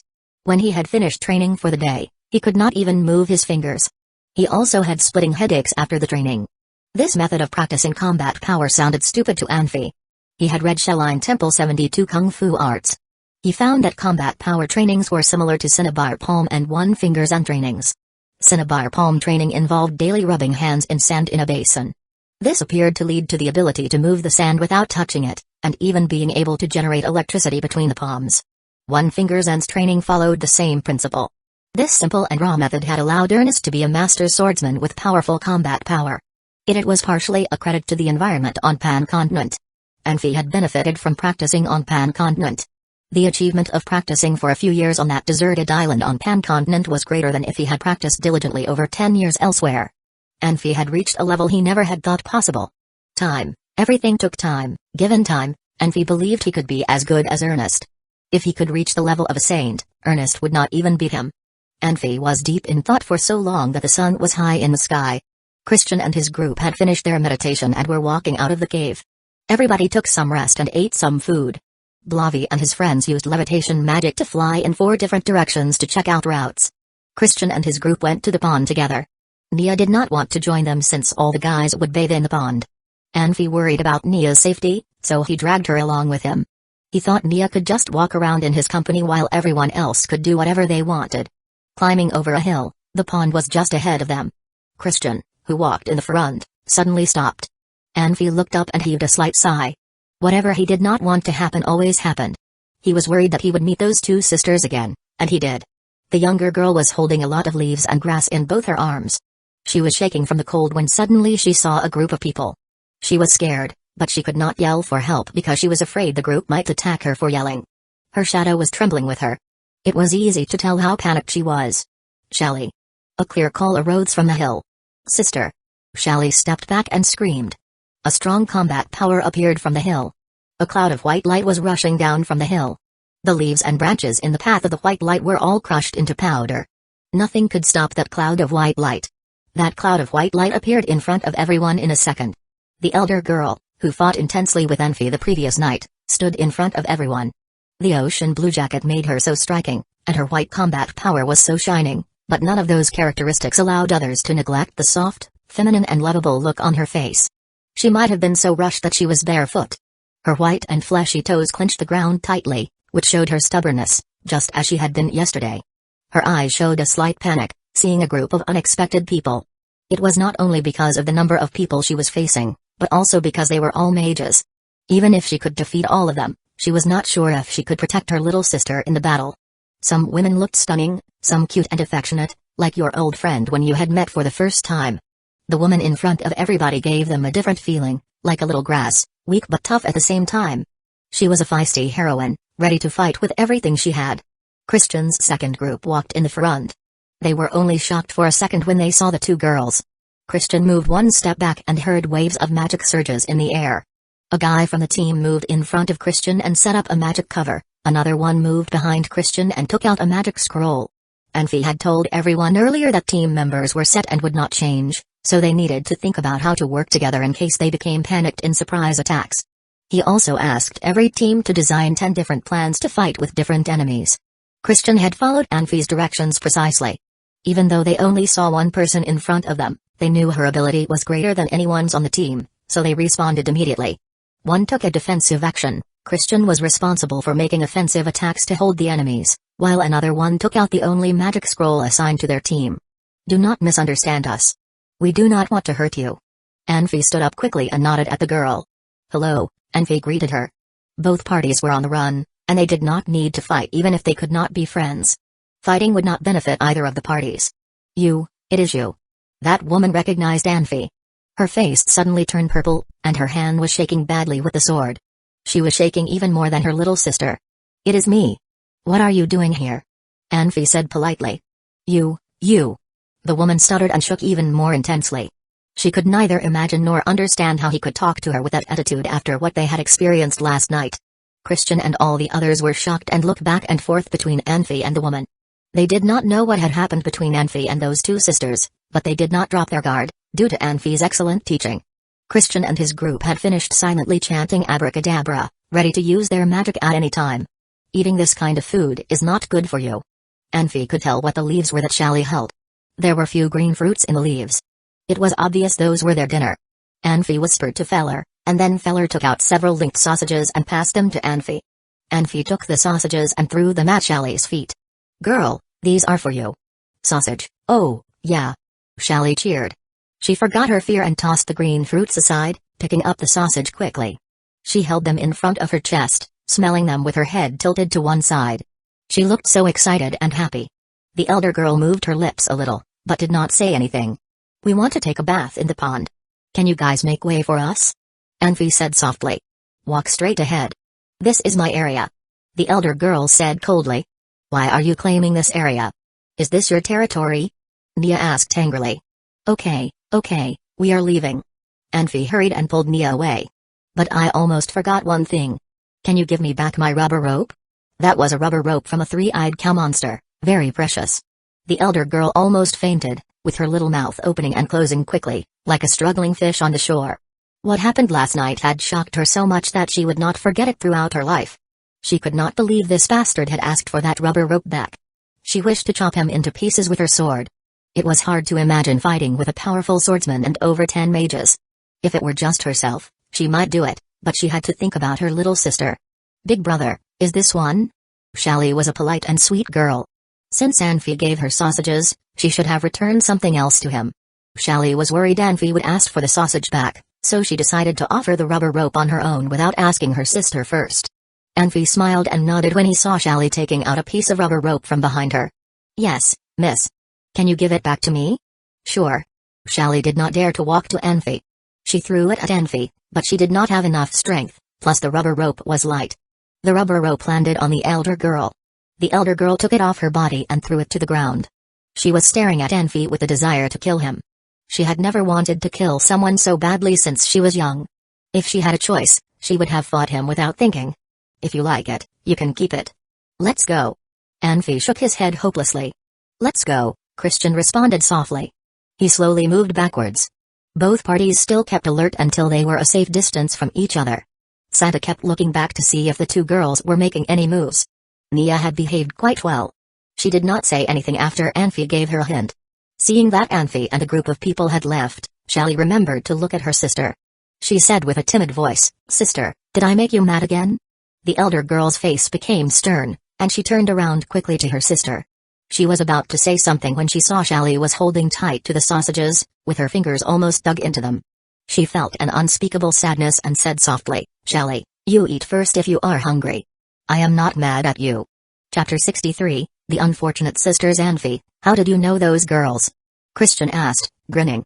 Everyone was still minding their own businesses, but Anfi knew they were all listening, waiting for his answer. It seemed like all intelligent beings enjoyed hearing gossips.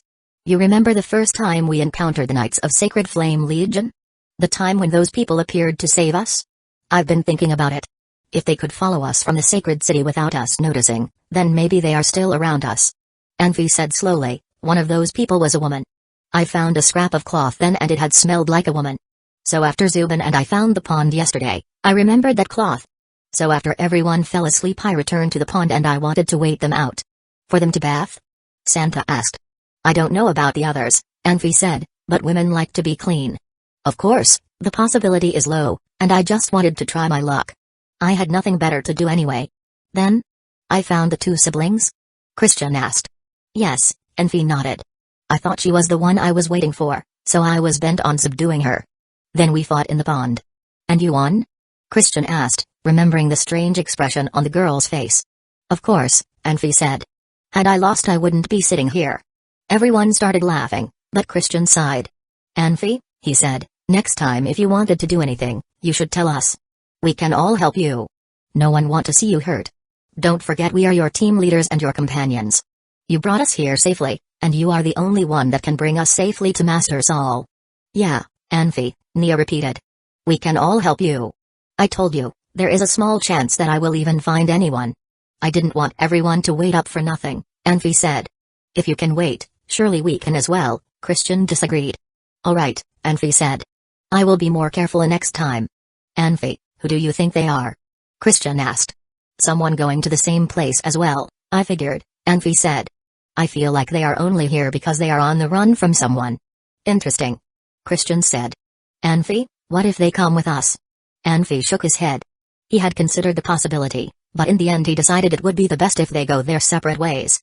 You see the older, more powerful one? She is skillful enough to be a senior swordmaster, or maybe even higher. How powerful are the people who forced her into this forest? Going with her means we will be placing ourselves in danger as well. Anfi, think about it. How powerful can her enemies be? As powerful as Philip? Unlikely. If Philip and that girl's enemy come at the same time, then we will be in trouble. But how possible is that? Christian said slowly. If Philip and that girl's enemy find us separately, we have an advantage. Anfi lifted a brow and looked at Christian. He focused on the dangers, not the benefits, and so had long given up on the idea of cooperating. Christian, however, looked at the problem from another point of view, and had enlightened Anfi on a new perspective. When enemy strength remain the same, cooperation benefits both parties. Unless, of course, their enemies join force as well. Her enemy may not be that powerful after all, Christian said. You see the little girl? Her strength magically is almost as bad as Anfi. I say, she is running because she is concerned about her little sister. Everyone chuckled. Joking fun at Anfi's magic was, after all, hilarious. Anfi rolled his eyes and sank into his own thoughts. Anfi welcomed advices, because he knew he wasn't perfect, but he would still be the one to make the final decision. Anfi, we only have one swordsman, and only one person stands between us and the enemy. This too dangerous, especially when you don't have any combat power. It's too dangerous for you. If she is here with you, we can use our powers to the maximum. I agree, Santa said, nodding. Everyone around them nodded, agreeing with Christian's words. Alright, Anfi said slowly. Let's try working with them, then. I have one condition, though. They have to answer to me, or cooperation is off the table. Of course, our mission is to protect the young sister, so we won't let any harm going to her way.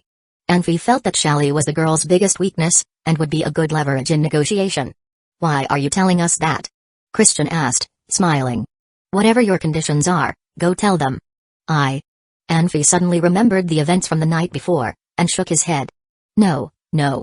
Christian, you should go talk to them. Me? Christian asked. Anfi, you're the most suited for the job. At least you are acquainted with them, and they trust you more. No, I can't be the one, Anfi said, shaking his head harder. Trust? The way they look at him, they want to eat him alive. Shally, slow down a bit, Susanna said softly, trying not to let her emotions show. Okay, Shally nodded, taking a large bite of the sausage. The meat was all gone but she kept chewing on the casing. Seeing Shally like this, Susanna couldn't hold her emotions back anymore and bursted into tears. She shot up and hid behind a tree, sniffling. A few moments later, Susanna felt someone tugging at her shirt, and found Shally standing there, terrified, holding a sausage in her hand. Sister, she said hurriedly. I didn't eat your sausage. Here. Eat it. Don't cry. I won't anger you again, please don't cry. No, Shally, Susanna forced a smile and said. I'm not hungry. Go ahead and eat. No, I'm full, Shally said, flushed red. I know you're hungry, sister. Here. Shally said, sticking the sausage in her sister's hands. Susanna sighed. Of course she was hungry, especially after that fight with Anfi. Anfi had only put her joints back into place, and Shally was not much help. She had came out of her bonds purely by her own combat power. She would be lying if she said she wasn't hungry. But what could she do? They had left in a hurry, and brought nothing with them. For the past few days they had survived on bitter shrubs and berries. The smell of sausages reminded Susanna exactly how hungry she was. Susanna took a bit of the sausage, and swallowed it without even chewing. Don't throw away the casing, Shally said, concerned. It tastes good, really. She stared at the sausage and swallowed. Susanna widened her eyes, and hugged Shelley. Her sniffles became loud sobs. "Sister," Shelley said hurried, wiping her hand on Susanna's face. "Please don't cry. Did I angry you again?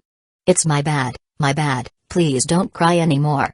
If you keep cry, I will cry too." Before she could finish, she bursted into tears herself. The sisters held each other and cried.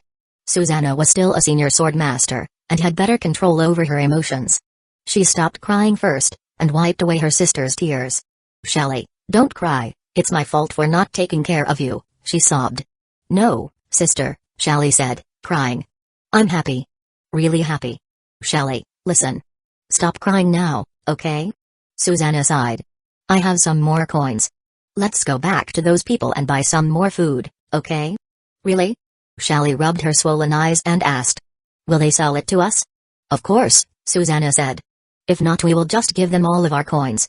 She forced a smile and patted Shelley's cheeks. "Come, Shelley. Let's go wash our faces so they won't laugh at us." Susanna was a strong woman, and didn't like the idea of using tears to win sympathy from others. "Okay," Shelley said. She was a child, after all, and it was easy to cheer her up again. Chapter 64, New Members. Anfi. Santa called as he walked out of the forest. He didn't need to call out for the rest of the group to spot the two girls behind him. "Anfi, they said that they wanted to talk to you," Santa said. The two sisters walked over and stopped a few feet away from the camp.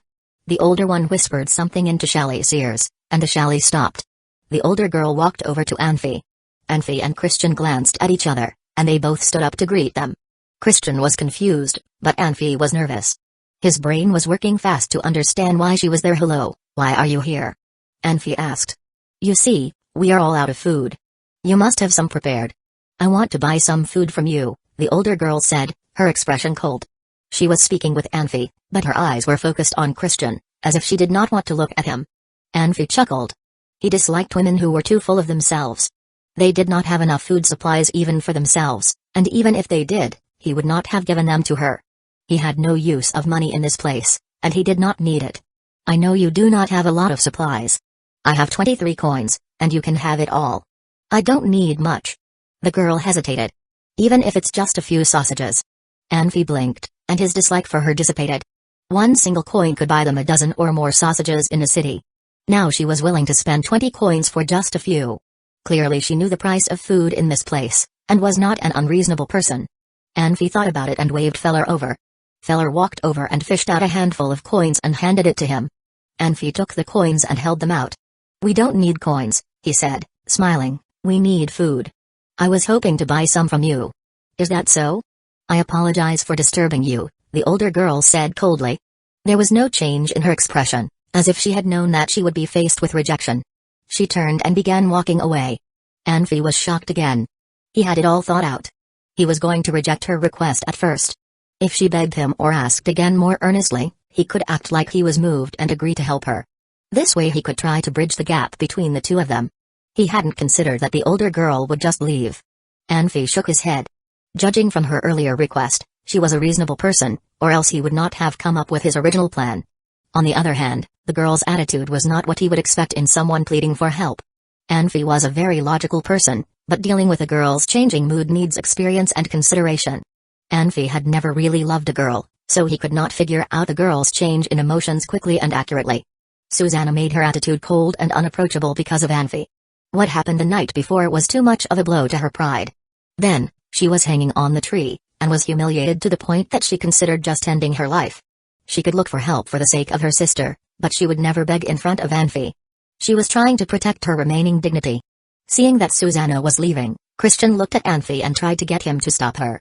Anfi pretended not to see Christian's axe. There was no way he would try to stop her. Remembering what had happened the night before, he figured that if he tried to stop her, he would be met with force. "Miss, please wait," Christian called out after the girl after realizing that Anfi was not about to stop her. "Can I please have your name?" "Susanna." "Nice meeting you," the girl stopped and said. She had to stop. She saw Shelley's disappointed eyes and was very conflicted. Must she return and beg for help? "Hello, greetings, I'm Christian." Seeing that Susanna's attitude had softened, Christian felt a boost in confidence and smiled warmly. "We can maybe discuss what you just asked about." "Really? Thank you so much," Susanna said gladly. She smiled softly and said, "I do not ask for much. I only need 2 sausages. Anfi stood nearby and was very beaten by this. This was the first time he had seen Susanna smile. He felt defeated that Susanna treated Christian differently. He wanted to be a good person, but she wasn't giving him the chance. Was Christian really more likable than he? Of course, of course. There is just one thing I don't understand, Christian said. 2 sausages would only last for a day, wouldn't it? What about tomorrow? The day after that? How would you survive in the forest? That is my problem, Susanna said honestly. I have an idea that may solve your problem. If you're interested, why don't we find a quiet place to discuss it? All right, Susanna said after a few moments of consideration. Christian and Susanna walked over to the forest and began discussing Christian's idea. Santa and Feller tried to eavesdrop on them and come back and tell Anfi about what they had heard. In the end, Anfi had to give them each a sword sheath to keep them from spreading rumors. After a long time, Christian and Susanna returned with Shally walking behind them. Christian winked at Anfi victoriously, then coughed a few times. This is Susanna, he announced. From today, she will be joining us. She will face any future danger together with us, and, of course, we will protect Shally from any danger. Ah, welcome, welcome, Santa called out. Everyone else followed his lead. Susanna glanced around the group and said shyly, we will be friends from now on. I will do my best to help this team. Susanna, why don't you join Anfi's team? Christian said. Wait. Christian, I can follow your orders, but never his, Susanna said, pointing at Anfi. She was the highest ranked, and the most powerful, but she didn't try to take the role of the leader. She knew that the combined power of the mages was more powerful than hers. She had stated from the beginning that she will follow Christian's orders. Christian hesitated, then said, Susanna, you should know that a team cannot have 2 leaders. Everyone here must follow his orders. If you cannot do that, our deal is off the table. Susanna stared at him in silence. After a few moments, she narrowed her eyes and stared at Anfi. Fine, she hissed. What do you mean by fine? Will you leave? Or will you follow my orders? Anfi asked. He wasn't worried. She had already decided to cooperate with them, and wouldn't change her mind easily. He would not let anyone challenge his position as the leader of the group. Fine, she said, I will follow your orders. All right then, Anfi said, I welcome you. Susanna turned her head. Following Anfi's orders was a necessity for joining the team, but personally she hated him and did not want to talk to him. Shally walked over and stared at him, her eyes filled with hope. Anfi waved Feller over, who gave Shally some sausage and bread. Shally practically grabbed the food from his hands and began eating it. It seemed like the sausages from a few days ago did not satisfy her hunger. Shally's actions made Susanna look away in embarrassment. This showed that she did not do a good job as a sister. Anfi sighed. He took a goblet from his ring. Moments later it was filled with water. He was only an apprentice, but even he could manage to gather magic. He handed the goblet to Shally. Thank you, Shally said timidly. She smiled at him sweetly, but because she was not familiar with him, she appeared shy. A magical surge approached them. When did you get here? Took me a while to find you, Riska said as he landed on the ground. Riska, let me introduce you. This is Susanna. She is very powerful, Christian said. Riska noticed the 2 girls and blinked in shock. He turned to look at Anfi, who nodded. He turned and smiled at Susanna. Greetings, he said, I'm Riska. Welcome to the team. Nice meeting you, Susanna said, smiling. She was clearly very easygoing. Everyone could make her smile, except for Anfi. Riska, did you find a good place to camp? Anfi asked. No. I went into the swamps again. It was huge. I changed direction a few times but couldn't find the edge, so I had to come back, Riska said. Are we leaving here? Susanna asked. Yes, Santa told her. Great. We have to leave in 7 days, Susanna said. Why? Christian asked curiously. Do you know why you can't find any magic beasts here? Chapter 65, Signs of Danger. You're saying this is the territory of legendary magic beasts? Christian asked in shock. Susanna glanced at him and nodded, yes. See, there is a unicorn. How did you know? When Shally and I first arrived here, we realized that even though it was scenic, there was no water source. Shally is only an apprentice and cannot summon water like you can. We were disappointed, of course, but we had to go somewhere else to find a water source. That pond. It was green when we first found it. It was poisoned, and there was no way a person could drink it. Shally and I searched the surrounding areas and couldn't find any water source. We came back to the pond and found it was clear. I realized then that the pond had rocks that were poisonous. The rocks slowly released the poison and turned the pond undrinkable. Poisonous? There are fish in there, though, Anfi said. There is no poison in the water now, but if you take a bite from the fish, I promise you will be a corpse before you know what happened, Susanna replied. She disliked Anfi, but she needed to tell everyone in case someone was stupid enough to try to eat the fish. I remember, Christian said, nodding. Read about it once. Unicorn horns have purifying properties. In the Magic Beast Forest, many beasts wait around water holes at midnight for unicorns. A few taps from the horn are all it takes for the water to be rid of poison. I realized there was a unicorn nearby after the water cleared up. After a thorough search, we found a cave hidden by trees. It was sealed off by some silvery webs. I returned without disturbing it. Where is the cave? Anfi asked. To the southeast, about 10 miles from here. You sure there are unicorns? Christian asked. We've lived here for days. A unicorn's power is limited. After a few days the water would be poisonous again, and I would take Shally out for a few days. The water would be clear again when we returned. I think that is enough to prove their existence. It must be unicorns, then, Christian agreed.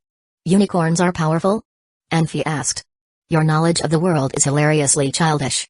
Do you not even know what a unicorn is?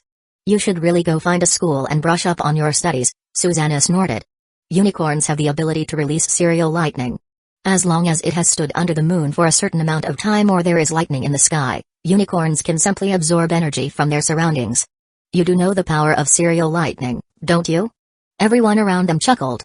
Everyone had realized, more or less, that something must have gone down between Susanna and Anfi.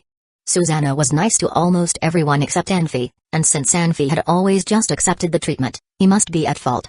Susanna, miss, I think you are. Riska opened his mouth angrily. He did not understand why Susanna would treat Anfi this way. Anfi had established absolute authority among his peers, and when someone tried to ridicule him, Riska felt responsible to stand up for him. Anfi tugged on his sleeve and shook his head. Riska fell silent. Susanna watched them thoughtfully. She could not understand why these mages would willingly follow the orders of someone who barely had any magic or combat power. Even though Anfi had defeated her easily the night before, it was her habit to measure the strength of a man by his combat power and magic. It was a habit ingrained in all children of the Pan-continent, and Susanna was no exception. Plus, she believed that she had lost because she fell into a trap, her movement was limited in one leg, and she had been forced to fight in the water. If they had been on an open plain, she would have easily won. Susanna had underestimated Anfi. Of course, it was also because she wanted some degree of revenge on him.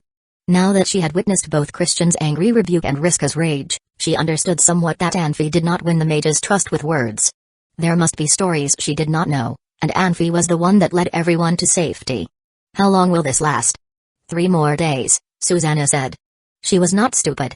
When the position of the leader could not be undermined, it would be in her best interest not to ruin her relationship with him. Normally it would come out for food every day. Now it's probably in its mating and birthing season. It leaves its den once every few days. Christian, can't we tame one? Anfi asked. No, Christian said. It's practically impossible to tame a unicorn. If Master Saul were here, there might be a sliver of hope. But we cannot, no. It's near impossible to tame a unicorn, Santa said. Once there were many people riding into war on dragons, but for thousands of years there was only one person on a unicorn. Only girls can tame them, Riska said. Men will only be attacked. Hey, just asking, Anfi said. It had always been him telling them what was sensible and what was not. Now that they were more mature, it was their turn to teach him. Just then, a faint glimmer of magical surge came from the distance, sweeping through the forest like a whisper. Christian and Riska shot up, used levitation and began floating into the distance. Anfi grabbed his sword. Ready for battle, he ordered. The surge meant danger, and those on watch were in danger. Everyone quickly stood up and readied for battle. Susanna glanced back and found Shally in the middle of a group of mages. She was relieved. Let's go, Anfi said. Santa, feller, you two go help them. Feel free any scroll. Got it, Santa nodded, raising into midair with feller. Anfi and the group went another 20 miles when they sensed 2 surges. Anfi stopped everyone and quietly waited for their return. A black dot approached them, and Christian and Risk landed with someone hanging between them. Zubin looked terrible, his face pale, and he could not stand on his own. Zubin, Anfi said, what happened? Mangekyō, Zubin said, smiling bitterly. Mangekyō? Susanna asked hurried. Did it try to poison you? Did you touch the fog? Inhale any. Zubin glanced at Susanna. He did not know her. Zubin? Talk to us, Anfi urged. I saw it release the fog and held my breath. Good, Susanna said. Take him to the pond. Unicorns and manticores are enemies.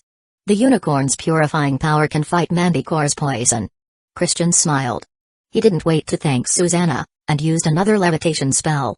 Let me, Susanna said. You're too slow. She took Zubin in her arms and, with her strong combat power, dashed towards the pond. When everyone else returned to the pond, Zubin was already submerged in the pool with only his eyes above water. Susanna was right. The pond had purifying qualities. It had only been a few minutes, but Zubin was already looking much better. Zubin, how did you run into a manticore? Anfi asked. I found a pretty good place, not as scenic but a good hiding spot. I wanted to get closer, but then I saw a small manticore. I knew something was wrong and tried to levitate. Then I saw the bigger manticore and it tried to kill me with its fog. Good, Christian said. You're smart. If you were a second slower you might be dead by now. You are lucky, Susanna said. Manticores are fiercely protective of their young. If it had chased after you, you wouldn't have been able to get away. Stop trying to scare me, Zubin said, shaking his head. We aren't scaring you, Susanna said. I just want everyone to be more alert. This forest is filled with danger. I saw orcs in here a few days ago. Orcs? I thought there were no orcs here. Says who? Riska and Zubin glanced at each other. They had heard it from other people, of course, and Susanna would not lie. It seemed like the forest still had orcs present. How many? Anfi asked. 1. I killed it. Don't orcs live in packs? Usually, but I saw only 1. Then we should really be more careful, Anfi said slowly. Chapter 66, Let the Magic Beasts Fight. Blavi and Sanchez soon returned as well. They were scared when they first saw Zubin submerged in the water, but after learning that he would be fine, they both laughed and made a few jabs at him. It was all friendly banter, and if Zubin had been seriously hurt, they both would have been worried out of their minds. After finding a good resting spot for Zubin, Blavi and Sanchez introduced themselves to Susanna. The 3 scouts hadn't made any discoveries, and that had worried Anfi. Everyone was chatting, but Anfi was sitting on the ground, deep in thought. Their food supplies could still last for a few days, but they needed to plan carefully where they would rest. If he was alone, it would have been easier. Now he needed to care for a whole group of people, and Anfi found that difficult. Only Christian and Zubin knew their futures would be hard, and one of them could not even move. Christian walked over slowly and sat down next to Anfi. Whether it was unicorns or manticores, both would pose great danger to them. It was likely that there would be conflict whether they stayed or moved. You say manticores and unicorns are enemies? Anfi called in a sudden stroke of inspiration. His call startled not only Christian, but also Susanna. I said that, Susanna replied. Why? If they fight, who would win? The unicorn, of course, Susanna said. However, all high-level magic beasts are sentient. Like people, they would not trespass on another magic beast's territory. Their way of surviving is to avoid direct conflict. I thought you said they are enemies. That means while they would not shy away from a fight, they would not initiate one either. It is very unlikely they would run into each other in this forest, you know. All right, Anfi said, nodding. Christian, can you set up a magic shield to hide everyone's searches? I don't have enough crystals, Christian replied. Don't worry about the crystals. Can you do it? Of course. All right, just one thing left. Anfi turned to Susanna. Susanna, I need you to do something dangerous. What is it? Susanna asked, her heart sinking. She still could not trust Anfi, and was very hostile towards him. Hearing that he had something dangerous for her, she thought that perhaps he was trying to make things difficult for her. This is my plan. Zubin saw 2 manticores, right? You go to its territory and kill the smaller one. I don't think the bigger one would let you get away. You head out and send a signal. I will try to provoke the unicorn. Then we will hide and let the 2 fight. That's one way to do it, Christian nodded. If an angry unicorn and a crazed manticore meet, it would be a guaranteed fight. That's what I'm thinking, Anfi said. No matter who wins, the other would certainly be severely injured as well. It shouldn't be hard then for us to kill it. Then we don't have that constant threat over our heads. Susanna sighed in relief. She was the only one in the group who could manage to kill a manticore and escape another angry one. Anyone else would be torn to pieces. It seemed like Anfi wasn't being unfair to her, and giving her the harder job. What do you think? Anfi asked. Normally he would not ask for permission, but mostly his question was directed at Susanna. Everyone muttered to each other for a bit and nodded. Susanna, I know you are very skillful, but this is still dangerous. What say you? I'm good, Susanna said. When do we leave? We are not in a hurry, Anfi said. There are many things to be worked out. We don't want any accidents. Accidents? Susanna asked. For example, if there are multiple manticores, what should you do? What if you are discovered before you can do anything? What if you get hurt? How will we find you? What if the fight is over before one of the animals could be seriously injured? Will we still strike then? We have to think through everything before actually doing anything, or people will get hurt. You're right, Christian said, nodding. Susanna watched him, 100 thoughts running through her head. She had always considered herself smart, but in that situation all she wanted to do was to run and find somewhere they could camp.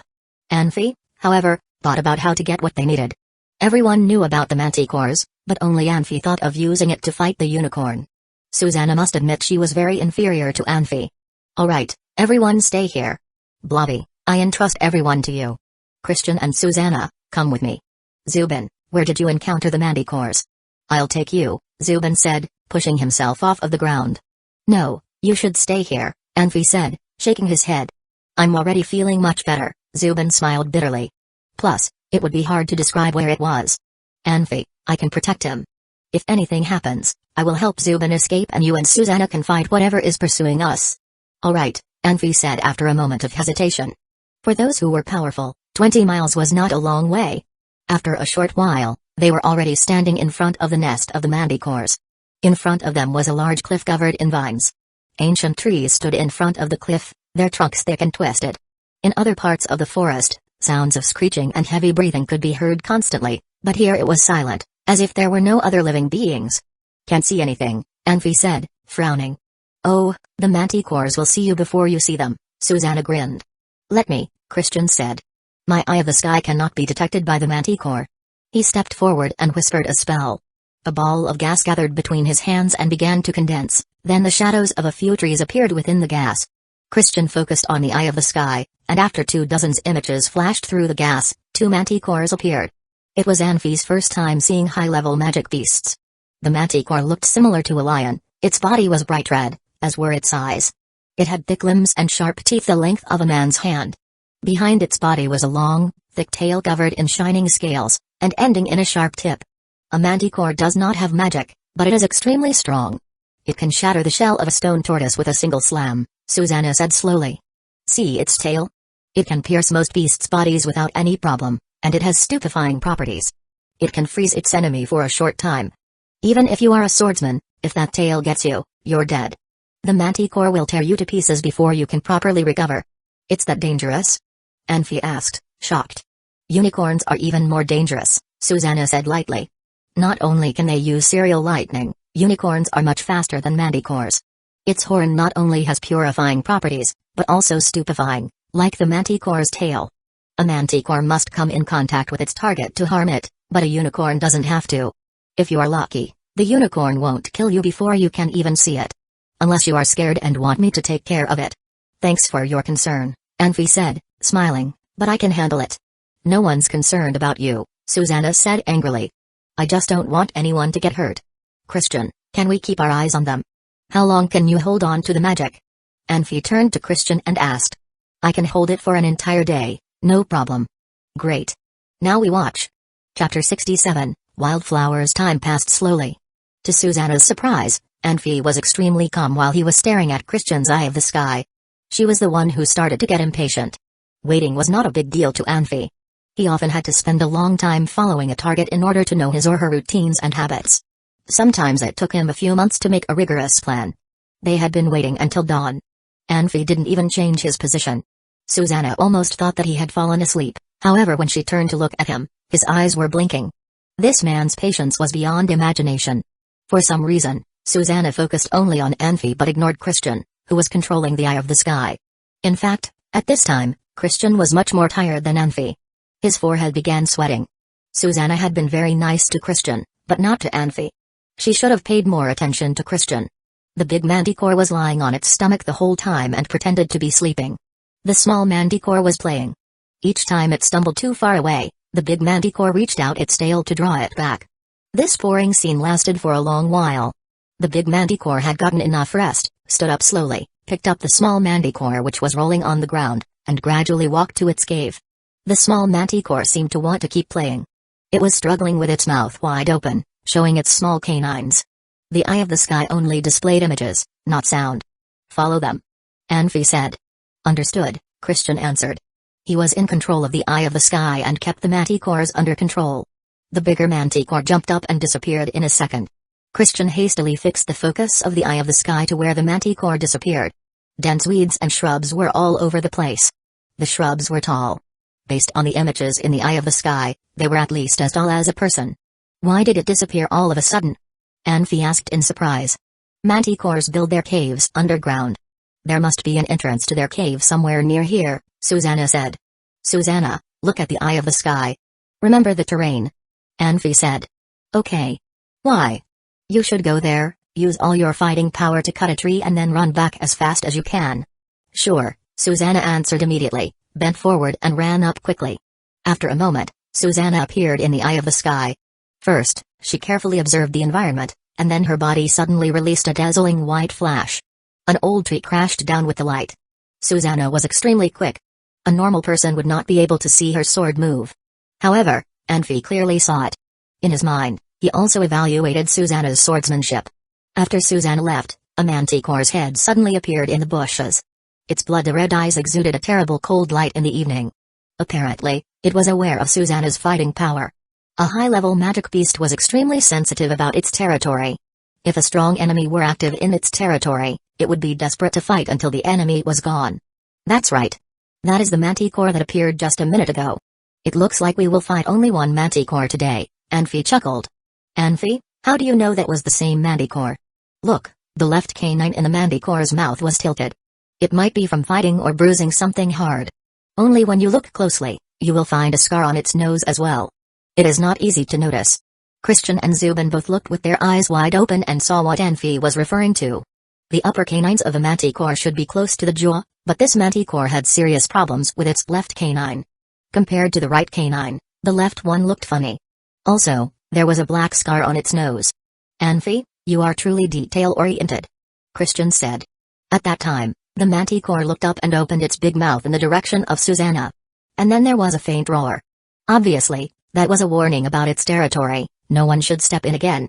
We can go when Susanna comes back, Anfi laughed. Christian, turn off the Eye of the Sky. Don't waste any more magic power. That's the plan. Anyone have more to add? Anfi asked. Everyone was gearing up with excitement. They were going to fight against high-level magic beasts. Anfi's plan was to have the two high-level magic beasts fight against each other and get hurt. Then the group would fight against them. It was a much easier approach for winning, but after all, it was a battle against a high-level magic beast. If everything sounds good, let's get to be early. Anfi stood up slowly. Blavi, it is your team's turn for sentry duty. Your group doesn't need to join the fight tomorrow. Stay to protect Miss Nia and Shelley. A lot of the principles were similar. Assassins were sometimes similar to soldiers. They would be prepared for losing the battle but winning the war. Before each attack, they would plan a safe escape route. If they lost the fight, there would be a safe way out, and they could learn from the failure. Otherwise, they could only feel remorse in hell. Anfi could not let Nia go into battle with everyone else. If anything happened to the group, at least he must keep Saul's last child safe. Of course, this thought was to prepare himself in case they were in for the worst. After everyone left, Christian slowly walked over to Anfi. After hesitating for a second, he said, Anfi, how are you going to infuriate the unicorn? It is very dangerous. Even worse than Susanna's task. How about? Let me help you? That's fine. Anfi shook his head. After being with me for such a long time, you should know me better. I don't do things that I am not sure about. The magic array needs you more. Then tell me your plan. Let me think it through with you. At this time, Susanna came, threw something on the ground at Anfi's feet, and looked at him calmly. Anfi looked carefully. It was a bunch of dry wildflowers. He certainly knew what it was. He asked surprisingly, why did you pull them down? I think. You owe me an explanation, Susanna said peacefully. Explanation? What explanation? When I first saw you put the wildflowers in the tree, I was suspicious. I talked to Feller intentionally and found out where you came from. After dinner, I went back in that direction and found the same kind of wildflowers in the trees every 500 or 600 meters. I want to know what your real intention is, and whom you are trying to lure here. Haha. Great observations. Anfi laughed. Thanks. But I don't need your praise. I want an answer. Susanna, watch your tone of voice. What was Anfi attempting? If it weren't for him, we all would have died along the way. Christian stood up for Anfi, then said, but Anfi, I am also curious. Why did you have me put the wildflowers in the trees every so often? What are they for? Why didn't you ask me then? I was worried that you wouldn't like being questioned, so I didn't ask. Christian rubbed his nose and forced a smile. Susanna was right. I do want to help a person catch up to us, Anfi smiled. Although Susanna had been rude, Anfi wasn't angry. It was good to have such a detail-oriented person on the team. Misunderstandings and conflicts could be resolved as time went on. However, it was difficult to change a person's characteristics. A good assistant would be very helpful right now. Who is it? Susanna and Christian asked at the same time. It is Ernest. Ernest? The coward who used the poisonous sword in a duel? Susanna was shocked. Bullshit. He hadn't been angry up to that point. However, when he heard Susanna slandering Ernest, he was truly angry. Who told you that Ernest used the poisonous sword in a duel?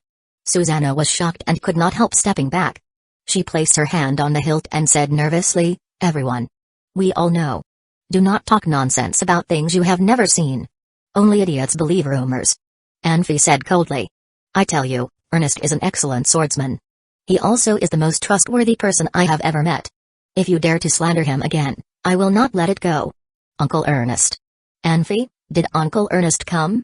Nia rushed out of the cave with joy. She looked around. Ernest wasn't there. The joy on her face soon was replaced by disappointment. Nia, why don't you go back? Ernest will find us soon. Don't worry, Anfi said. Oh. Nia nodded and walked out of the cave, disappointed. Perhaps because it was the first time Anfi was being so serious, Susanna was somehow in a panic. In her heart, she regretted saying something wrong. Anfi was giving a signal that he took Ernest's side. As a result, the whole group should have a deep respect for Ernest and not want to hear anything bad about him. In fact, she was quite innocent. Everyone had been bad-mouthing Ernest. She was only repeating what she had heard, and she didn't anticipate that Anfi would be so mad about it. Chapter 68, Initial Collaboration. Sorry, Susanna said quietly with her head down. Forget it. Anfi shook his head. He quickly realized he wasn't acting normal. It was pretty rare for someone, especially for a girl, to be able to put her head down and apologize. He had seen a lot of girls who were stubborn, and because of their pride became unreasonable.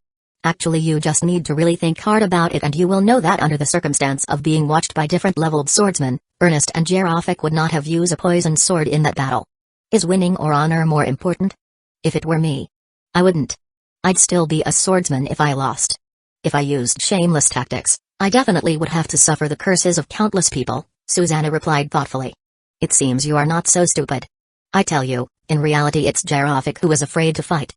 He gathered countless people who had been defeated by Ernest previously, master swordsmen who hated Ernest, and they besieged Ernest all together on Mount Orbits. And that's not all. After the incident, they also defiled Ernest's reputation. What you have heard are precisely the lies they've made up. In this world, there are really too many shameless people. Susanna let out a wry smile. Anfi glanced at Susanna, and figured out the meaning behind what he heard. The reason Susanna had been forced to escape into the forest of magic beasts must also be due to the actions of some shameless person. Alright, we will discuss these things in the future. Anfi's demeanor had returned to normal. Susanna, what I worry about most is whether or not you can lure the Manticore here. Don't fret just yet.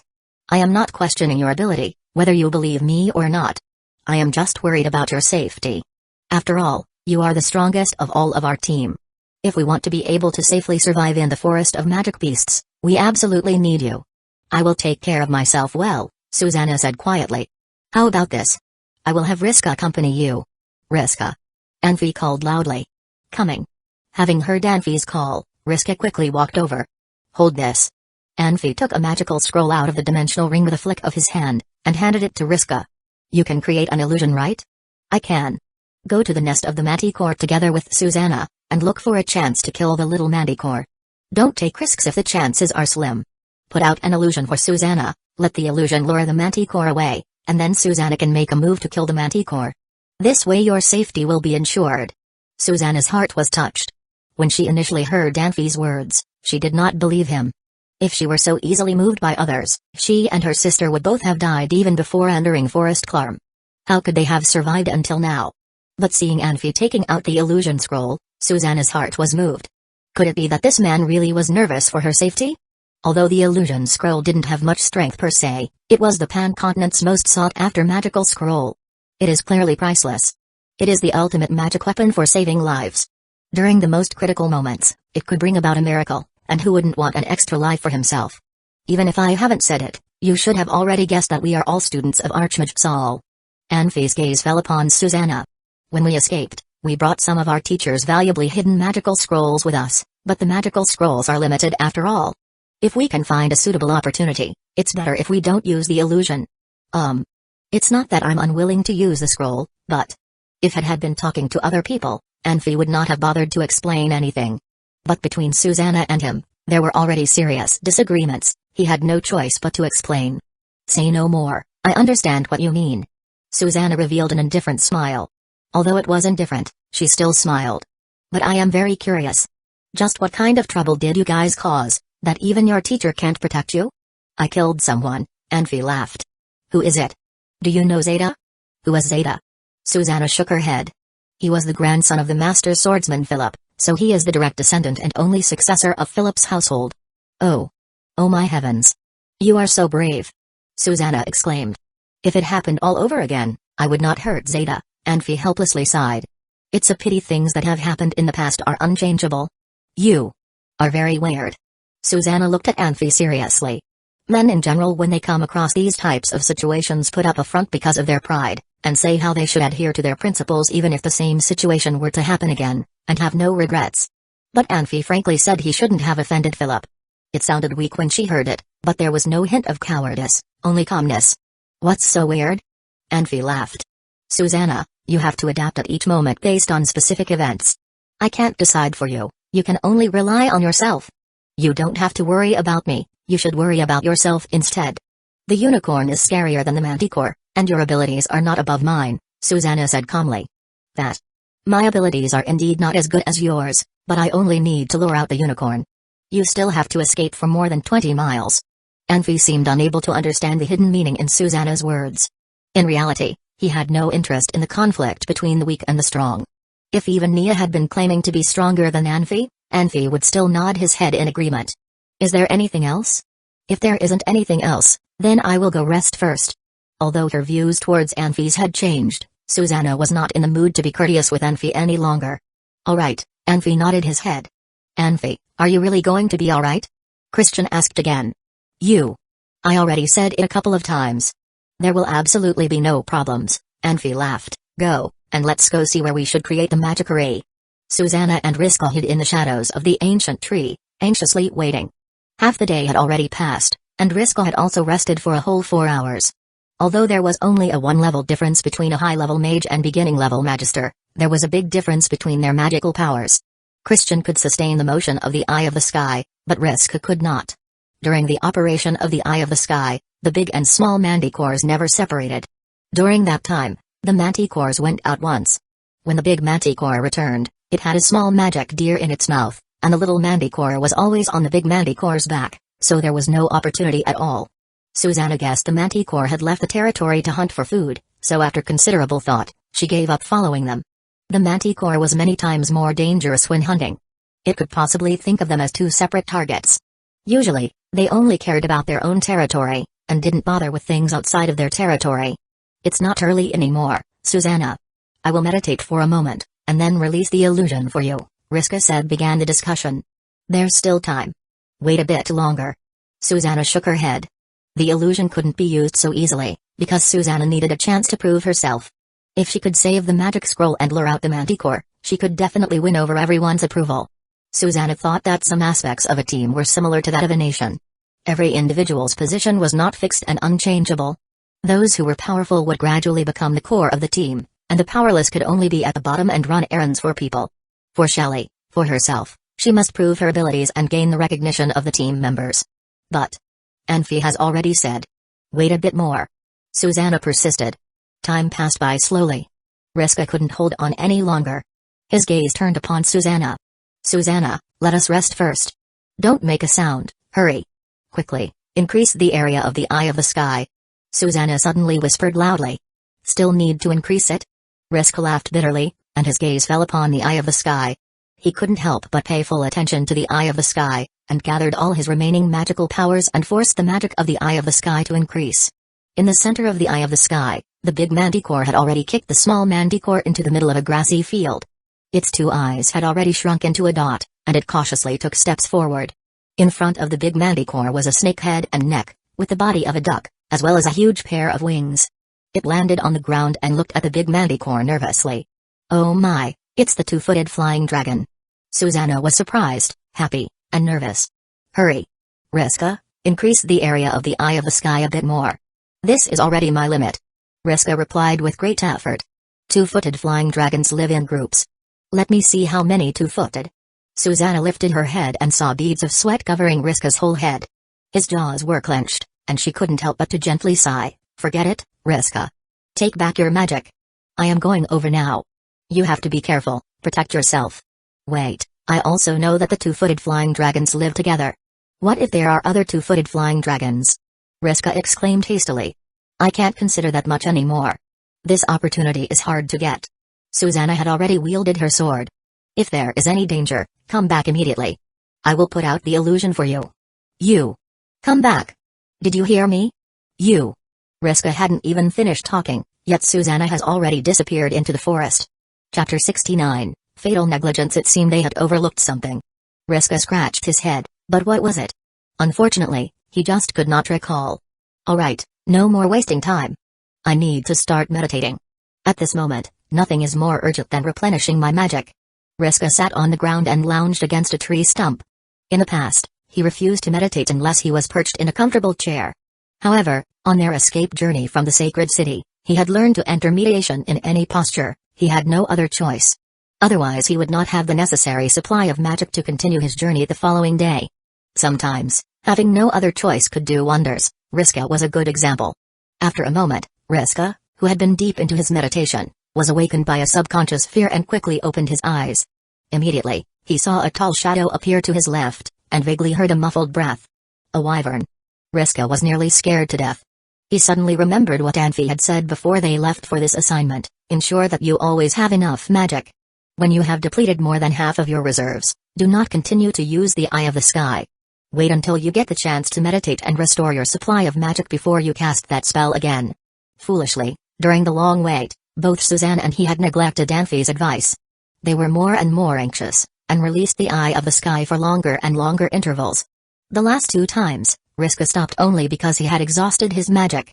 Now Riska finally understood that he should never, ever ignore Anfi's warning. Had he maintained some magic, he would have levitated to escape back to their camp.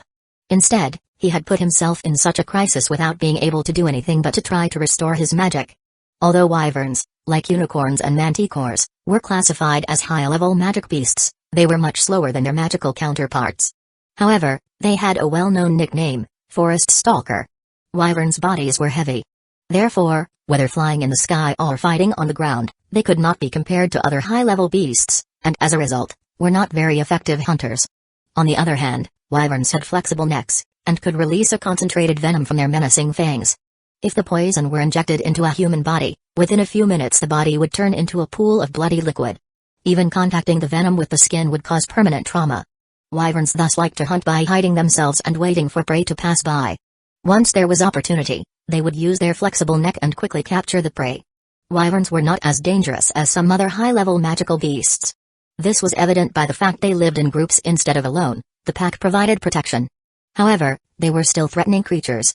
Had Riska stored enough magic, he could have escaped easily, but now he was in serious peril with little hope to survive. Magic beast forests could be filled with danger. While Riska and Susanna had been safe thus far, that did not mean they would be safe going forward. A mage without reserves of power was equivalent to a paralyzed patient in the human world. Riska realized how foolish he was. Both he and Susanna knew wyverns were social animals. Seeing one made it likely that they would see a second, but neither of them had thought this through. Riska cursed his own stupidity, but this was no help in his current situation. He had to deal with the aftermath of his poor judgment. Riska covertly sent out a magic signal. Susanna. I need help. Now. Riska prayed while nervously eyeing the shadow of the wyvern. Across the forest, Susanna watched as the big manticore slowly approached and growled deeply at a wyvern who had invaded its territory. This was an attempt to intimidate the intruder. High-level magical beasts were intelligent, but they were still animals after all.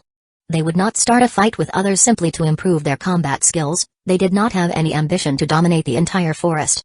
their goals were much humbler. They wanted enough food and to be able to produce their next generation in relative peace. It was obvious that the big manticore would prefer to scare the opponent away without engaging in battle. The wyvern hissed as it stepped back, but it was not ready to give up yet. The manticore was irritated. Its red, shiny tail stood upright, and the tip of the tail flashed with danger. Move back more, move back more. Susanna prayed. This distance was still risky for her to put her plan into action. If the manticore would move to the wyvern's position, it would allow her to not only kill the small manticore, but also have enough time to escape. The big manticore was still menacing the wyvern, who was staring back at its adversary nervously. The small manticore popped its little head out from the grass and looked curiously at its mother. None of the three beasts was aware of the hidden guest. At that moment, Susanna sensed a magic surge in the distance, and her heart skipped a beat. Riska was in danger. She did not have time to think. Immediately gathering all of her combat power, she dashed out from behind the tree like a flash, held her sword over her head, and forcefully chopped down at the small manticore's exposed back. At the same time, its mother roared fiercely, turned and sped towards Susanna. Its blood-red body became a bright red stream in the air, resembling a large fireball. The sword's power sharpened in the air and swept straight towards the small manticore. The small manticore turned its head and stretched out a tiny claw, as if to resist the sword's power. Unfortunately, it was too young, and hadn't been able to form its internal magic crystal. The physical strength of its body was not much more than a puppy. It simply could not bear the power of a senior swordsman. The sword swept through the manticore, and the small manticore was cleaved in two in a white flash. Susanna suddenly accelerated, and barely avoided the furious smack from the big manticore.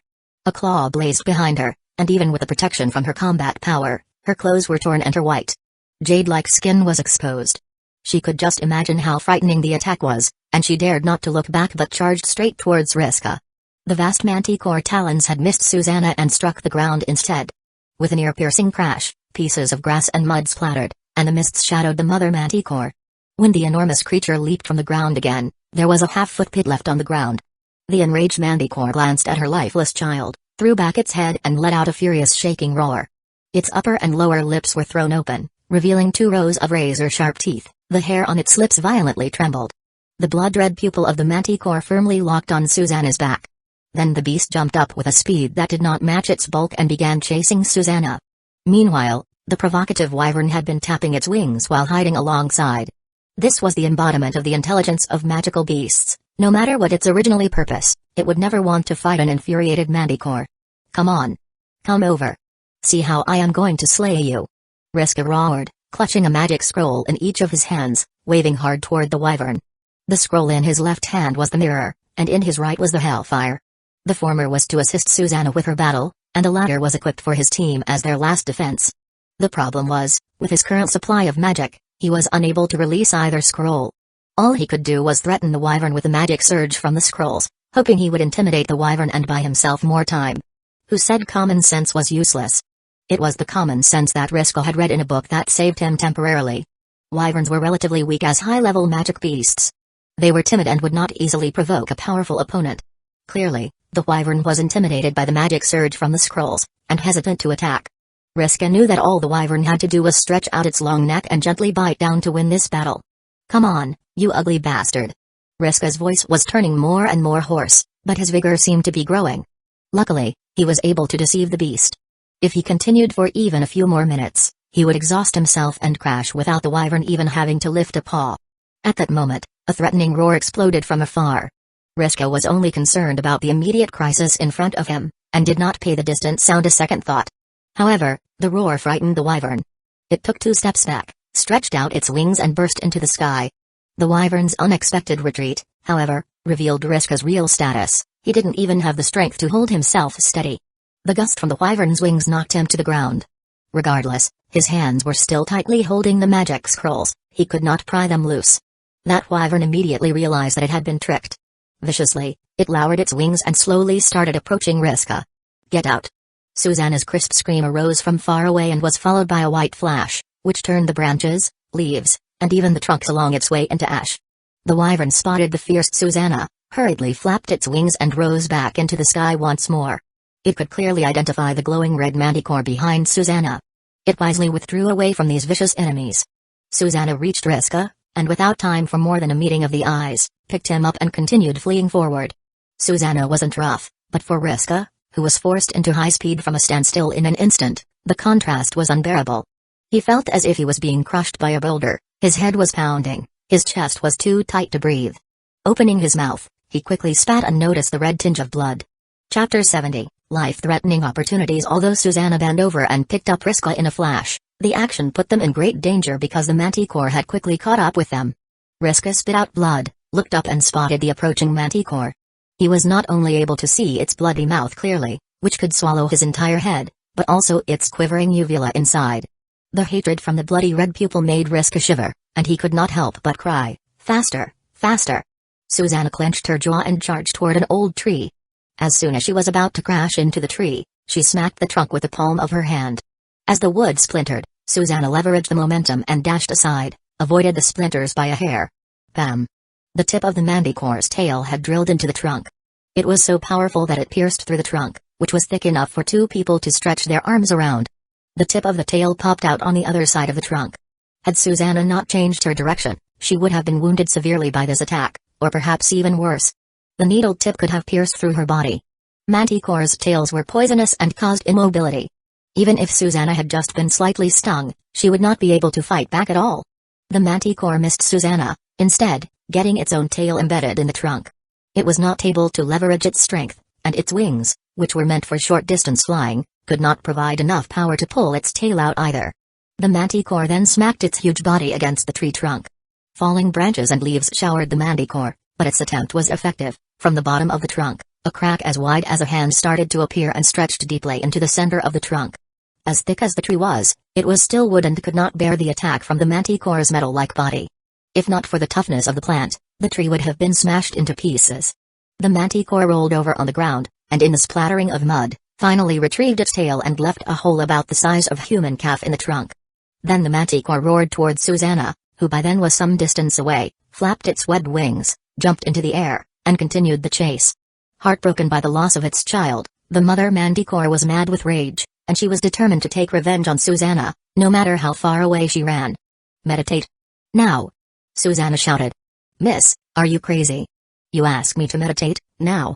Riska yelled back as he watched the Manticore gliding down from the air and getting closer and closer. "Meditate!" Susanna screamed. Riska took a long breath and figured there was no other choice. They were slower than the Manticore. He could clearly see the distance between the two parties shortening, and if he did nothing, sooner or later, both Susanna and he would be killed by the magic beast. However, meditate like this, seriously? Riska still could not imagine how he could do it. He was now being carried across Susanna's shoulder, and did not even have time to change his position. During the escape from the sacred city, Riska learned to meditate while lying down, leaning against a wall, and now he needed to enter meditation being carried? However, at this crucial juncture, he had no time to even consider how absurd this concept was. He closed his eyes slowly, with the most devout mentality, and managed to fall into meditation. The Manticore was approaching, and Susanna used her greatest skill in order to avoid the attack from the beast. Every time the Manticore attempted to sting Susanna, she managed to instantly dodge by speeding up or by changing direction. However, there was a price she had to pay. Susanna exuded small bloody sweat from her forehead, shoulders, chest, back and even legs. What was worse, 2 lines of blood tears fell from her eyes. This was the consequence of combat power overusage that exceeded the tolerance of her body. Susanna of course understood the consequences. In the best case scenario, she could be disabled, and in the worst case, her body could explode from inside out. Unfortunately, she had no other choice. Whatever she would need to deal with in the future sounded better than being instantly torn into pieces by the Manticore. Susanna was not the only one who unlocked her potential. Riska entered meditation piously, and instantly lost consciousness.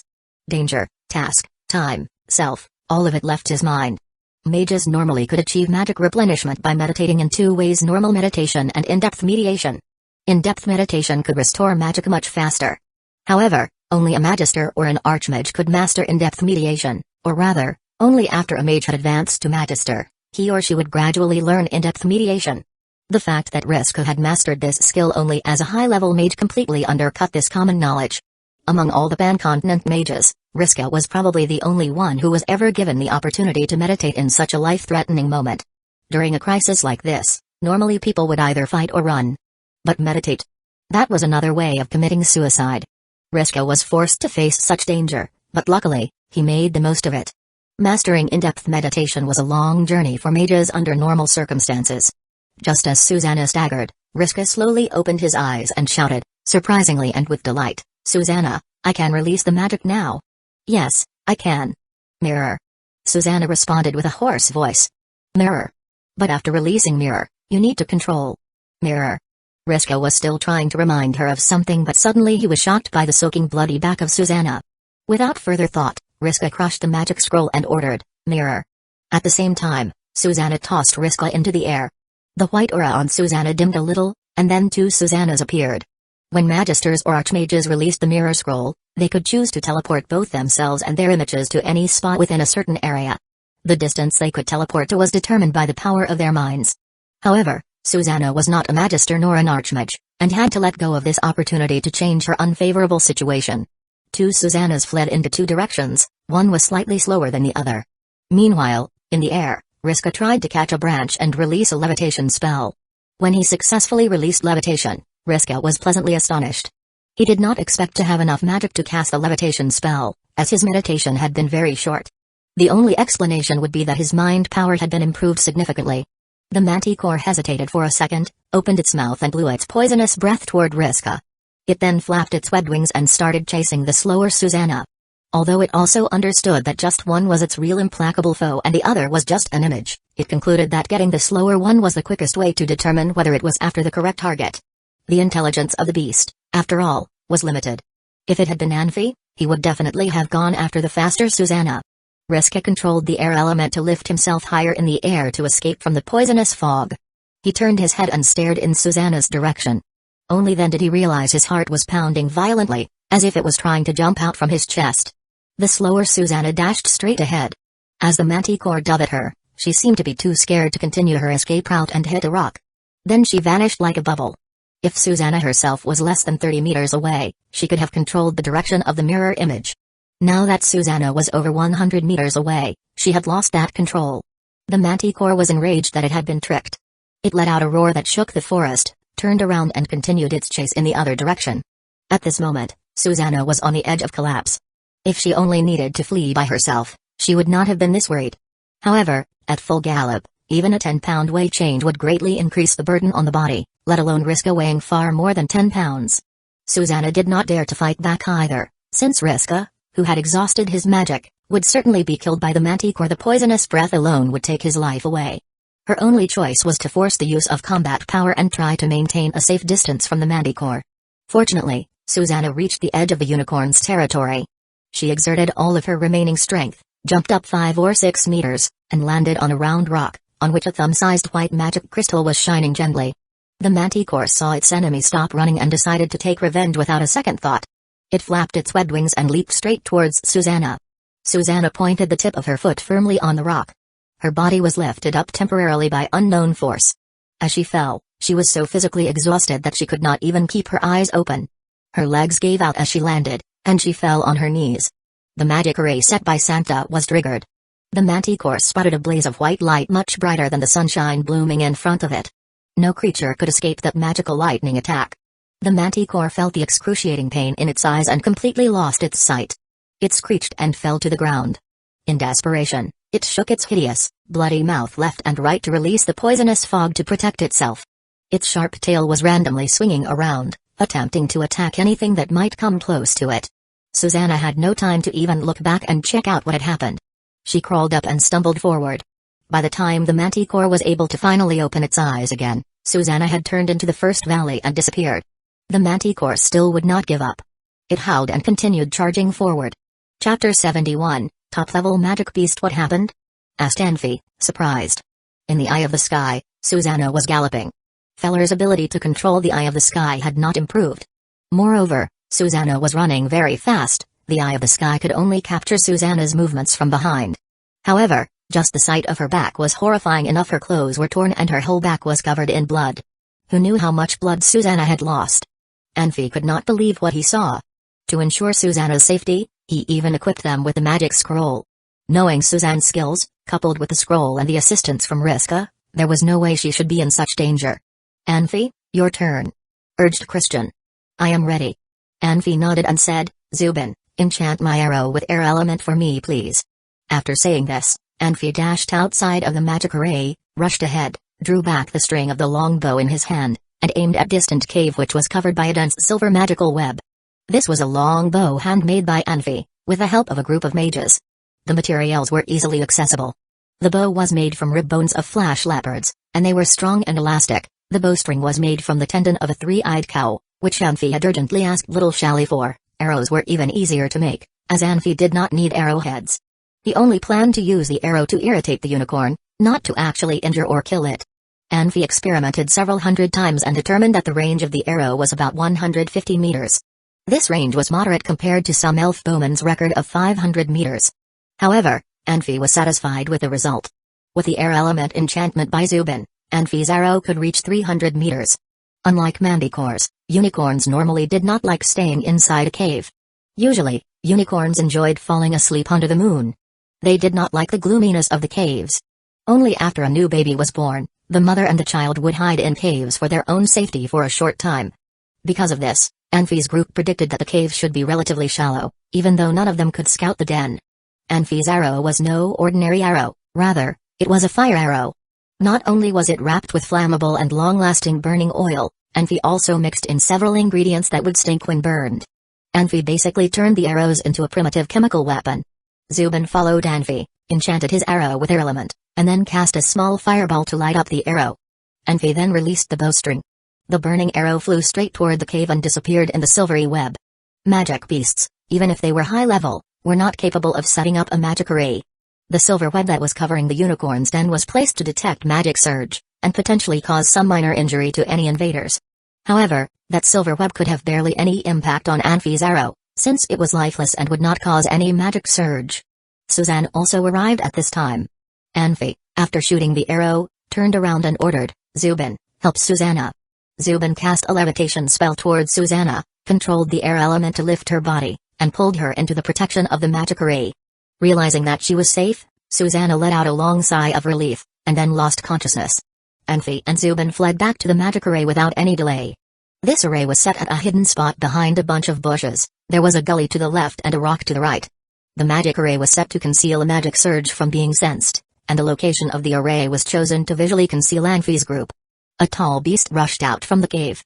The silver web was torn open, and black smoke rose from inside the cave. Anfi finally got to see a unicorn. It appeared just like a horse, except it had a long horn on its forehead. This was a large unicorn, feet to shoulder about 2 meters tall, and feet to head probably close to 3 meters. Its whole body was mostly silver. Only right above the 4 hooves was some long golden hair. Unicorns were known as high-level magic beasts of light, and they were just beautiful. Though horses and unicorns looked almost exactly alike, even the most appealing horse could not be compared to this unicorn. The confidence and the unruly nature of the unicorn could never be possessed by their domesticated counterparts. In the eye of sky, Anfi and his group could clearly see the sky blue horn and eyes of the unicorn glittering like gems. When the unicorn turned its head, slight waves of an arc could be seen in the air. Its 4 legs were gently kicking the ground. They were long. If little Shally was in front of the unicorn now, she could easily walk through under its belly, and slim, but known for explosive power. Its tail was silver, shimmering like sunshine, spreading out like a cloud, and waving with the wind. At this time, the manticore had rushed out from the valley, flapping its short webbed wings, and entered the territory of the unicorn. The loss of children could destroy a human being mentally, and such pain would be even more destructive to a beast. The care for their next generation might be the only love that a magic beast could ever possess, and destroying that only love would certainly trigger the most unbearable hatred and madness.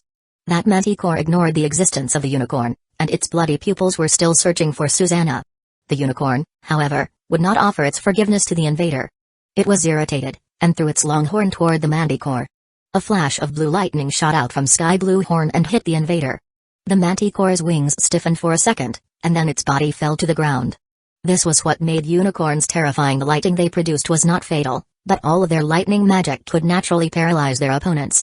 Such paralyzing effects were much more powerful than a human mage could cause. Except for archmages and master swordsmen, most people would suffer from the impact of this unique power. The manticore fell on its belly and looked at the unicorn furiously. Soon after, the manticore was able to launch an attack.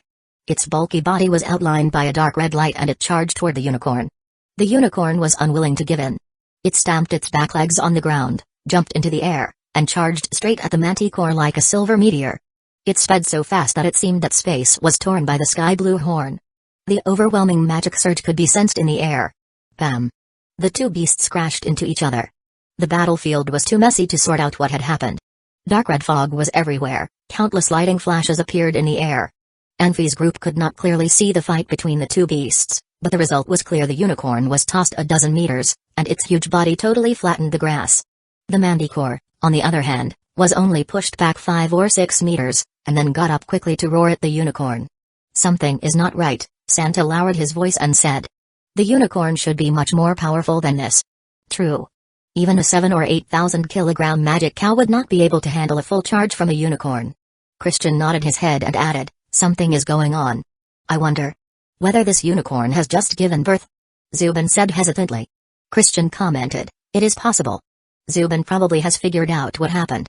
Anfi, if this is the case, that unicorn is not going to beat the Manticore. Should we move forward with our plan? Asked Zubin. No, not yet. Let's wait a little longer.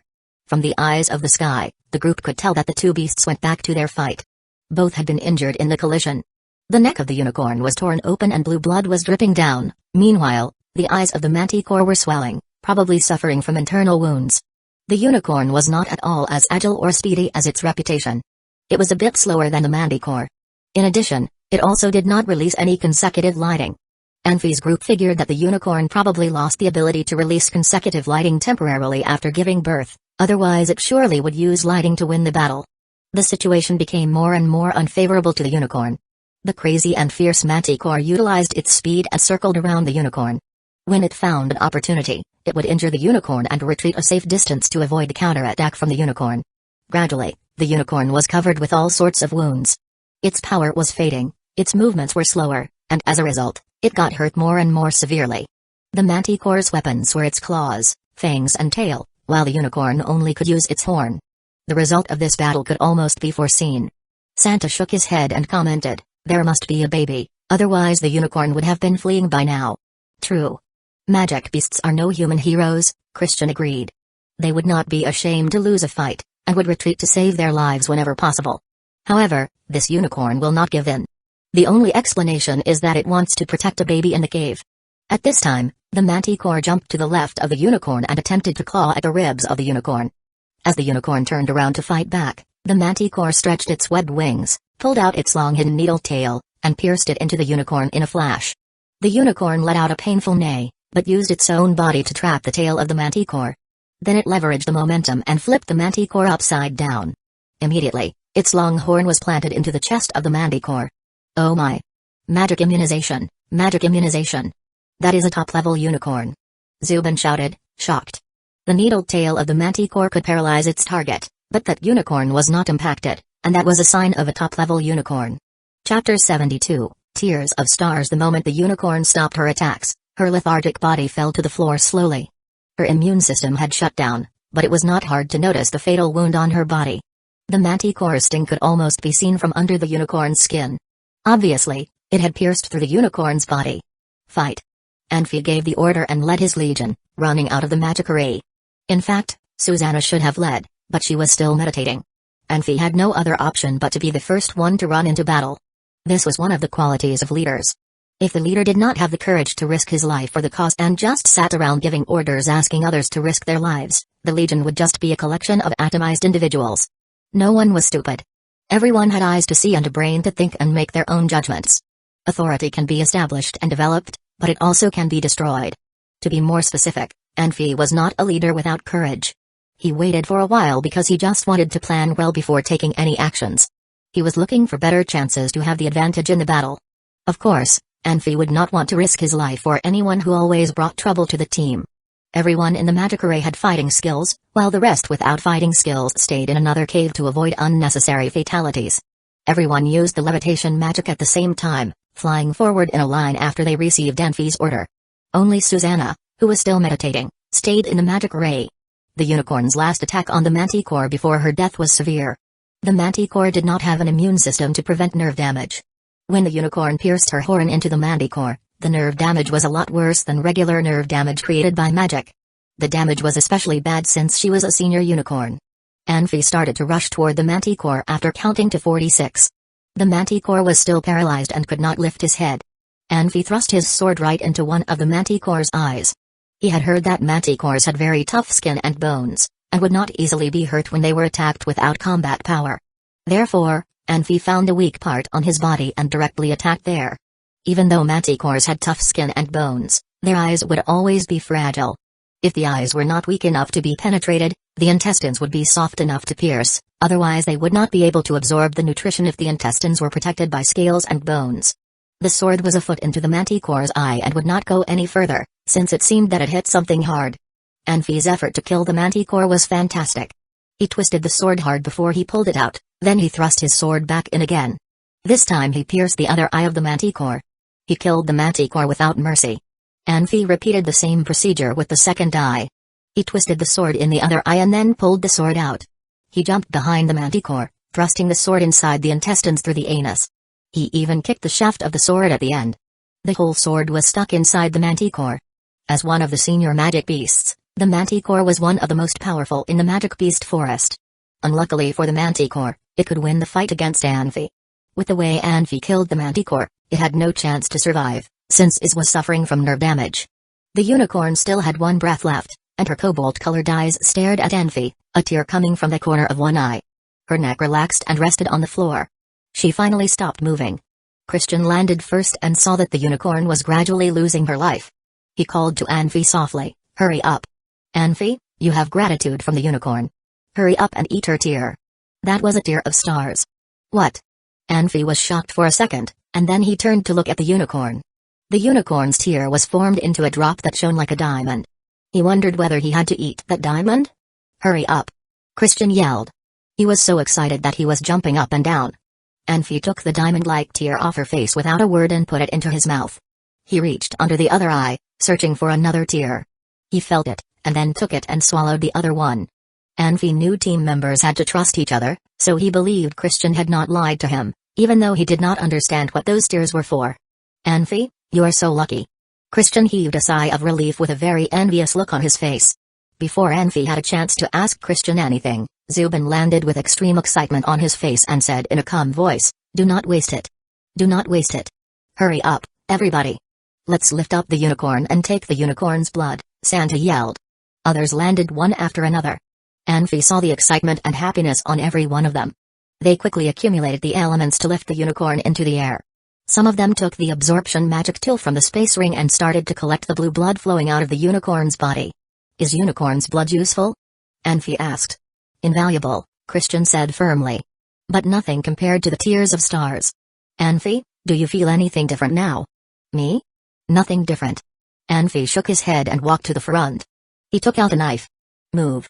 You cannot get much blood this way." Anfi tried to stab at the unicorn to allow more blood come out. Thoughts suddenly came to Anfi when his knife was in the air halfway to the unicorn. He had an illusion that the unicorn in front of him was his sibling, and he had a really close relationship with her. His knife stopped in the air and would not go an inch closer to the unicorn. Anfi was shocked and quickly shook his head, forcing this ridiculous idea from his head. He put more force on the knife to thrust it forward, but his arm became rigid and would not move forward again. "Anfi, let me do it." Santa took the knife from Anfi quickly and stabbed a few shallow holes on the unicorn. The unicorn had died, but she still had some defensive ability left. Santa could only create minor wounds, even thought he stabbed her with full force. "Idiot, use Windblade," Zubin said. "You are the idiot," Santa said in anger, even though he knew he should not miss this opportunity to collect unicorn's blood instead of wasting time arguing with Zubin. The unicorn's blood would coagulate quickly when exposed to the air and lose its value after coagulation. Zubin's idea reminded Blavi, Sanchez and Santa to slay the unicorn with Windblade. Sky blue blood oozed out from the cuts like springs. It even dyed her hair blue. Anfi walked away from the unicorn and looked at the unicorn in confusion. This was the first time Anfi had felt fear since he came to this world. He neither understood where that weird feeling was from, nor how this feeling had interfered with his determination and stopped him from stabbing the unicorn. As an assassin, he needed to act calmly and with determination. He should not have any emotional attachment to anything or anyone. Hesitation was fatal to an assassin. Anfi could not find a reasonable explanation for what just happened. He should not have been so soft-hearted, especially to the dead body of a unicorn. "This scene is too bloody." Christian smiled bitterly. He had misunderstood the reason Anfi was not looking good. "Anfi, Please be more understanding. Unicorn's blood is very, very precious. You know, the professor spent several months searching for unicorns just for their blood. They would just simply run away if they did not want to fight. The professor could not catch any unicorns, even with his power. An opportunity like today's will never happen again. A group of people with excited and happy looks used absorption magic tools to take all the blood they could get, not missing a drop of it. This scene was really strange and merciless, but what Danfi feared was the feeling he had felt, not the bloody scene. Everybody, hurry up. Send all the absorption magic tools to Enfi. He will keep them for everyone. Understood? Christian said loudly. Yes. Santa and others answered loudly. They all knew the principle of working as a team. Team members had lived together 24 out of 7 and experienced difficulties together, which helped build their relationship. Even though the unicorn's blood was valuable, it was not invaluable to the point where it was worth them fighting with each other. Enfi walked slowly to the cave that the unicorn had tried to protect with her life. The silver web at the entrance was long gone. For no reason, Enfi felt a voice calling him back into the cave. The cave was just as everyone thought it should be. It was shallow, and the back could be seen from the entrance.